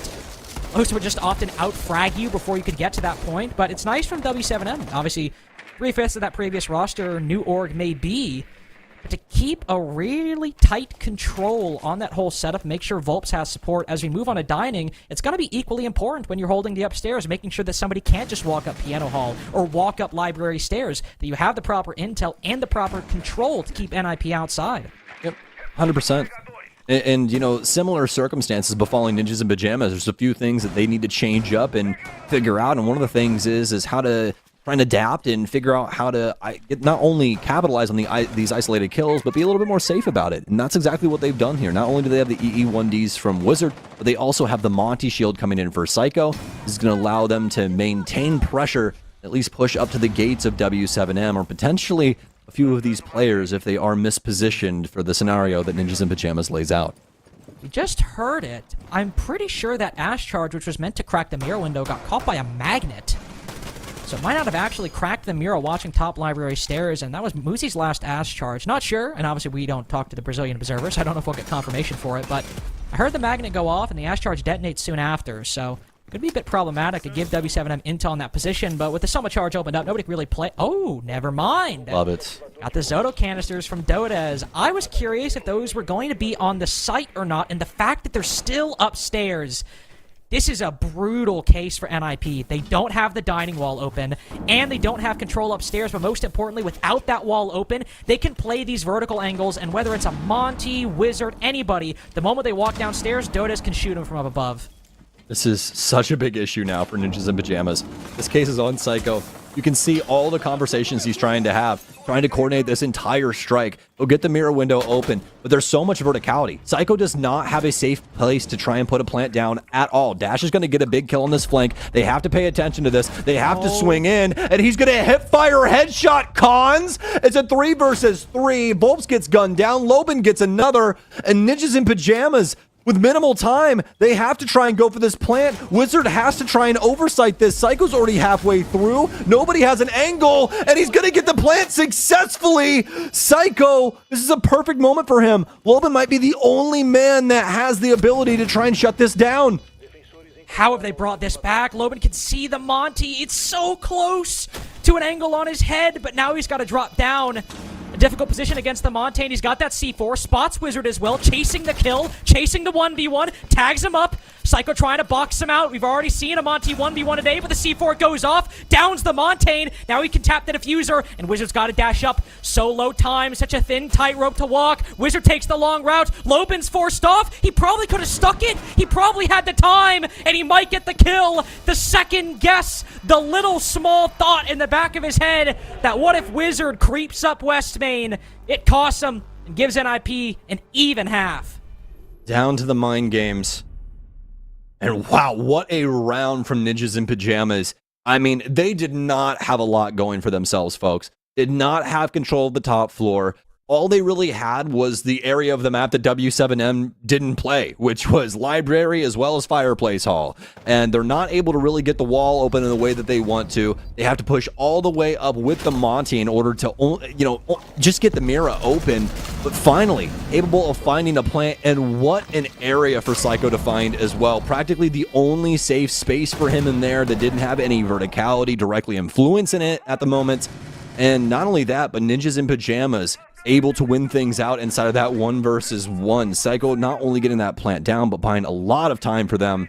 And it was just very well done all around.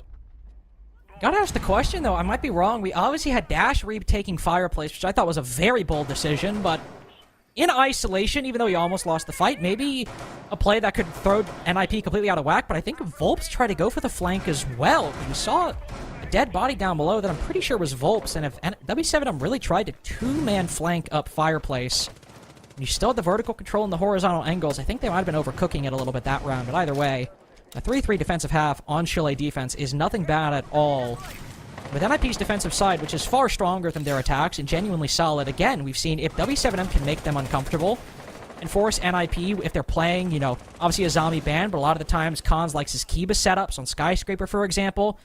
If those were just disrespected, the attacking team could find not necessarily an opening pick, but easy control. In this particular case, I think an equivalent. Wizard behind that mirror window. If they're able to crack them with the Ash charges, make NIP uncomfortable, force them to rotate around, and just use a glass maybe to cut them off as they scamper around inside of the site, W7M have a pathway into this opening round. Well, all right. Oh, Volps is in the site. He is. They found a huge opening, a huge gap lent over from Ninjas in Pajamas, and they have a successful plant. There's nobody that's going to stop this. Dots has the cross. Wizard can't do anything about this. An immediate setup from W7M. Ninjas in Pajamas can't do anything in the moment to try and rebuff this, and they have to try and solve it in the post plant. Psycho, he's got great positioning over here in Fireplace, but they can't even fight back against the player inside of West Main. Everything is going wrong for Ninjas in Pajamas. It's just down to Wizard. What can he do? He's got a player in his master window. Moosey's been downed. The top player from Nip bleeding out on the ground. It's going to be a flawless one from W7M as they set that up and knock it directly out of the park on a moment's notice. I mean, we see 3-2 defenses on Kitchen Dining, right? 3 players up top, 2 players down below. That itself is not bad. My question, what is Psycho doing over by Fireplace? What is he cooking? What is he doing over there? Listen, I get going for the flank in the late round, right? Like we saw W7M do. Maybe the 2-man flank's a little much, but the 1-man flank, right as NIP are about to execute, can completely throw them out of whack and make them really concerned about the backside. But we see 3 players from NIP on the top floor. The Aruni dies inside of the site, and what happens when we cut to Psycho? He's over by Fireplace? Mm-hmm. Who are you flanking? Casper? Very curious decision from Psycho right there. Maybe a call came out that he thought they were trying to flood over on that side, but if Psycho's there, I'm not saying that NIP win the round. I'm not going to pin that completely on him. But if you have somebody to get that trade, you force W7M to fight more for that site control. You give the defense upstairs time to get in position on the vertical angles, maybe try to challenge the glass in that bedroom window. It was a really good setup, don't get me wrong, for W7M, but Psycho being so far out of position there, whether it was acting off of good intel, which is possible, or bad intel, which is possible as well, ended up hanging Pino out to dry and basically clearing the site for W7M. It's just so wild to me that W7M were able to find such a soft portion of the site so quickly. For Ninjas in Pajamas, for that setup, it feels like they'd be aware that the Solarium side and, trophy area is pretty easy to try and work somebody in there. Maybe have somebody, at least a body in the area, or maybe a little bit of verticality that they can try and assist with. But no, there's nothing around that space. All it took for W7M, Carter, was for them to get a player on master window with a solid angle. And Wizard is somehow dead yet again by Dodez. I think he was trying to cross either bathroom or maybe over in the library hallway. Either way, another entry for W7M. I mean, there at least, I understand, obviously if Wizard's rotating, that's one thing. Unlucky right there. I understand wanting to challenge that window. Then again, the site's barring games. Yeah. If you want to contest piano window, I get that, but huge aggression from NIP early on. And Wizard not getting anything for it, losing the gunfight. W7M feel a lot more comfortable to pinch this player playing inside a bathroom as there's 2 roamers from NIP all the way solar side. Muzi on low HP too. There's only 2 players on the site. I wonder what W7M will do. Will they try to go for the kills on the side? Well, Muzi domed through the wall as Dash sees him go prone. Pino has to fall back. He can't play here. Lobin floods in. Khan's dealt so much damage. He's got to vault over the fireplace balcony and get back down to the site. W7M, they can reset now because with full top floor control, they can go in cruise control for round 8. Yeah. The issues of Chalet defense, the complications starting to bubble up for Ninjas in Pajamas. We talked about them when W7M was on defense, Carter. Some of these crosses, some of these angles that you have to worry about is you do simple things, even working around the portion of the map that you're trying to hold on to. You might waltz across a window and all of a sudden you're dead, and your teammate is too, as he's been isolated. So many cutoffs over in that portion of the building, you can practically cut things in half on that top floor. That's exactly what they do. They also get Psycho. Dash kills him as he tries to work up Blue. Oh my. Ninjas in Pajamas just thinking that W7M are going to be asleep at the wheel. And they're not. Credit to W7M. I get the inclination from Psycho there. You got to work it back. It's a 3v5, but really it's credit to W7M. They aren't letting NIP get away back in. They aren't letting them find momentum. Once the advantage is W7M's, a quick blitz in round 7 off of a gap found in NIP's defense, a slower take in round 8, and yet dominant for both attacks. Ninjas in Pajamas look completely discombobulated on these defenses right now. It's tack time, out time, and I think that is a perfect idea. They have not had a solid defense so far up against W7M. They have been outmanned, outgunned, outstrategized at every single turn. And now for Nip, I mean, there's a lot of things that they need to consider, and I honestly think that it just begins with a kind of a retooling of what they want to accomplish on this defense. So far, they've been giving up a few isolated picks, a few players kind of in the far reaches of the map, trying to hold map control, but W7M are more than prepared for that. I also think everything we've seen so far, the ground W7M have been able to gain, as you mentioned, with a couple players being far away from the defense. And while manifesting a bit differently, both times W7M have gained ground off of that. The first time, it was the heavy roam upstairs, which W7M tried to minimize by having so many bedroom window, holding vertical angles, having the glass on the long angle from Solar to try to make sure nobody could rotate. But then also with Cycle being out of position, if they get the kill on Pino, they have the sight, they have the vertical controls at least dealt with. NIP have to challenge them lest they, face a hellfire of DMR shots from Solar window. But in that round as well, 2 roamers over Solar side. They catch one over by Library. They know it's 2 around the site, 2 on the roam. They can pick and choose whatever they want. They have man advantage either way. And because they have that middle of the map, there's nowhere that NIP can rotate to actually go and support the other 2 players. So I think for NIP, play a bit closer.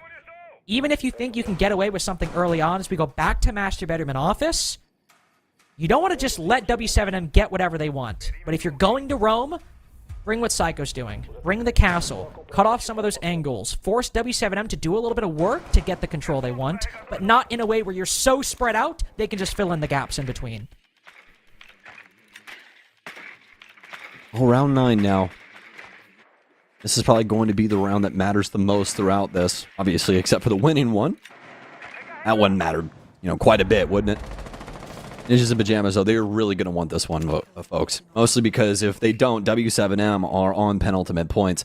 This is also going to be them setting a precedent. This timeout has changed up what their exact idea is about this map and the way that they want to go about combating W7M. What a find there for Volps. It'll force the Fenrir back, and he'll donate the drone, but just trying to make them aware that there is some potential players over there. Might just be some ghost pressure that they're trying to apply. You can see Volps looking over to his teammates' monitors, trying to prepare himself for this journey on the Gara hook. Loban with the very first kill, and in comes our Amaru. Not able to find the kill, but it's a lot of frags from Dash. He finds the Legion, and that's gonna be it. Oh my.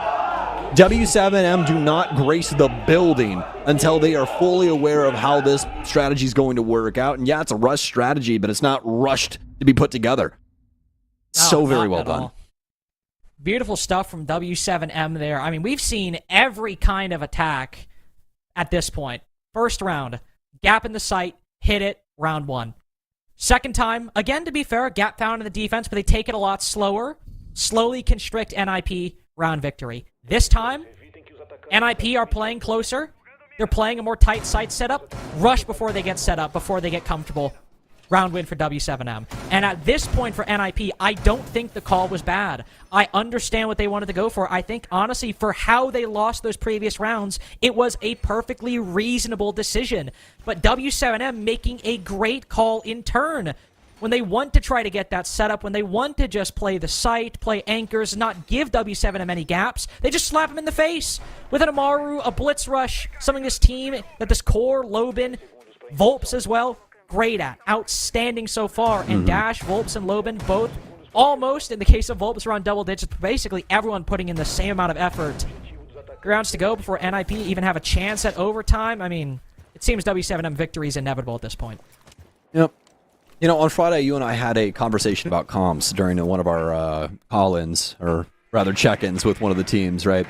And the one thing that I noted was the fact that when things become very, cataclysmic in the round, it's utter calamity in the comms, and you have to do a very good job of making sure that you're clean and concise on what you're putting out into the world to make sure that your team understands what's going on at, every single level. And I think that last round is one of those rounds where W7M is just trying to cause an extreme amount of anxiety inside of Ninjas in Pajamas. There's so many things going on across the entirety of the site, Carter, that you just get discombobulated. How do you try and, structure your team and have a conversation about a blitz pushing you in from this area as well as this other thing going on, and then a swing in from Amaru? There's just so many layers to what W7M are doing, and Ninjas in Pajamas get caught completely off guard. And once again, we're left to a round where Ninjas in Pajamas, at least for Pino's sake, gets cut down on rotation as W7M pick him off from a window. And 4 rounds in a row on their attacks, W7M have found that opening pick. Cons thankfully fights back and cuts down Dash, so the advantage relatively short-lived.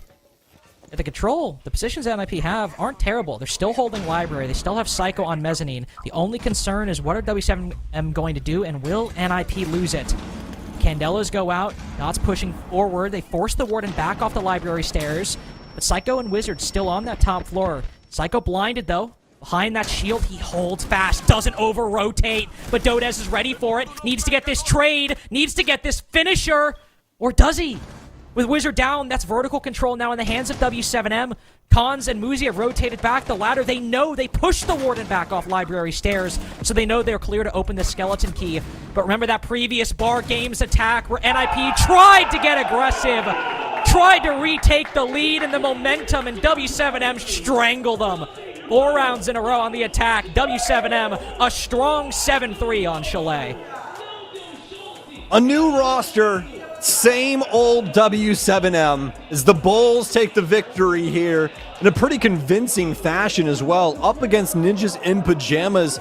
Nip, even post-timeout, not capable of getting their feet under them. W7M, time and time again, not only looking better, looking indomitable on their offensive side here on Chalet. Looking so clean. And with that victory as well, I mean, that strong 3 points. Retaking their position. Second place behind FaZe Clan. And still, obviously they have 2 losses. They had the OT to Black Dragons yesterday, but still their worst loss is to FaZe Clan, who are the #1 team in the lead. W7M making an incredibly compelling argument at this point to finish second place in Brazil, even though they have a lot of games underway, Sam. And with the performances it seems we can get out of any of these 5 players on any given day, I think this is our second and maybe at worst third place team right here. Yeah, 100%. W7M has looked very, very good so far this stage, up against some very talented rosters. Same thing with Ninjas in Pajamas, a veteran organization with some veteran players on it. Just could not find their stride here today on Chalet. But Carter, that's going to do it for us here for W7M versus Ninjas in Pajamas. We're going to throw y'all to a quick break. When we come back, we got the breakdown with the analyst desk.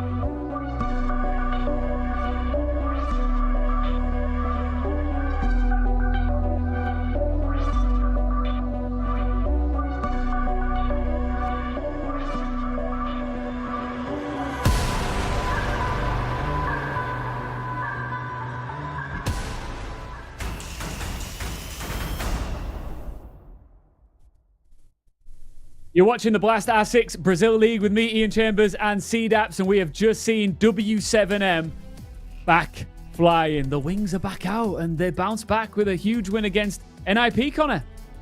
Yeah, it was a really dominant win for W7M, and it's finally a more expected chalet. You know, it leaned defender-sided with a couple of play days through Brazil, and it kind of mind-boggled me because on the defensive side, you do need a couple of things. You need some big plays, and we definitely saw that on the side of W7M, and then as they swapped to their attacks, they just looked so dang good. Yeah, I mean, it's the exact response that you want from a team after, what was a disappointing performance against Dragons yesterday. Yeah, I mean, when we looked at W7M yesterday against Black Dragons, you can't really point to anything and say, you know, they didn't do that great. It was still a good game. Black Dragons just played out of their mind. And now W7M, they're flexing once again that they're one of the top teams in the region. They absolutely decimated NIP. NIP looking in dangerous territory right now. We'll get to that. But first, in this map particularly, do you think they showed a little bit, some complacency? Yeah, I really do think they did because they were slow on their attacks. You know, they still got a couple of rounds, but, you know, it's chalet. It's required for the defense to make that action in order to win the rounds. But on their defenses, they were just complacent. Once again, we saw the same strats that we've seen out of NIP since the Copenhagen Major. They haven't changed anything. W7M came in, they looked on their attacks, and they're like, hey, look, we can do this, this, and this. All of a sudden, round 7, they're getting a bomb plant down with 2 minutes left in the round because they just understood what the weakness was and completely exploited it.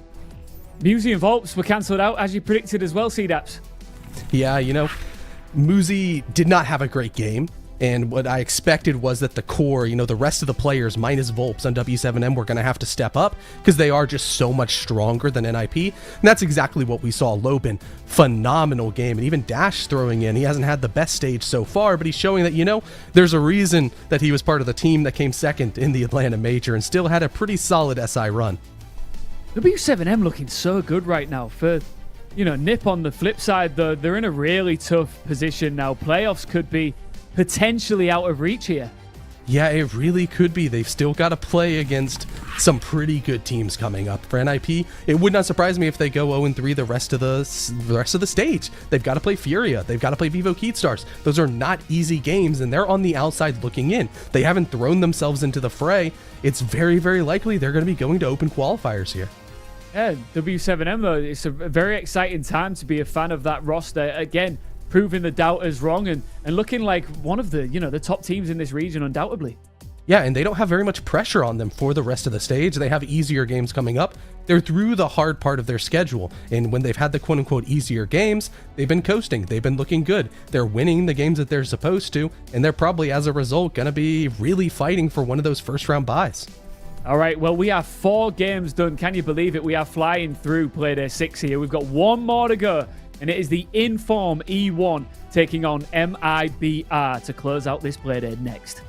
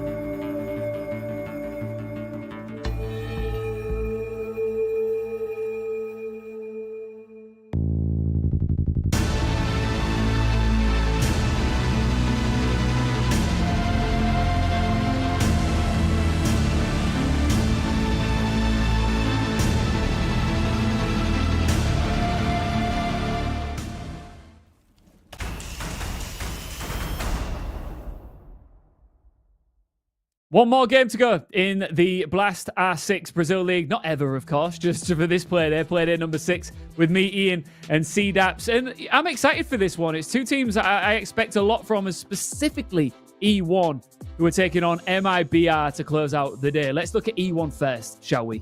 E1. Yeah, I mean, they're on cloud 9, right? After a fantastic result yesterday. So they're going to be feeling really good coming into today's play. Yeah, it's not even just a good result yesterday. It's been the last 3 play days. These players are on an absolute hot streak. We touched on it in the pre-show. They're one of the most dominant teams across this win streak, and their attacks have just looked so good. And then we go into this Fluxo game yesterday, and it was their defenses that looked so incredible. They're part of the reason that the Chalet stats were skewed so far to be defender-sided. Yeah, in a region and in a leaderboard that's full of big names, they're not getting lost in the shuffle. If anything, they're really starting to stand out here. The hot streak that they are on, though, right now could very quickly go cold, which is why they have to take advantage of this situation right here, right now. This is a really must-win game for them because from here, the series of matches that are coming their way are only getting harder. Yeah, we could very well see Playday 7 through 9 result in 0 points for E1. So they need to have a cushion to have a backup plan in case things go sideways. You're playing against FaZe and W7M. That's the top 2 teams in the league right now. Furia, they're struggling, but they're still Furia, Ian. They're still one of the better teams in this league, because we just know from their history and their quality of play. Connor, I do still low-key back them against some of these bigger teams, though, from what I've seen so far from E1. It's the sort of roster I don't think that you can write off. But right now, they're going to be taking on MIBR. Let's take a look at these guys. Their opponents played 5, won 2. It's been a little bit of a mixed bag, hasn't it?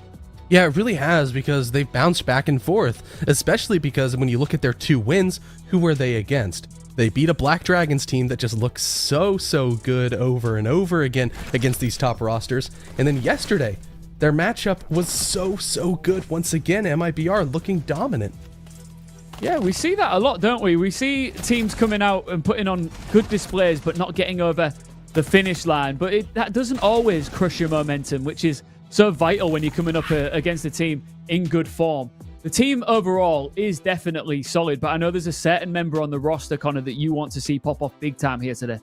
Yeah, I think if anybody's going to pop off on this MIBR team, it needs to be Rare. He's kind of the last piece. He's similar to what we saw with Daffodil on Vivo Keystars, that we need to have him just step up. Against Vivo Keystars yesterday, he was the lower end player. He was the one not stepping up. He had the opportunities. He didn't quite take it. Sure, he looked good on entry, but in the kills department, he wasn't able to just convert all of that energy into direct round wins. And against a team like Vivo Keystar, who you're really battling for these playoff spots with, you need to take those shots. You only get one shot. You only have one chance. And right now, it seems like MIBR have the opportunity to miss it. Yeah, and you can't miss these opportunities to get into form, because these weeks roll by really quickly, and before you know it, you could potentially be outside of a playoff spot.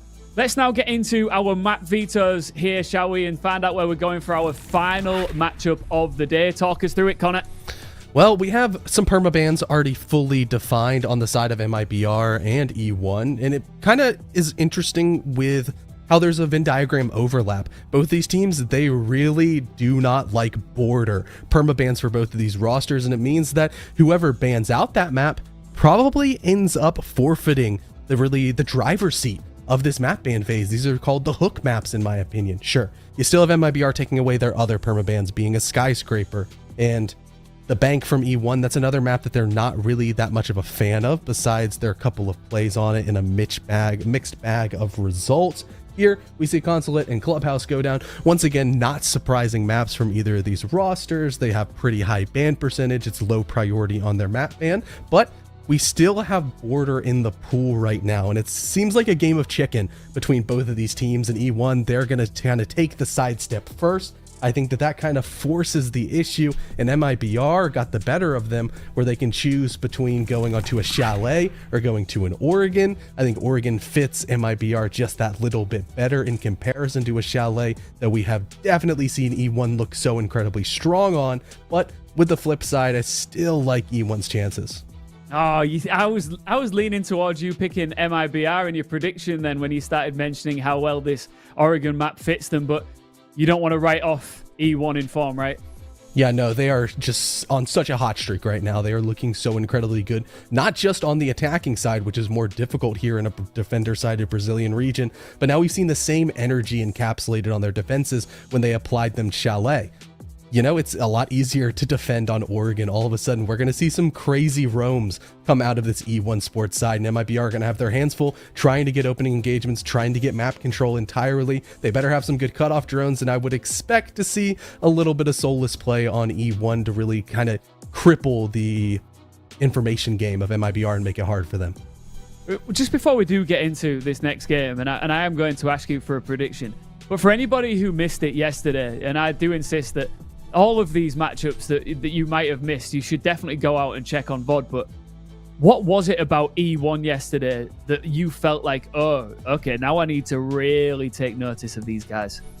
I think they're overall just a disrespectful side, and it's really fun to see because they do not care about pedigree of players. They do not care about history. They're just going to get in your face, and they're going to do their thing. They're not letting the meta define them overall because they're going really fast on attack. They're still playing super in-your-face roams, and it's almost like a young style that they're bringing with their new players that, you know, can be really scrappy. It can be really aggressive, but overall it's been working well because all 5 players are on the same page, and they're doing it together.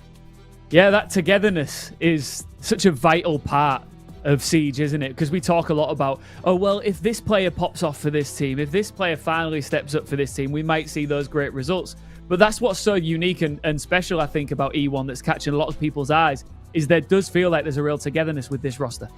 Yeah, it definitely does. Sure, you had Empties as one of the highest rated players in the entire league through a couple of play days, but now the rest of his team has kind of joined him with this, and it's been E1 just as a whole popping off. You don't really want to just point a finger at any issues that they're having because they're getting really dominant score lines. Round differential, you know, it's the primary tiebreaker here, and with them getting dominant wins, they're getting 7-1s, they're getting 7-3s. It's really helping them a lot in some of these other rosters that are letting these games go to 7-5s, maybe even going to overtime, are not taking advantage fully like E1 is doing. All right, Daps, just as I get to casters, team name, who's winning? Quickly. E1. All right, let's get into it. Links and Stokes for the very last time. Over to you, you handsome lads. I'm with Connor, by the way. I think E1 are a weird team for me. I have talked to Jesse Chick at length about the issues I have with this roster, but one thing I cannot deny, Sam, they got some shooters, man. They got people who can shoot back, and if a team is not prepared for it, they can run all over you. Yeah, 100%. I mean, you look at this team, one of the best entry teams, I would say, as of right now in Brazil. I mean, Perez not exactly standing too tall in that regard. He is -8 right now in the entry, but the rest of the lads, they're playing pretty darn well, man, especially for Arthur and Empty's sake. I'm excited to see if they can kind of separate themselves from the rest of the midfield here today up against MIBR. Also one of the most consistent teams when it comes to the rating. I mean, in a weird way, almost exactly in line with FaZe Clan, player for player, even a little higher in the ratings. Now, obviously, as the desk highlighted, this is a big make or break moment for both E1 and MIBR in some ways. MIBR still has FaZe to play, though that's definitely their big game, but Liquid, who are on a bit of a resurgence, could be a big problem. That's MIBR's next game. But E1, FaZe next week. Furia the day after that, and then W7M the day after that. This needs to be a win for E1 right here, because I might have criticisms of them, but if they're able to get wins over the middle-of-the-pack teams and put enough of a fight up against FaZe, Furia, and W7M, they might just be able to squeak into playoffs. Yeah, this is going to be very difficult, at least for the next few play days here. So we'll have to see what potentially happens, kicking things off on April 2nd. Only in a couple of days, we'll see these teams going at it once again. E1, like you were saying, not exactly the greatest schedule. MIBR, you could say the same in certain regards, but these two will be going at it today here on Oregon. And Oregon, pretty vanilla map. You and I referred to it as vanilla ice cream, I do believe, on Friday. And I think that point still stands. You know, it is definitely one of our maps that is synonymous when you think of Rainbow Six Siege. You think of usually Oregon, you usually think of Clubhouse. And with that being said, a lot of things are not, magically going to be reinvented. Oregon has been played down to its finite values. Everybody knows how this map works. Just might have a couple different operators implemented, according to what strategy they are going for. And you could say that exact thing what E1 are doing right now. Yeah, the only change maybe being, or the only break from the trend on the basement site, maybe being STK on that Solus. I would say, in my mind, sort of the meta operator selection, like the default operator selection on Oregon is like Smoke, Goyo, Warden, Azami, and then maybe Fenrir if she's not banned, maybe Mira as well. That fifth spot could be a couple different players. But obviously with Azami off the board, can't bring the Kiba barricades that are so powerful, specifically to deny an E-box drop the attack often likes to go for. So what do we have? Well, we have the Goyo, we have the Warden, but no Smoke. You have a C4 from Perez, though, but it's a bit more flexible of a lineup with the Legion and the Solus in play. So E1, I don't think, if you've been watching this roster in Brazil so far, are going to be shocked by this, looking to get aggressive on a site that might not otherwise call for it. Yeah, one that we really don't see any aggression ever. And if we do, it's inside of the security office. Instead, E1, they went for a strategy that we see implemented in quite a few maps, just not really in Oregon, especially on this bomb site. They're going for full map control and then slowly trying to peel things back to force MIBR into this full clear. They're trying to force MIBR into bad timing and try and keep their value up. Now, E1 kind of hamstring themselves into this as soon as they opened up that meeting hatch. But again, it is their strategy, so that's why they have done this in the first place. It's just one of those things where it's kind of a telltale sign if they want to try and hold on to this mid floor. Do they or do they not open up that hatch? They have, and they've also dedicated a few reinforcements to soaking up a few lines of sight on this mid level, forcing MIBR's hand to try and clear things out. In E1, they're going to get things done pretty efficiently. They force MIBR down to halftime, and they're going to give up this mid level.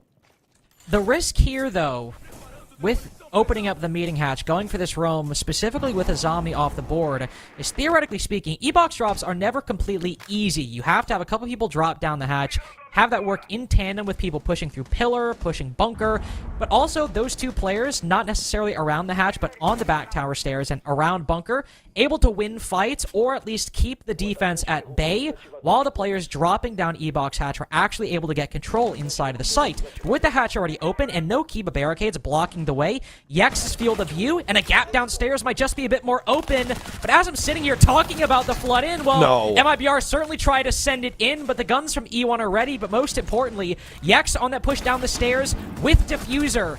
Being the first to pull, you force MIBR's hand. And whether they were ready or not, once that Diffuser was dropped cold at the bottom of pillar, not much MIBR can do than try and bring that round back, and it doesn't go their way at all. Yeah, of course not from that point, right? It's super, super difficult for them, and kind of befalling to the circumstances that were laid out in front of them once that case goes down, especially. But I like the strategy overall from E1. I think it was very sound and a great understanding of what pacing we usually see out of MIBR. MIBR are kind of akin to ninjas in pajamas on their pace for offense, right? They like to take their time. They like to get things set up for their execute and then try and battle things out on that front. I mean, yeah, they'll find some ISO'd picks every once in a while, but they're not too hot to trot when it comes to these full clears and trying to make sure that things are set up for some cutbacks and things like that to be able to find some of those initial frags. And E1 know this. They exploit that to its fullest advantage as they, on Oregon of all maps, hold full control or at least try to show that initially in the start of round one, peel it back, MIBR soaks up so much of the clock, eventually send it down towards the pillar position with the case, and past that, well, everybody saw how that played out. It was E1's round to lose, and they most definitely did not. So what's gonna be the recovery for MIBR? Obviously, if you're gonna have that flood, maybe opening up an angle onto the bunker position next time we see basement, because we will see basement again. Maybe that's the solution, at least right now. E1 with that timing, able to pull back into the site. MIBR getting a bit ahead of themselves. Big tower can sometimes not necessarily be a paper tiger, but I think sometimes for the defense, they feel it gets them a lot more than it ends up actually acquiring.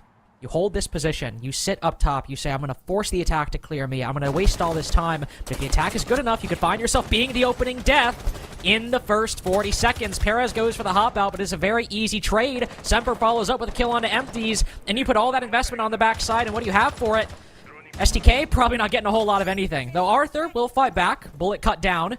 And to be fair, if MIBR have left a gap, STK finds somebody on that drone outside. This might be a case of E1 benefiting just from MIBR, thinking, surely there's nobody left over by Big Tower. 2v2, but he's outside. Impact grenade goes out.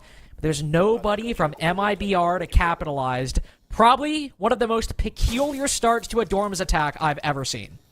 This might be the biggest clash of personalities that we've seen today. E1 is a team that really wants to get in your face, use their firepower, use their aggression, alongside that utility pairing to the fullest of its advantage. And it's worked out pretty well so far, although MIBR, with a lot of solid advantages going their way in the initial portion of this round that begged the question as to what the result would be, is now down to the 1 versus 2. Arthur on the rotation, the top player for E1, given the current stat lines that we've seen coming up to this game. I don't think he's going to be able to hit the flip. No, it'll be Semper instead for MIBR's very first one. What an odd round, man. What a weird round. Now, before I criticize E1, I've just been hit with the hiccups. That's nice. Before I start criticizing E1, as I talk through the hiccups, the verbal version of my internet connection, we have the investment in Big Tower, right? And thankfully, I set up that sometimes you can lose a lot in the first 40 seconds. And what do you know? E1 do. Then STK decides to get aggressive again on that Solus and brings it back to a 2v2, but the point still stands. If you don't succeed on that Big Tower side, it is all or nothing. If you don't get that minute and a half, odds are you're dying in the first 40 seconds. And E1 didn't just commit the Frost up there. They had the Jaeger, the Solus, everything just to try to whittle down MIBR's man count and constantly catch them off guard. But at the end of the day, if they kill that Frost, the Jaeger only gets 1 kill. He's spotted outside. If MIBR just have enough players with that man advantage their way, they can very easily trade it down. I'll give STK credit for bringing it back to the 2v2, but there's a reason we don't see a lot of teams invest that heavily Big Tower side. That's if you lose that opening duel, hard to fight back. Yeah, I'm pretty calloused about moments like that when it comes to Big Tower, especially on Oregon. You know, like, it's just not an area, like you said, you want to try and stack that much value because a lot of the times it splits in favor of the offense just because usually it is a key starting point or the offense, so it's a question as to how many bodies will be around that space. They get lucky on the tail end of that, but I mean, a lot of the times, like you said, it can go awry. We most definitely saw that, at least initially, for E1 there.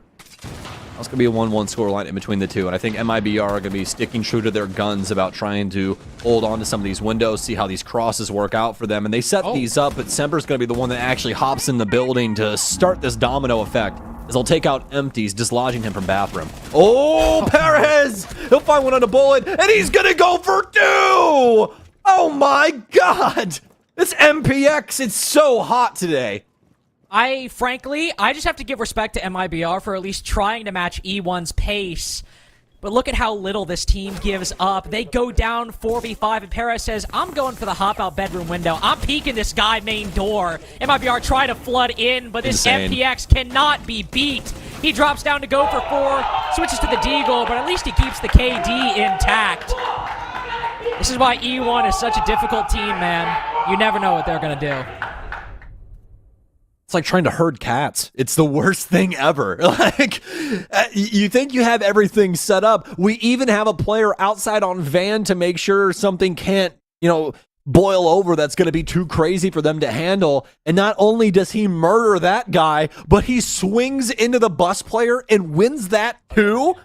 These are things that are abnormalities. You don't see this happen all that often, but E1, they're not only calculative, but they consider just how talented these players are. They allow them to, make some of these high-flying moves sometimes, and it pays off so very well for them in this manner. You want to honestly, like, the analogy I keep thinking of is they're like the Stewie 2K of Rainbow Six at this point. Stewie 2K, if you're not familiar with NACS history, would just, like, walk through smokes. First things, where are you at? Yeah.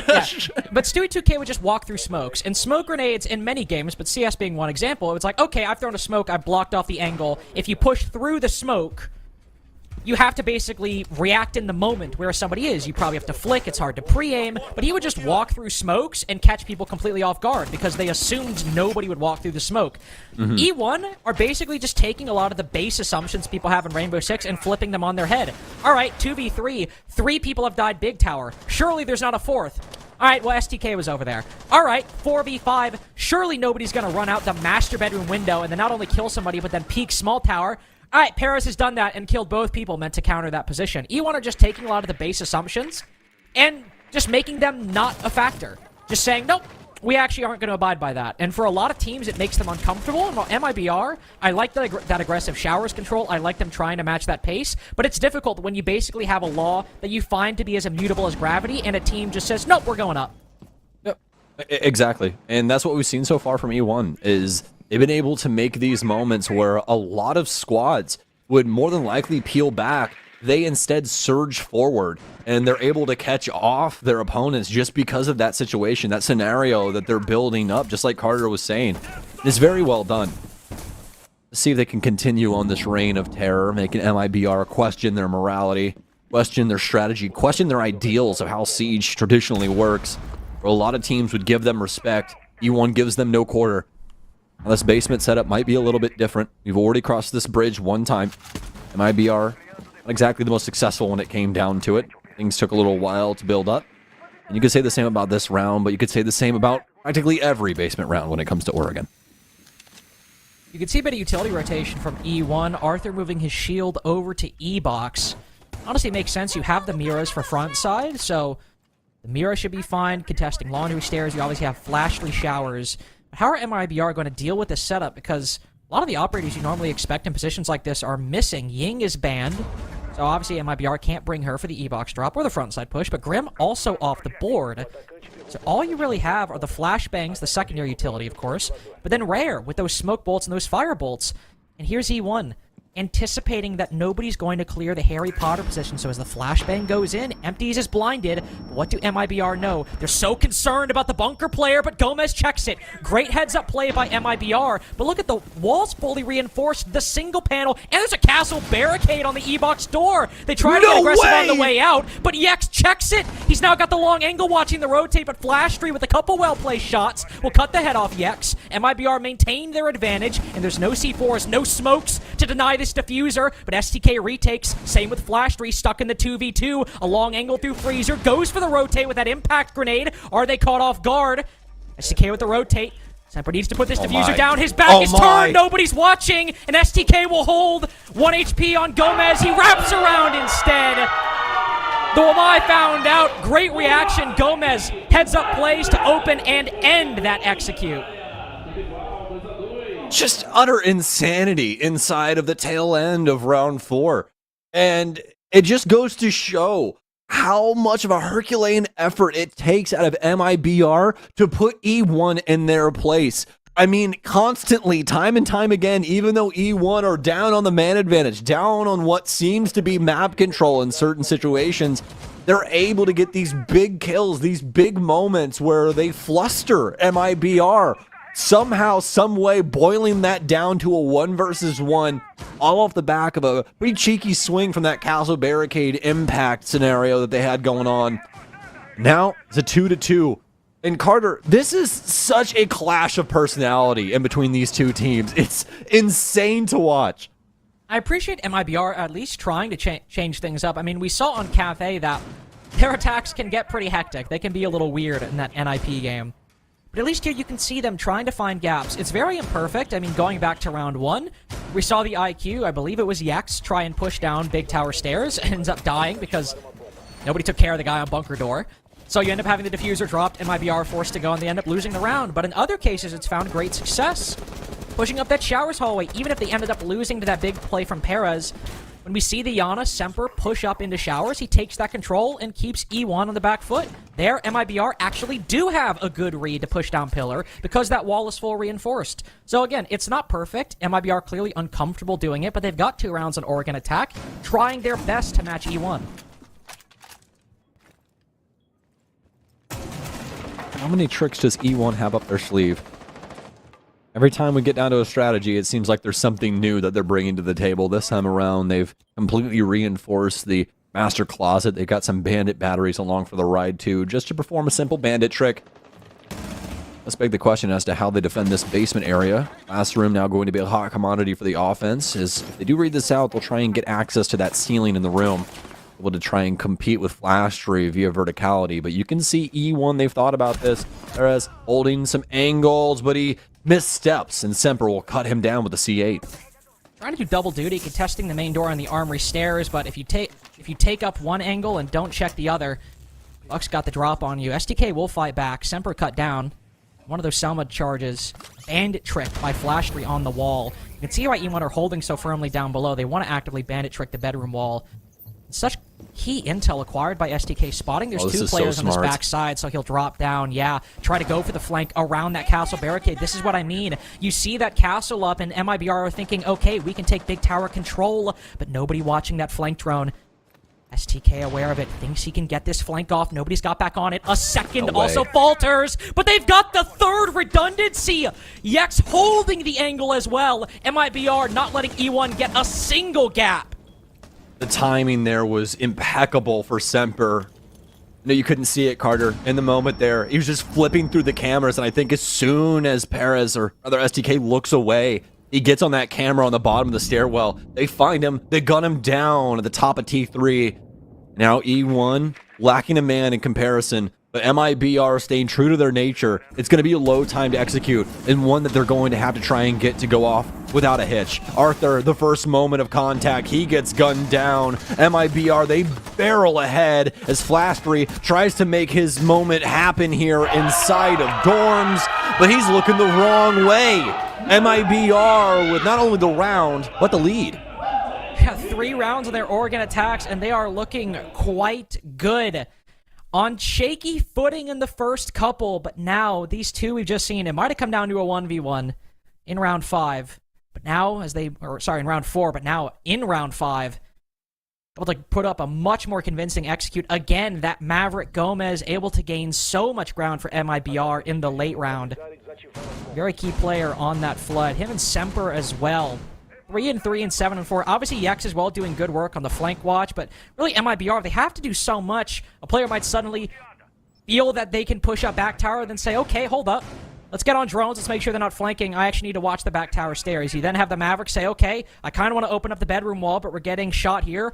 I guess now I got to be the entry, push up white stairs. E1, to their credit, are constantly forcing MIBR to change up the rhythm, but by constantly gambling, E1 end up losing more defenses than on Oregon you want to. Their best they can get for is only now a 3-3 half, and to be fair, basement's been generally comfortable for them. They got the first round win, and then the second one came down to a 1v1, so easily could be 3-2 E1 right now if just one gunfight goes their way, but MIBR have the momentum behind them, and right now a completely different strategy than what they brought out before. All hands on deck for MIBR. Dokkaebi B action as well. Not only that, but a Monty shield too. Just to try and make sure that they have a lot of pressure points going the way of the defense. A lot of redundancy in the hard breach. Rare more than likely not going to move from this construction point of contact quite some time. So that hard breach more than likely won't even be used. STK is actually going to get the very first kill onto Bullet of all people, and that was off in a faraway land.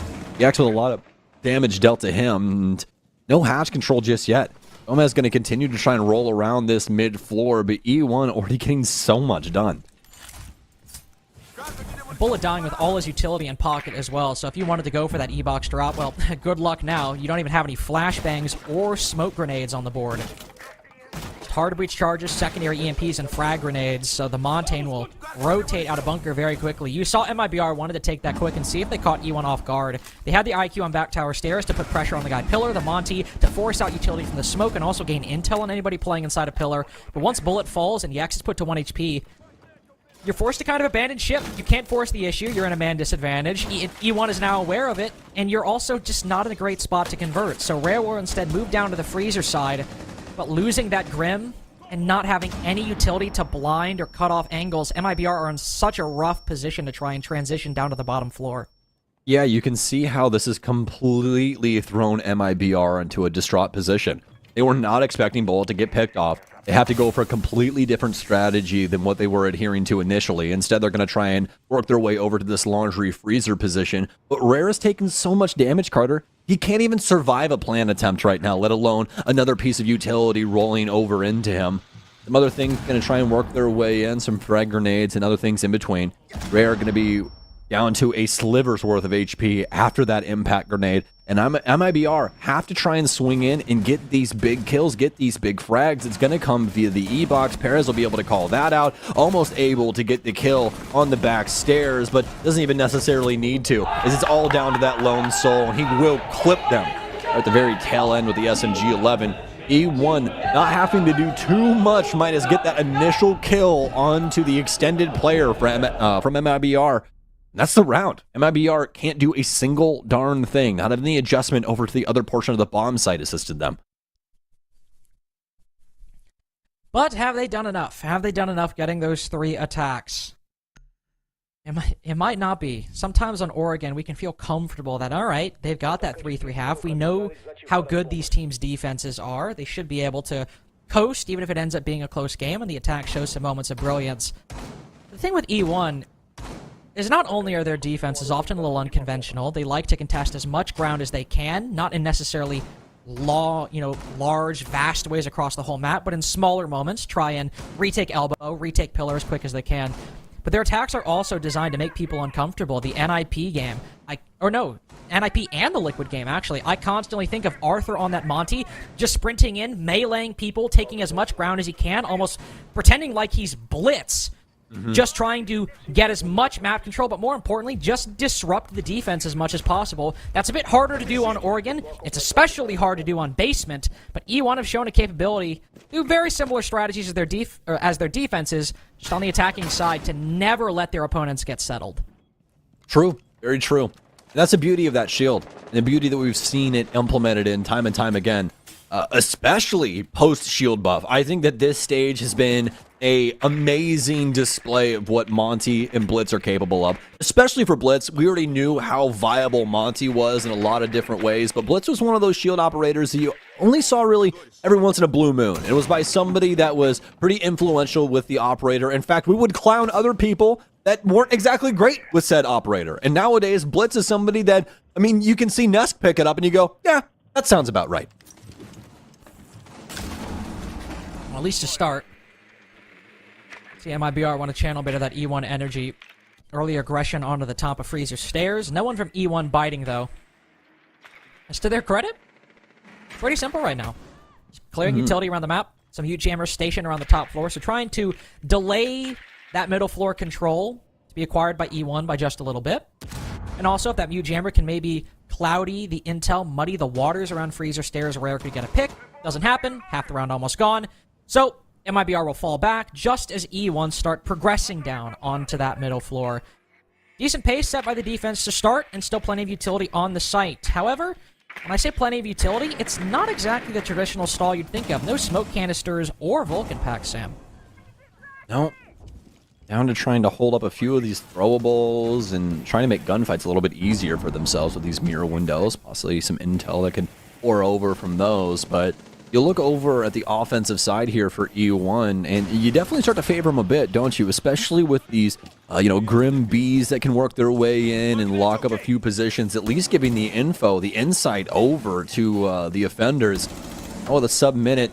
Oh, this existence of the angle that Bullet will at least try and toss in. It's going to be Yex to strike first, some stuns in that are going to try and at least make things complicated for now. It's going to be the pillar position that actually finally gets taken care of. A 3 versus 3, make it a 2 versus 2 is somehow, some way, it's down to Gomez. E1 throw absolutely everything in the kitchen sink at MIBR. They try to battle back, and somehow, some way, when the dust settles, it's all E1 on top. Gomez not trying to make any move just yet. Scared, and he should be. He doesn't know exactly where these players are. It's all going to be flying by the seat of his pants. He has to check this angle, and he doesn't. Empties will gun him down with the R4C, but let's be real. He practically could have existed in his back pocket there for some time. All unbeknownst to the last remaining defender. And E1, after getting everything set up for what seemed to be an MIBR victory on the basement defense, It's E1 all day. E1 all day, and the difference maker right there. It's not even really that Warden not getting the kill on the player dropping down E-box. What really makes the difference right there... I was about to say, that did not happen this round. I got really confused for a second. There we go. Oh, wait, no. Still a different round. Anyway, beside the point. E-box position... What was really the difference maker? Go. There we go. I was going to say, Yex obviously not winning that gunfight could have changed things, but that gunfight right there with Flash3 cutting down Semper, the guy walking in through bunker was not looking towards Legion, probably because he knew his teammate was coming down back tower stairs and wanted to just focus on one gunfight instead of the other. I'm saying that. Maybe he just didn't check his doorway. That's possible as well. I'm taking the positive interpretation. But he's trying to walk up bunker, and the Legion spots him, but right as he's about to fire the shots, Flash3 comes down big tower stairs and gets both of the remaining picks to put Gomez in that 1v2. But if he's even a little off time, if he's a little behind the play, Semper's able to get the kill there, maintain control of bunker, and then take the fight with Flash3 as he's pushing down back tower stairs. If the timing is even a little off there, that's crazy. If the timing is even a little off there, that could be an MIBR round.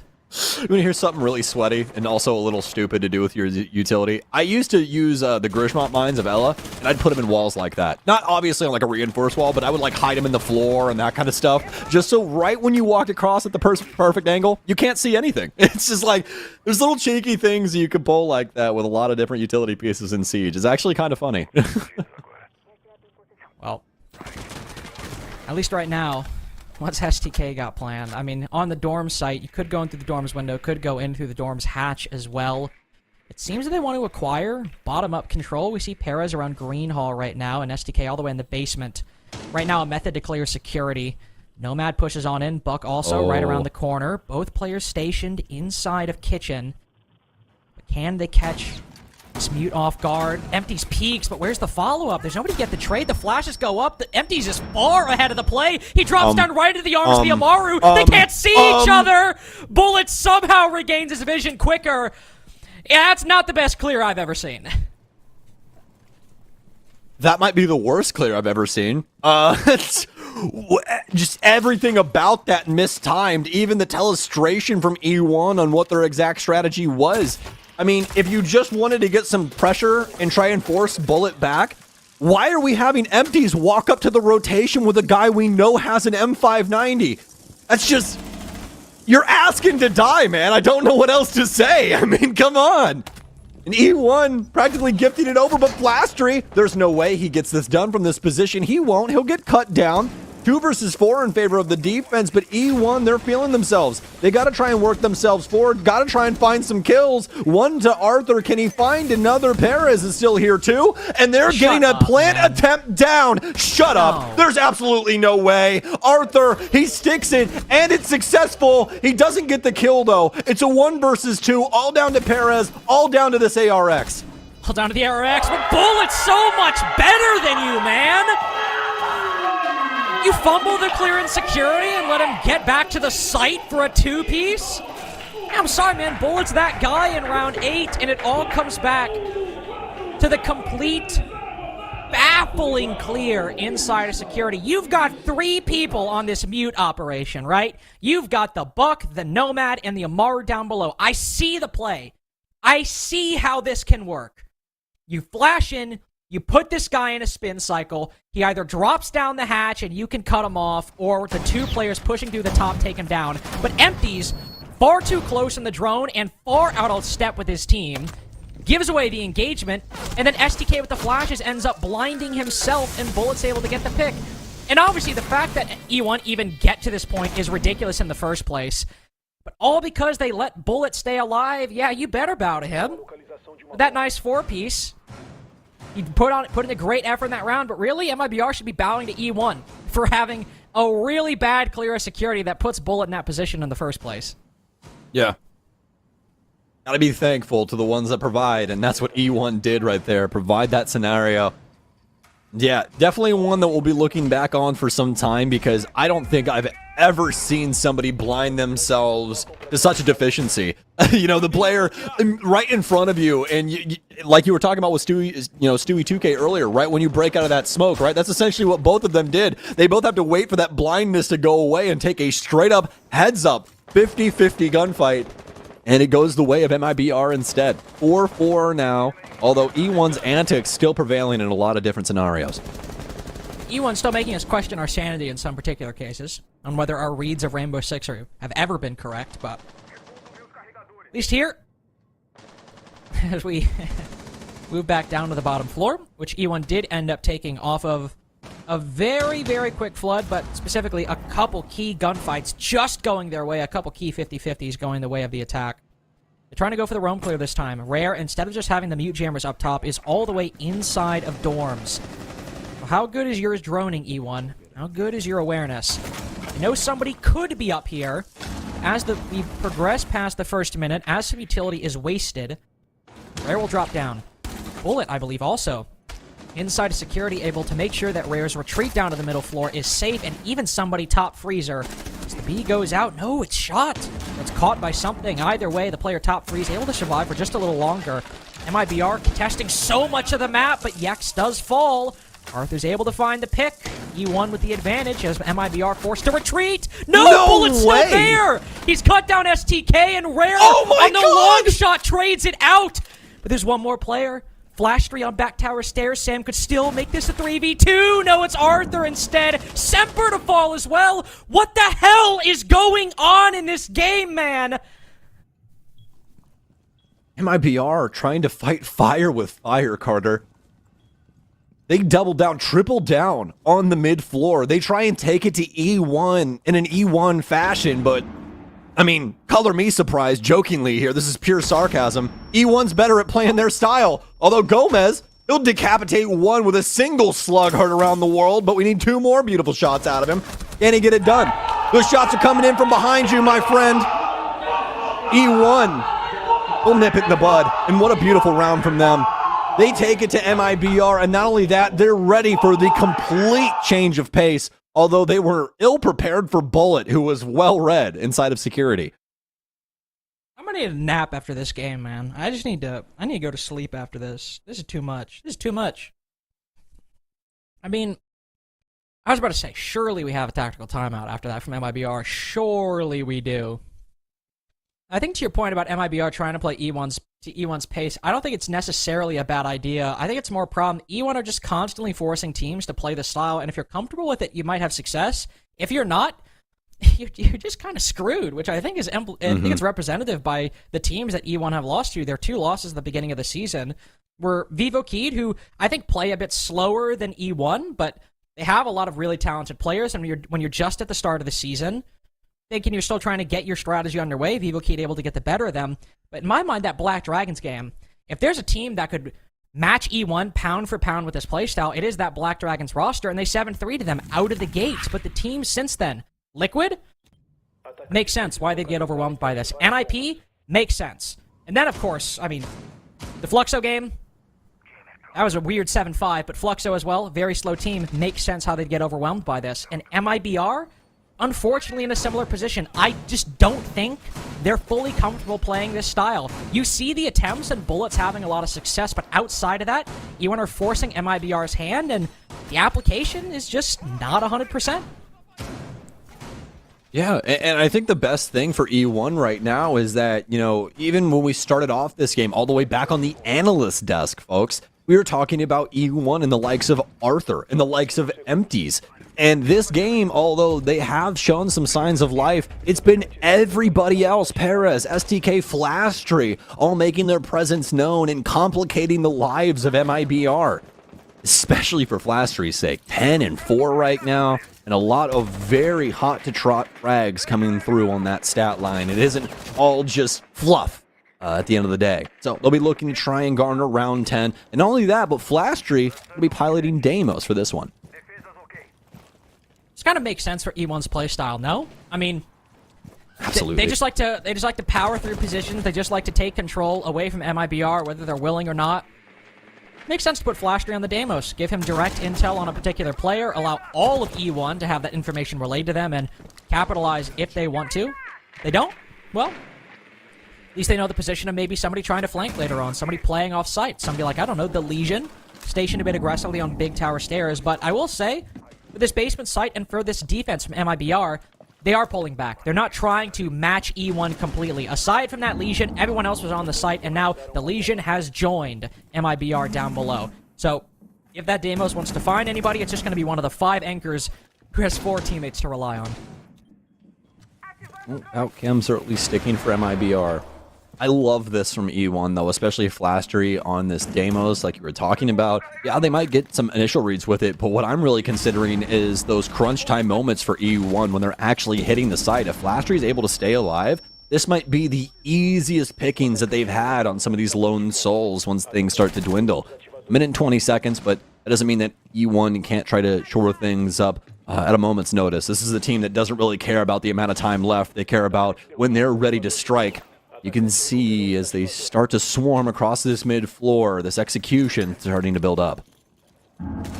There's the first target, that Wamai, and you can see where the problems might start to arise. As you pointed out, if they just have to flood down below, but they have intel and the players playing close in this doorway, it could work out, but Bullet actually, the player tracked, able to find the first, though E1 quickly retakes the advantage. Still positions being held, but again, this back tower player pushing down the stairs is able to make magic happen.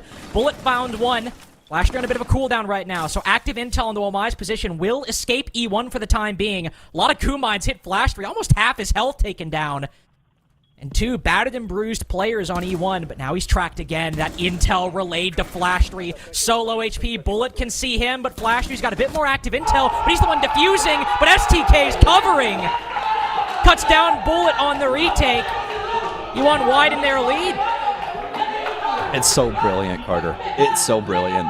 You know, it doesn't look like it's going to work out for E1 initially because that pillar player decapitates the first man to drop into E-Box, but we really have to highlight Flastery there. I'm so happy that we ended up talking about him too, because the way that that round played out was so magnificent. He keeps himself very patient over on Big Tower, reads out where that Wamai's positioning is, and not only that, but the rest of E1 also responding accordingly to the initial pressure points that MIB are providing. Things like Pillar, things like a few of those swings that we see coming from like the Freezer hallway as well as Elbow. It all boils down to a lone soul, just like we were talking about too for MIBR, and who's still alive, Carter? The man on Deimos, Flastery, who makes it to where that situation is practically impossible for our last remaining member of MIBR. I mean, ladies and gents, if you haven't had your hands on Deimos just yet, maybe you're just a viewer that likes to watch the game. As Deimos, it might be one of the best situations inside of a 1v1 that you could possibly ask for. You have a constant read on this person's location, whereas they just get some lion pings on you every once in a while. Just pings your location, then stops, and then it'll come back around every once in a while. So it's just such a beautiful operator for moments like that, and it works out magnificently for E1. MIBR well and truly starting to feel defeated. Gomez going for the spawn peek out main door, but again, it's another really tight hold for MIBR. Anchor is up top, one player in security down below. Gomez to play fast and loose if he wants, maybe contest E1 on a particular part of the map, maybe support Bullet down below. Couple different options. E1 continuously just throwing MIBR for a loop. With no Deimos on the board, they might not know about the Oryx's position. The Grim rotating around Big Tower. They have a drone down here. I think I just saw one right as the Grim started to rappel up. But either way, this Oryx can run out very quickly as they rappel in. There's the follow-up from Gomez. Is he even here? Bullet's certainly feeling a bit more comfortable to expand outside of the bounds of security. He's calling to his team that there's nobody over by Small Tower right now. So MIBR starting to get a picture for what this execute might look like. Venture capitalist, but he's taking the wrong gamble. Small Tower was not where they needed to provide the cash. It was over near Big Tower instead. As of right now, E1 going to have full access to this space. Not only that, they've already broken open one of these breaches too. More than likely Arthur's doing. They have a few hard points built up over towards the attic space. It's going to be Semper as of right now to try and keep this at bay. Already halfway through this round as E1 have not found too much retaliation out of MIBR just yet. MIBR holding passive for the moment. Gomez even rotating back to the site. Bullet now the only one down below. Bandit batteries going down on the wall, but the Zofia STK, you could remember see the rotate down below? Is on the highway window with the sledge, instead rotates down to try to allow this bedroom wall to be opened up. Does work out. start to go out. Flashter using 3 of those canisters to get intel on these site players. Or Mute Jammers to try and maybe shield that position away. And Gomez maybe with the play of the round, going for the flank. Still have the Zofia down below. She goes to check and wins the fight. That's what MIBR did not need in this particular moment. Needed somebody to go huge, somebody to stop E1, but they have all they could need right now. Bedroom control, the attic angle, the push in from Trophy. Bullet going for the flank in the late round. It's over, my friend. The party's over. Where are you supposed to go? Your C4's gone too. There's no intel to go Bullet's way, not even a kill at the moment. It's a 7-4 for E1. STK just makes that fact known to Bullet a little late. E1 making their lead over the bottom tier teams of Brazil just a little wider with that victory. We said it. We said it before this game even kicked off. E1 have looked to try and separate themselves from the bottom of this scoreboard in Brazil. Might not be at the very top of the echelons, but will definitely be happy at being at the top of the midfield as they'll take a pretty decisive victory over MIBR. 7-4 and looking pretty stellar to boot. I gotta say, Jesse's gonna love this right now if he's watching. Jesse, this is to you. I have problems with E1. I do. I have to say, might be better than I gave them credit for. I'll say it. I'm man enough to admit it. And honestly, Sam, before we go to a break in the desk after, it seems like the test in Brazil, if you can beat E1, you can make top 5. If you can't, you might find yourselves at the bottom of the standings. But that is it for Sam and I today. Thank you for watching. But we're not done yet. We still have Ian and Connor to break down this game and the whole day right after this.